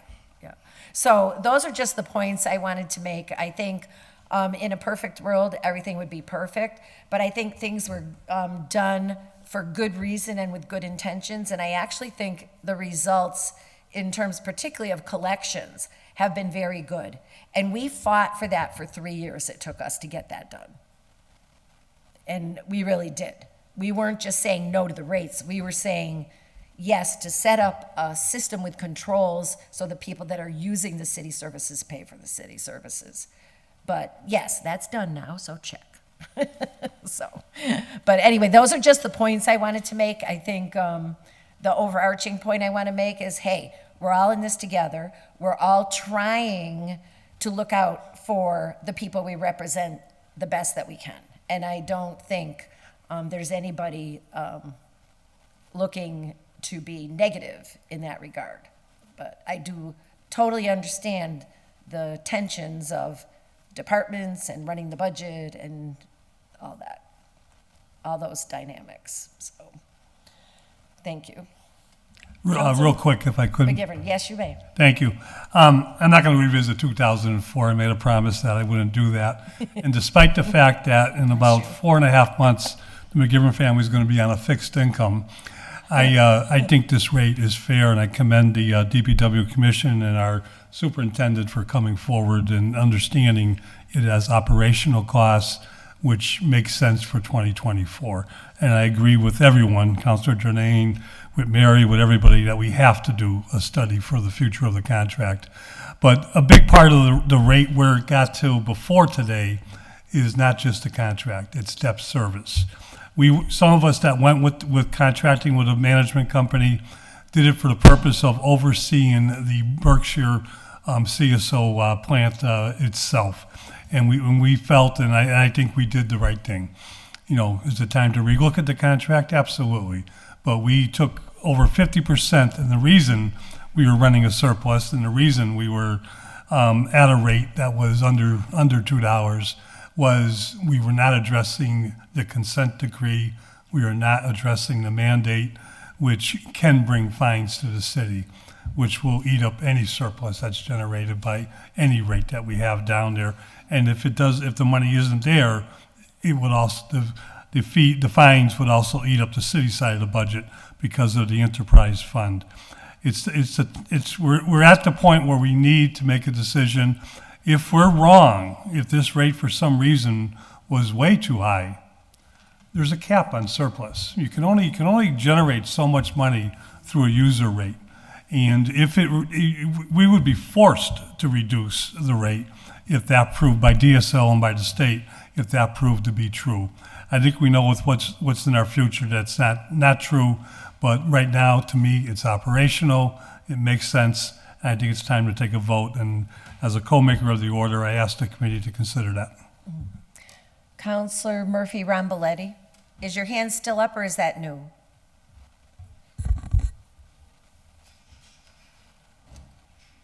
I think it might be a leftover. Madam Chair? Councilor Givner. I just want to say I really appreciate all the information provided over the last couple months. It's a lot to digest, and I think having a public forum where the city residents can really see what's going on at the DPW and with whatever contract that would be negotiated in the future, I think is beneficial for everyone, the city council, and everyone involved. So that said, I will support this, and I'd like to make a motion that we recommend option 3 to the city council for a positive vote. And would you say what the rate is, just so it's in the record? Proposing the new sewage rate of $8.02. Second. So we have a motion before us to recommend the $8.02 to the city council at the next meeting. So under discussion, is there anybody who wishes to weigh in further or offer any amendments? Councilor Maldonado Velez. It's my first time speaking. It's first term as well. And I just want to say thank you for all the information you've provided. I don't think there's I know the chair mentioned a perfect answer. We don't live in a perfect world. I think we've been given the closest to the best possible solution at this moment, knowing that next year, as you mentioned, as Mary has mentioned, there's studies, there's other stuff that I know the mayor and us new councilors have been really advocating for, because our city needs to be studied. It needs to be, there needs to be plans as to how to move forward. And for too long, there hasn't been that. So I appreciate you for doing all the work that you've been doing, and the rest of the crew as well. Thank you. Councilor Jordan. Yeah, just by way of wrap up, while I won't be voting for this, I do commend the DPW for their hard work and Mary in particular, and appreciate, working on these studies and continue to look forward to working with her towards getting solutions and continuing to make improvements. So do appreciate the efforts very much so. And I know all the time she puts into this and the department as well. Okay, having heard from everybody who wishes to speak, then we are hybrid, so we have a motion before us on the 805. We've had no amendments. 802. 802, sorry, proposed. And so we have to vote by roll call. So all in favor, Jourdain. No. Rivera. Yes. Maldonado Velez. Yes. Vacan, no. Givner? Yes. So it will be recommended to City Council on a 3-2 vote out of committee at the next City Council meeting. Thank you all very much. Motion to take up item 10? Second. Second. All right, hang on.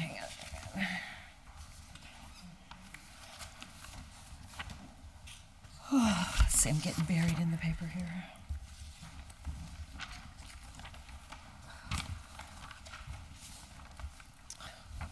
Here. Okay.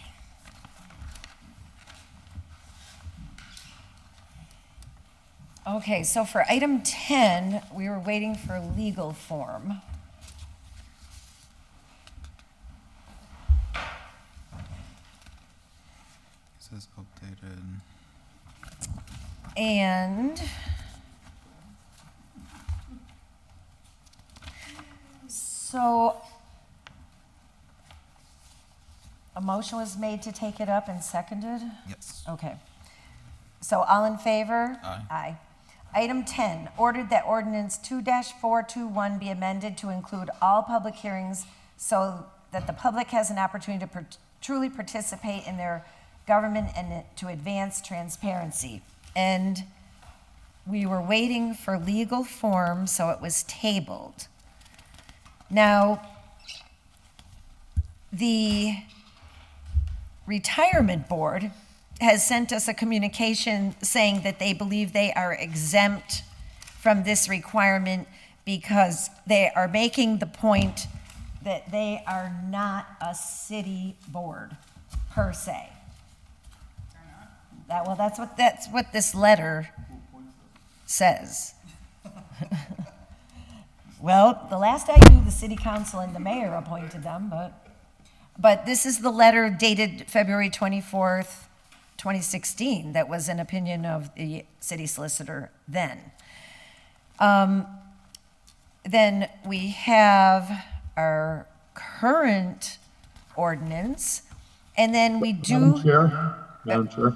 Yes, Councilor Jourdain. In fairness, just so we're clear on that 2016 legal opinion, that wasn't from the Holyoke Law Department. That was from their own attorney that said that.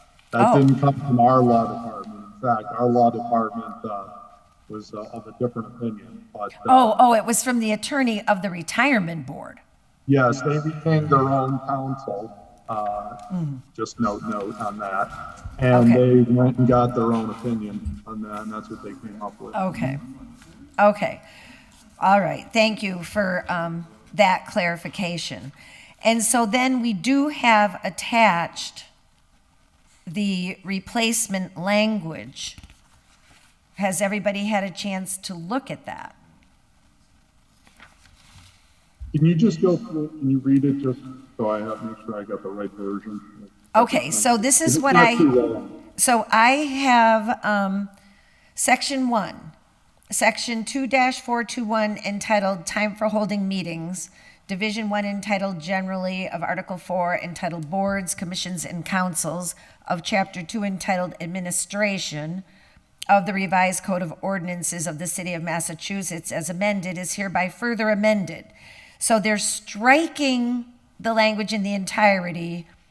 All municipal boards whose members are all appointed by the mayor, city council, or a combination of the two, including the Holyoke Retirement Board, Holyoke Housing Authority, Holyoke Economic Development and Industrial Corporation, and Holyoke Redevelopment Authority shall convene all public meetings at 5 p.m. or later. A board through its chairperson may request an exemption from this section for a particular meeting by requesting so in writing from the mayor. If the mayor approves the exemption, it shall be forwarded to the city council president for approval. The city council president shall notify the board chairperson of the approval or denial. The city council president shall also notify the city council at its next regularly scheduled meeting of any exemptions that were approved or denied by the president. That's the current language. The replacement language would be all municipal boards whose members are all appointed by the mayor, city council, or a combination of the two, including Holyoke Housing Authority, Holyoke Economic Development and Industrial Corporation, Holyoke Redevelopment Authority, shall convene all public meetings at 5 p.m. or later. A board, through its chairperson, may request an exemption from this section for a particular meeting by requesting so in writing from the mayor. If the mayor approves the exemption, it shall be forwarded to the city council president for approval. The city council president shall notify the board chairperson of the approval or denial. The city council president shall also notify the city council at its next regularly scheduled meeting of any exemptions that were approved or denied by the president. Now, I don't believe this is what we requested from the law department, because we were trying to expand that public hearings would all be covered by the 5 p.m. rule, and this is actually deleting boards from the current ordinance. So I think it's problematic. Yeah, agreed. I don't understand where we're going with this. It was to make clear that we want to have public hearings, whatever they may be, held after 5 o'clock. That was it wasn't to reduce the current thing. In fact, it was to expand transparency. Exactly. And I don't believe anyone ever made a motion to exempt the retirement board. So I don't know where some of these rewrites are coming from, but I know Kathy's here, so maybe she has a misunderstanding of where we're going. What we're asking is all the current ordinance, that stays the same, but that we add any public hearings, anything classified as a public hearing, held by anybody. Obviously, I think the genesis of this was the issue about they had a quote unquote public hearing relative to the removal of a historic commission member. And the theory was it was held, midday. And so the question is, how much of a quote unquote public hearing is it when people really can't attend in the middle of the workday? So it's basically just to expand that to include the public hearings so more people have an opportunity to attend in the same spirit of this ordinance. So that was, I thought, was our discussion the last time. So I think I see nodding in agreement all around the table here. So Attorney Degnan, could you please update this legal form and get back to us for our next meeting on September 12th, please? Actually, councilors, I understood what you wanted, and there is a problem because the ordinance pertains to municipal boards, councils, commissions. And the question or the issue that Kevin mentioned, or Councilor Jordan mentioned, there was actually an open meeting law complaint filed, and we answered.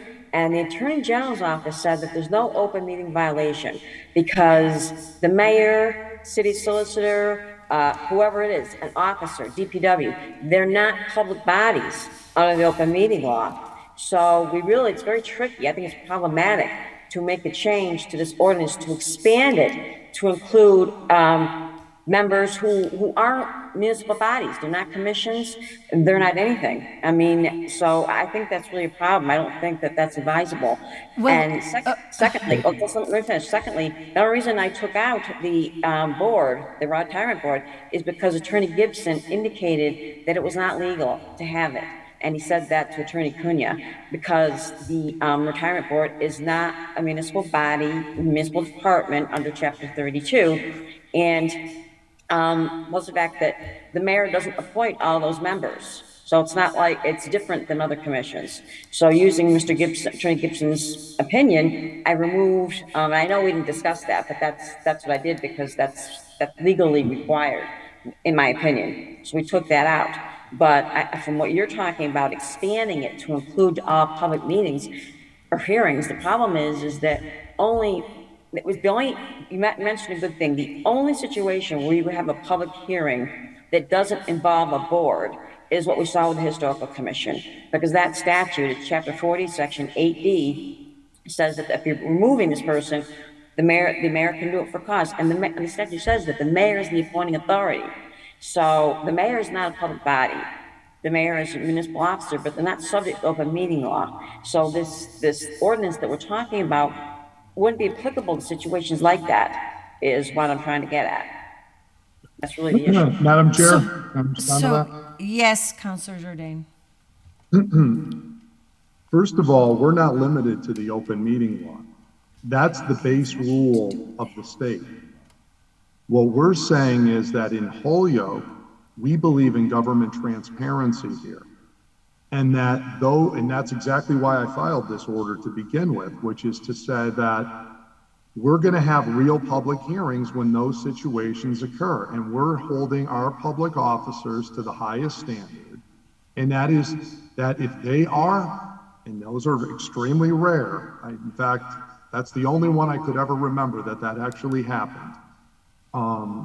Because typically if people want, the mayor wants somebody out, most people just say, okay, see you later, and I leave. But that particular historic commission member said, no, I want you to actually have the hearing. I have a right to this hearing, and we're going to have a hearing. Okay. That was her right.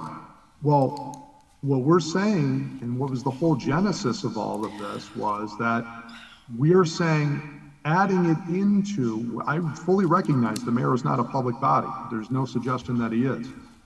And that's why your open meeting law complaint correctly, that everything you said about that is 100% accurate. What we have here is we're saying that these, under this statute, these in Holyoke will be after 5 o'clock, and that's the rule for everybody. Now, the mayor can go ahead, if we pass this, and veto it, and if it's going to come to that, maybe he'll agree with us.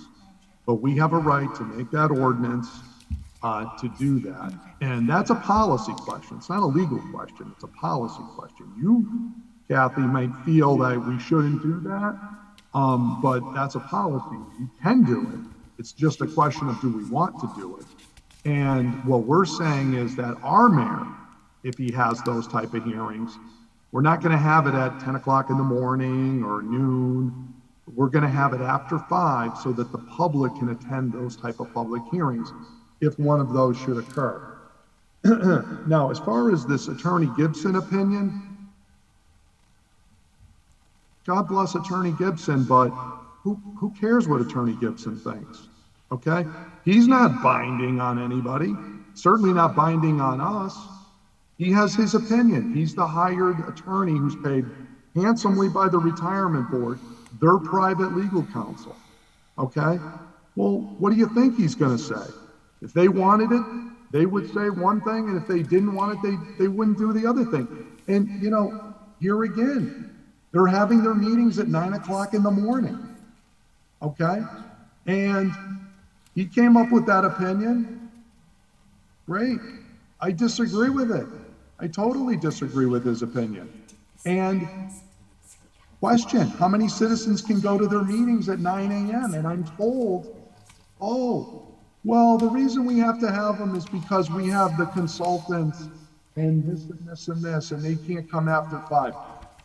Some of these people are paid hundreds of thousands of dollars. If the retirement board told them to come at 5 o'clock, trust me, they would show up at 5 o'clock. And as far as their meetings are not televised, yet I went to a meeting and guess what? The money manager, he's on a video thing. He isn't at the meeting.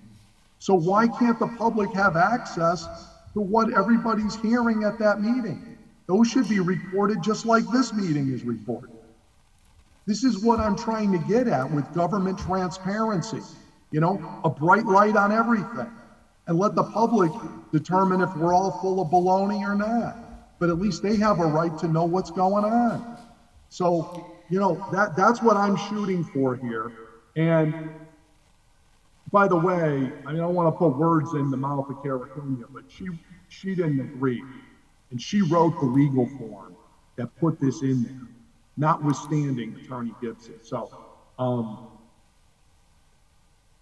I'm not agreeing to take it out. And we never even discussed that. So with all due respect, I don't think we should be taking things out. No. We don't request. I understand that we haven't discussed it, and I thoroughly intended to discuss it this time. You asked for a legal form, and I wanted to get you some legal form with the thought that we would discuss this. And from what I read, it looked like Attorney Cunha had put included the retirement board, and the retirement board disagreed, and then they got Attorney Gibson. I think that's the order in which it happened. But quite frankly, and with all respect, Councilor Jordan, I agree with Thomas Gibson. I think he's right on the law. I know you don't, but I do. And with respect to the expanse, I guess I have a question because, you know, I don't think we can just, or are you? Maybe you're just looking for a general law. Who exactly, if we're not talking about public bodies, if we're not talking about boards, commissions, councils, who are we talking about? The mayor? Department heads? I mean, I don't think they even hold any public hearings. But what were you, in terms of, if I were to amend this? Right, that's exactly, I would you think I want? was, yeah. So Kathy, I think I was very clear what we were aiming for was, we had a situation where the mayor was duty bound to have a public hearing. And what we were saying is, and we just happened to grab this ordinance because it seemed to be the right place to put it since it's about meetings after 5, that we're going to have what we already had for the law. And then at the bottom, we were going to add another paragraph that said these. Now, if you want to cite that specific state law that says, if we are to have a hearing relative to chapter 40, I believe was the citation, I'm open to that, but that was the whole month-long exercise here that we've been waiting for, to get that one sentence put in. That's what we always wanted to do. It wasn't about anything other than that. And that's the one change we want to make, so that if people don't have these, then they have nothing to worry about. But if they are officers of the city having quote-unquote public hearings, they're going to have them when the public can attend. So we're setting a standard for our public officers. So I have every committee member in the queue. So Councilor Rivera. Thank you. Attorney Degna, first I want to say thank you for your work on a lot of this here. I think for me, there's a couple things, right? I think one, I kind of agree with Councilor Jordan with regards to what the request was. I totally hear you and I understand your interpretation of the law and your knowledge, right? And I take it, I'm taking it in, right? I think the request for us was just pretty much to put it into a legal form. I think had it been put in that legal form, then you could have advised us on what you think best, right? I mean, you can do whatever you want at the end of the day. I'm not mad at it. You do what you need to do. But I think it might have been a little better if we had the legal form and then you told us, like, you know, I really don't advise you guys moving in that direction because of X, Y, Z, right? Instead of kind of like writing it for us in a way. But again, you can do whatever you want because I respect that. That's the free spirit of everyone. But I think one of the main things for me, though, I've been trying to touch on, and Kevin Councilor Jordan touched on it briefly, is if we're not able to, and I feel like it doesn't make sense that we're not able because they're getting paid through city tax dollars and they are appointed I believe they have to get confirmed through us too, right? At the same time. But although whatever rules or regulations that deem them to not be a public body for some odd reason, at the very least, all meetings should be recorded, at the very least. Because if someone cannot make it in person, they should be able to reference back to that meeting on YouTube, wherever it is, on the city website. All meetings should be recorded. Is there a way that I can make an amendment to add in that all meetings that are public hearing meetings, even the ones that are not considered a public body, right, be recorded for the sake of transparency and for the sake of civic engagement, pretty much, the promotion of civic engagement in the future. Some of these department heads may not think that that it is that important to be recorded. Some of them may not have the actual accounts for Zoom or whatnot that needs for it to be recorded. We can figure that out and hash that out as we go, I guess. But for me, the main thing is working towards to do what the intention of the order was, right? Which is like to create an opportunity for everyone to truly participate in the democratic process, right? With regards to this. And if we can't kind of like change the times for these particular bodies, at the very least, if they can record the meetings, people can watch it and see what's happening later on, and then come back and complain and file whatever they need to file or whatnot because they saw it at the meeting that was recorded.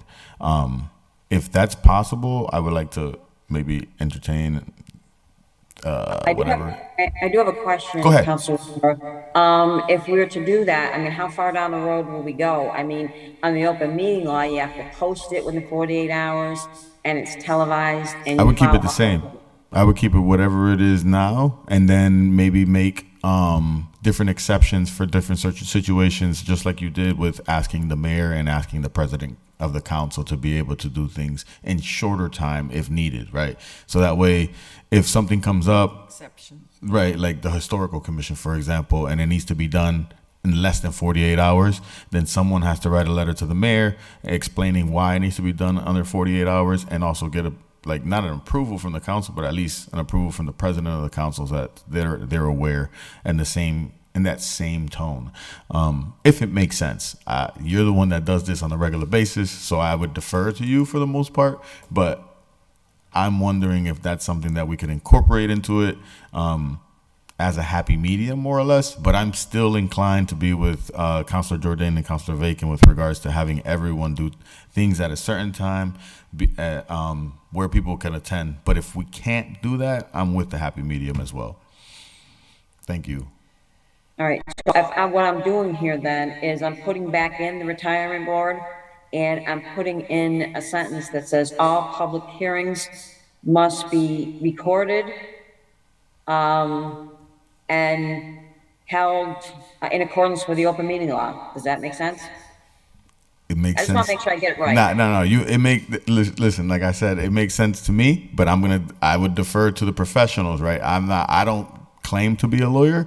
I don't even try to do none of that stuff. Not yet. When I go to law school one day, maybe I'll do that. But until then, I would defer to you guys for the most part. I listen to Councilor Jordan and Bartley at times because they're lawyers as well.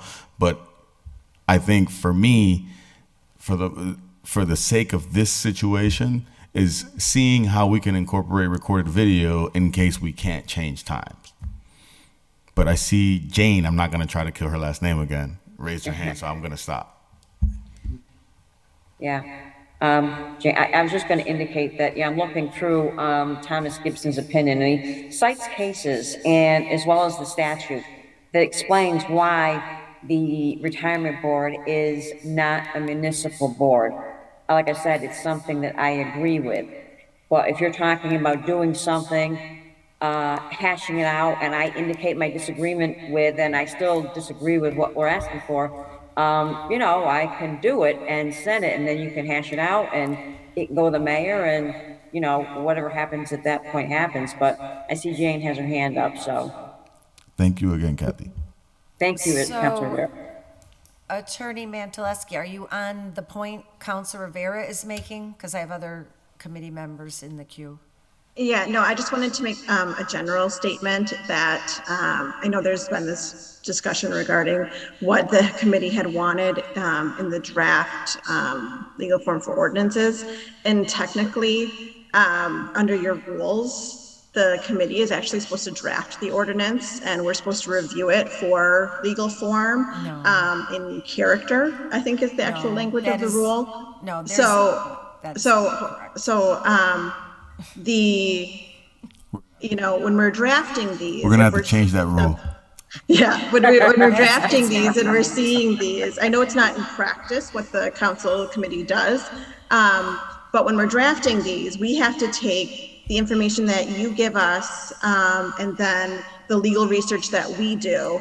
And if we see something that we don't necessarily think has legal character, essentially, we don't put it in or we do, and then we come back for discussion. So, I just wanted to let the committee know that that's where we have been coming from with these ordinances. If you see something in there, when we bring it back, we are bringing it back for discussion because obviously we did see a problem with it.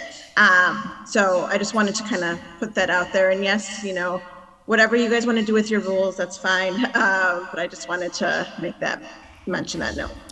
Thank you. But let's talk about the process, because our rules say that we request the legal form from legal when we are ready to seek it, and we let legal know what we want in the legal form. There is another rule that says if legal does not agree with what the committee wants to have in legal form, legal can state that under our rules that they disagree with the legal form. And that would be the order under which the rules and the process would take place, not to change what the request of the committee has made based on your own separate interpretation. So with all due respect, I would like us to be sure that we're following all of the rules, and that's what they say. So I would very much appreciate it, because it feels uncomfortable to know that we're requesting certain things and then sit here at the meeting when we get a lot thrown at us very shortly before the meeting, and then feel like we're catching things that were taken out that we had no knowledge of. Because this has happened on more than one instance, and we've been working now for 2 or 3 meetings relative to the authority of the president of the council and on other matters because things were done in that same fashion. So I am respectfully asking that it not be done this way. Thank you. Councilor Maldonado Velez.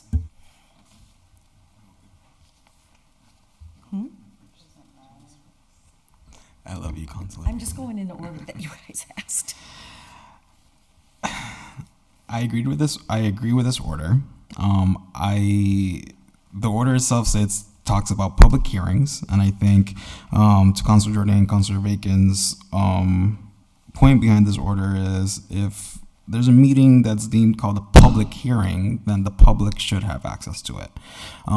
So regardless of whether the official is, if their salary comes from the city, from the taxpayers' money, and they are putting on a public hearing, then the public should have access to that hearing.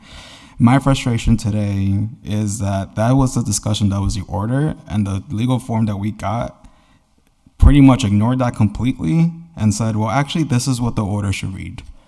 And the order read that we're going to take out the retirement board.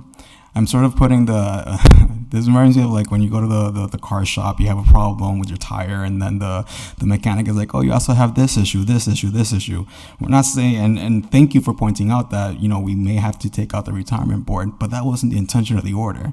So like this is really surprising and completely different from what we've been discussing the last 2 times, which is about having public hearings and having access for the public to have access to it. Now, if this is something we needed to change, then that's a separate order. That's something for us that we need to put in and say, hey, now we need to remove hold up retirement board out of this ordinance, out of this language. And that's a separate conversation. So I am frustrated because like it really, it seems like the conversation we had about public hearing. I know I mentioned about emails and making sure that members of the community are able to email if they aren't able to access or attend the public hearings, and none of that is in here. What's in here is something that is the solicitor's office got an opinion, and that's what they based the legal form on. So like if then, you know, I've been supportive of the solicitor's office. I've, you know, back you guys up all the time, but this one today, like, it is frustrating because it is nothing that we've discussed in the last 2 months, at least from the last 2 meetings, in my view. Thank you. Counselor Givner. Thank you, Madam Chair.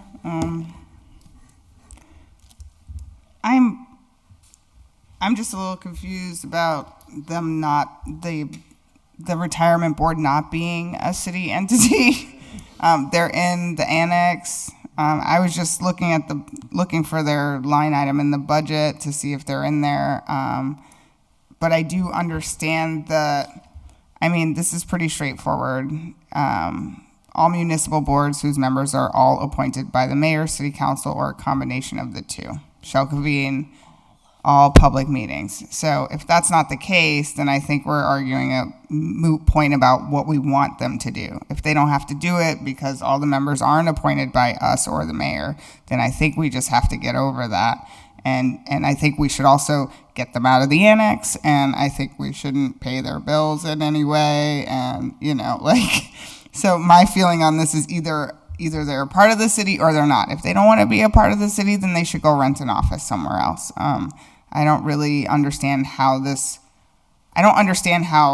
works, I guess. But I see the definition, and I understand that if this is the definition and they don't meet that criteria, that they don't need to adhere to our open or our public meeting or public hearing meeting laws. So I understand that. I think that's very clear. So I think the real question is, are they or are they not part of the city? Because if they're, it doesn't sound, it can't be that big of an issue. I mean, do they have a budget line item? Do we fund them? This is about. Yeah, it is. I think technically it is in our order. That was not the order. And so I guess, I'm sorry. Well, I understand that the order is asking for all public meetings to be after 5. I get that, and I agree with that. But I think that if we're looking, so I think we should just get the legal language to make that happen.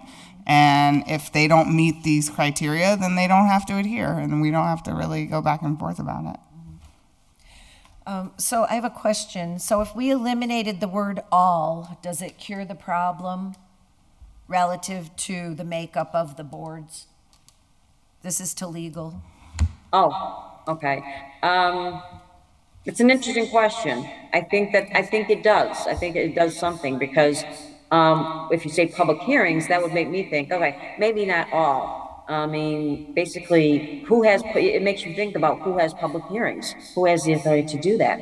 And they are municipal boards, councils, commissions, things like that. So I think it helps to take out the word all. So now, just to be clear, I'm talking about the all that is in the first sentence after all municipal boards whose members are all appointed by the mayor, city council, or a combination of the two. I'm talking about eliminating that all. Because sometimes we appoint some and then they pick a couple more, da-da-da-da. Right. It's right, Councilor Bacon, it's right at the beginning of the sentence, right? That's the all that you're talking about? Yes. Okay, make sure I'm looking at the right one. Yeah. Well, the second one, right? Yeah, the second all. The second all. Oh, and Before not the very first all that begins the sentence. The all that modifies who is appointed. So it's in the first line, whose members Correct. are all appointed. Yes. So we're taking that all. So I would like to offer an amendment that strikes all from the current ordinance relative to whose members are appointed. The second all sentence, I'll second that. You want to strike that? So all in favor, Councilor Jourdain? Yes. Councilor Rivera? Yes. Councilor Maldonado Velez? I'm gonna say no for now. No. Councilor Bacon, yes. Councilor Givner? It's just saying that if one person wasn't appointed, they're still a municipal body. if they picked one of them by themselves. They're still a municipal body. Are they though? Yeah. Well, We say they are. If we say they are? It's our ordinance. It's our ordinance. but Yes. what I would say, I'm sorry to interrupt, we have to go back, and again, this goes back to the retirement board, because, the members are not all appointed by the mayor or the council. Right, So that's an issue. Right. So I want to cure the problem by eliminating the word all. Then they're not in that category anymore. There you go. I'm going to vote yes. Okay, so we have an amendment to strike all in the first sentence after whose members are. And then we no longer have a problem with the retirement board, and then we respectfully ask that those other items that we asked for be added into the legal form for our next meeting. Right, Madam Chair? Counselor Jordan? Yeah, I just want to second. Oh, you're fading out. I can hear you. Oh, I'm sorry, can you hear me now? Yes. Okay, thank you. I just want to second everything the other members of the committee said. You're all exactly spot on. I mean, Counselor Maldonado Velez came up with some great language last time about, about how people can get access to the chair if they couldn't come and they could provide input. Like, what happened to all that? Like, we talked about that and we gave all that. And I don't know, maybe we have to type it up and give it to Kathy. We'll do that if that's need be, but like, that was a good amendment. And again, this is just, if you want to carefully tailor the thing about the other officers, if it's just that the only one that would happen is that chapter 40 public hearing is the only other time, then tailor it in a second paragraph that just says, if there's a public hearing under chapter 40, it'll be held after 5 o'clock. I mean, we're reasonable people here, we'll do that, but that's a separate paragraph. And if we could just put those two things in, and by the way, I would love to file an order, maybe for the next meeting with my colleagues, about, right now, there's only one board in the entire city that doesn't follow this ordinance. Right. They're the only non-compliant. Everybody else follows it. I'm sorry, Counselor, I missed you. You faded out. What did you say? I'm sorry, did I fade out? little bit. I said that the only board that's not currently complying with the ordinance, I am a board, and happy to have that conversation that, whether it's about making sure all these body meetings are being recorded, and I'd like to have, especially the retirement. It's huge money. It's one Get of the closer to your mic, Kevin. You're fading out. Yeah, I can't hear you. How about now? That's better, but Yeah, keep that's fading good. out. All right. I don't know why all of a sudden, but I was saying the retirement board is the only board not complying. And number two, it's a big money board. It is a line item in our budget.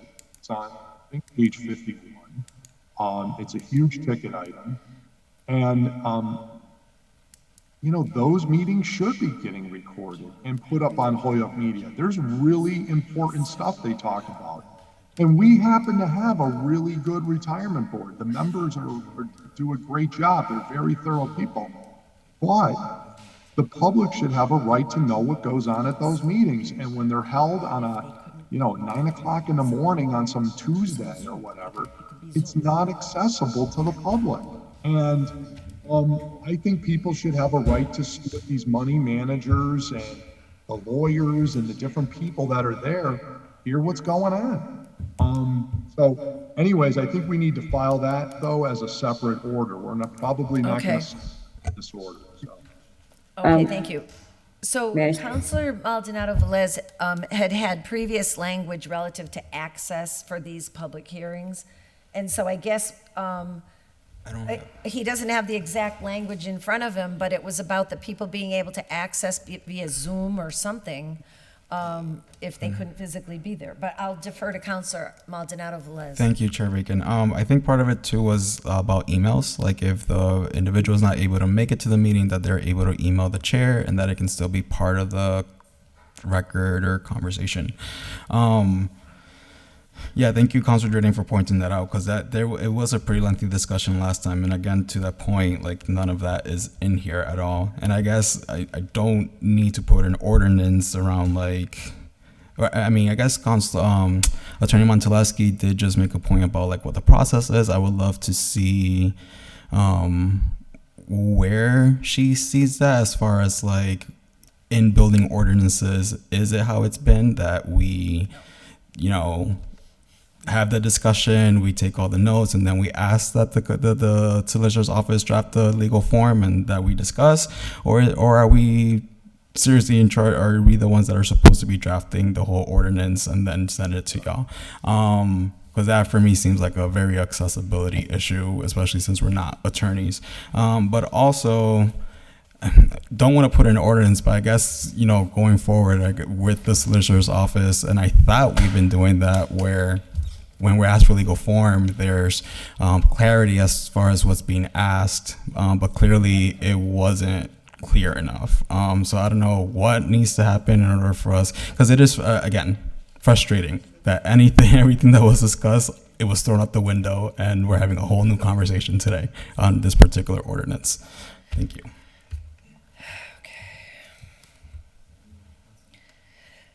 So, Attorney I'll volunteer, Degnan. Madam Chair, if Yes. need be for this occasion. I'm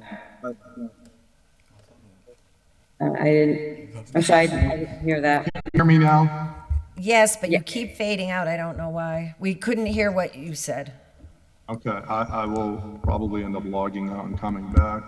But my brief point on that is, I've been here a while, and this has been the process that we make these suggestions, the language, we kind of talk it through, and then the law department drafts it up and gives it back to us.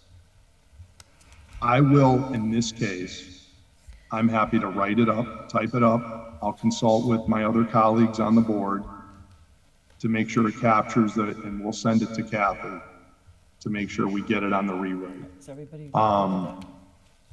Because, this was like a couple sentence thing, and this is taking months.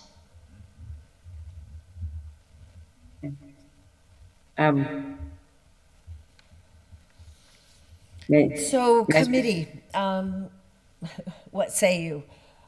Are you comfortable with Counselor Jourdain sending the language over to Attorney Degnan, but she'll provide us the legal form for our next meeting on September 12th? That works. Good, okay. All right, so that's where we'll go with that, okay? So we will table this. I would entertain a motion to table Motion to for table legal item form. 10 for legal form. Second. All in favor, Jourdain, Yes. Rivera, Yes. Maldonado Velez, Yes. Bacon, yes, Givner? Yes. Okay, Madam Chair, thank you. Counselor Rivera? real quick, just the amendment that I asked for with regards to incorporating the recordings, that was never voted on, right? We didn't specifically vote on it, but it was a note to be included in the Okay, legal update. perfect. Thank you. And you have that, Counselor Jourdain and Attorney Degnan? Mm-hmm. Relative Yes. to the recording and, Yes. okay. And then, and the other point was, recording and the remote access and whatever that chapter reference was. Okay? Yeah, chapter 40. I would, counselors, I do apologize, especially to you, Councilor Maldonado Velez. I certainly wasn't doing this to frustrate anybody, and I wasn't trying to ignore anything. What got me away is when I thought about it and figuring that we're only talking about the municipal boards, and I'm thinking you're talking about people, and that really doesn't work. that's where, that's the direction I went into, but it was not, an intent to disregard anything that you said, and I apologize, for that. So I just wanted to say that. Thank you, Attorney Degnan. We're all working hard here. Thank you. Right. Also, it's Yeah, we're getting 11:30. tired. Also, just wanted to make a quick note. I just got a message that channel 15 is down. I don't know if Jeffrey has anything to do with that, but just want to make that note that at this time, channel 15 hasn't been shown on, is not working. So. Yeah, just a note on that. I think what happens is that Scott has channel 15 set to have the meeting go a certain length. And we've And gone I think over it- the time. Our limits. Yeah, it's a 4-hour meeting and we're over. I did just text him to let him know. I'm not sure if he's watching his texts right now, but it is still recording. Okay. Thank you. All right. Thank you, Jeffrey. So motion to take up item 11. So, members of the committee, I would happily entertain a motion to take up items 11 and 12 as a package and table them to the next Second. meeting in September 12th. All in favor, Councilor Jordan? Yes. Rivera, you don't mind if I just say last names, do you? That's fine with me, yes. Maldonado Velez? Yes. Bacon, yes. Yes. Givner, yes. So those are tabled, and I'll put them on the September 12 agenda for 11 and 12. Item 13, we had all this language before us last time. It was a bunch of legalese, but I do believe it is important that we adopt it. And we did have time between the last meeting and this meeting to have looked at it. It was very heavy legal language that we are understanding is state-driven, and that if we want to have the account, then that's the language we need to adopt. So I'd like to entertain a motion on that. Motion to adopt the language of OPEB Declaration of Trust Agreement. Is there a second? Second. All in favor? Councilor Jordan? Yes. Rivera? Yes. Maldonado Velez? I'm going to say no. My vote may change at the full council, Okay. but I need to read it. Okay. I'll say yes. Counselor Givner? Yes. Bacon, yes. Givner. Yes. Thank you. So that's 4 yes, 1 no, and this will go to City Council at the next meeting, having had received the language last time. I believe there's a request to table item 14 to the next agenda. Okay. All in favor? Counselor Aye. Jordan? Yes. Item 14, I guess I have to read it. Ordered that the City Council amend Ordinance 2-336 to reflect a streamlined process for disposition of tax title properties and other properties not needed by the city for municipal purposes, and to add a new section for creation of an abutter lot sale program. And we had a request to table it? Yeah. Okay. By the All maker. in favor of tabling to September 12th? Aye. Jordan? Yes. Rivera? Yes. Maldonado Velez, I heard you, aye. Bacon, yes. Givner? Yes. Okay, September 12th. Okay, I'd entertain a motion to take up, hang on. Can we Just take want to all make these sure if together? do we have the form, the paperwork for the handicap? 14, 15, 16, yeah. 15, 16. Jeffrey, did all those handicap ones come through, approved for the new ones? Yeah, so the one for Resnick, Oh, right. Councilor Quill is online, he might be able to speak to this himself, but that's the one where they Right, couldn't do it. Right, But okay. the other two to add them were approved by disabilities, and the measurements have been provided to you, and then the measurements for the deletion is also there in your packet. Okay, thank you. I'm just trying to save a little time here. So I would entertain a motion to take up items 15 through 18 as a package. Second. All in favor? Aye. Item 15, that the handicap sign be removed from 282 Pine Street for Frank Collado as the sign user has passed. Item 16, the handicap sign be placed in front of 36A Resnick Boulevard for Margaret Colon placard number. 17, that a handicap sign be placed in front of 565 South Canal Street for Miguel Masonette. Item 18, that a handicap sign be placed in front of 19 Worcester Place for Maya Williams, that expires April 12, 2024. Relative to item 1, I'd like to entertain a motion that we approve the removal of the sign. Second. All in favor? Jourdain? Rivera? Yes. Maldonado Velez? Yes. Bacon, yes. Givner? Yes. Okay, so that's. Yes. Okay, so Yes. that's 5-0. Okay, item 16, relative to item 16, the ward counselor Puello reached out to the person, and it was found that there was no place to be able to put a handicap spot. And however, the property owner is looking at accommodating the needs of the residents and is aware, and it is being worked on, but it's not on our plate. Okay? So, in that case, I think we just give it leave to withdraw because there's no city access. Second. All in favor? Jourdain? Yes. Rivera? Maldonado? Yes. Velez? Bacon, yes. Givner? Yes. So leave to withdraw, 5-0. Items 17 and 18 are new handicap placards that have been reviewed, have been recommended by the Disabilities Commission.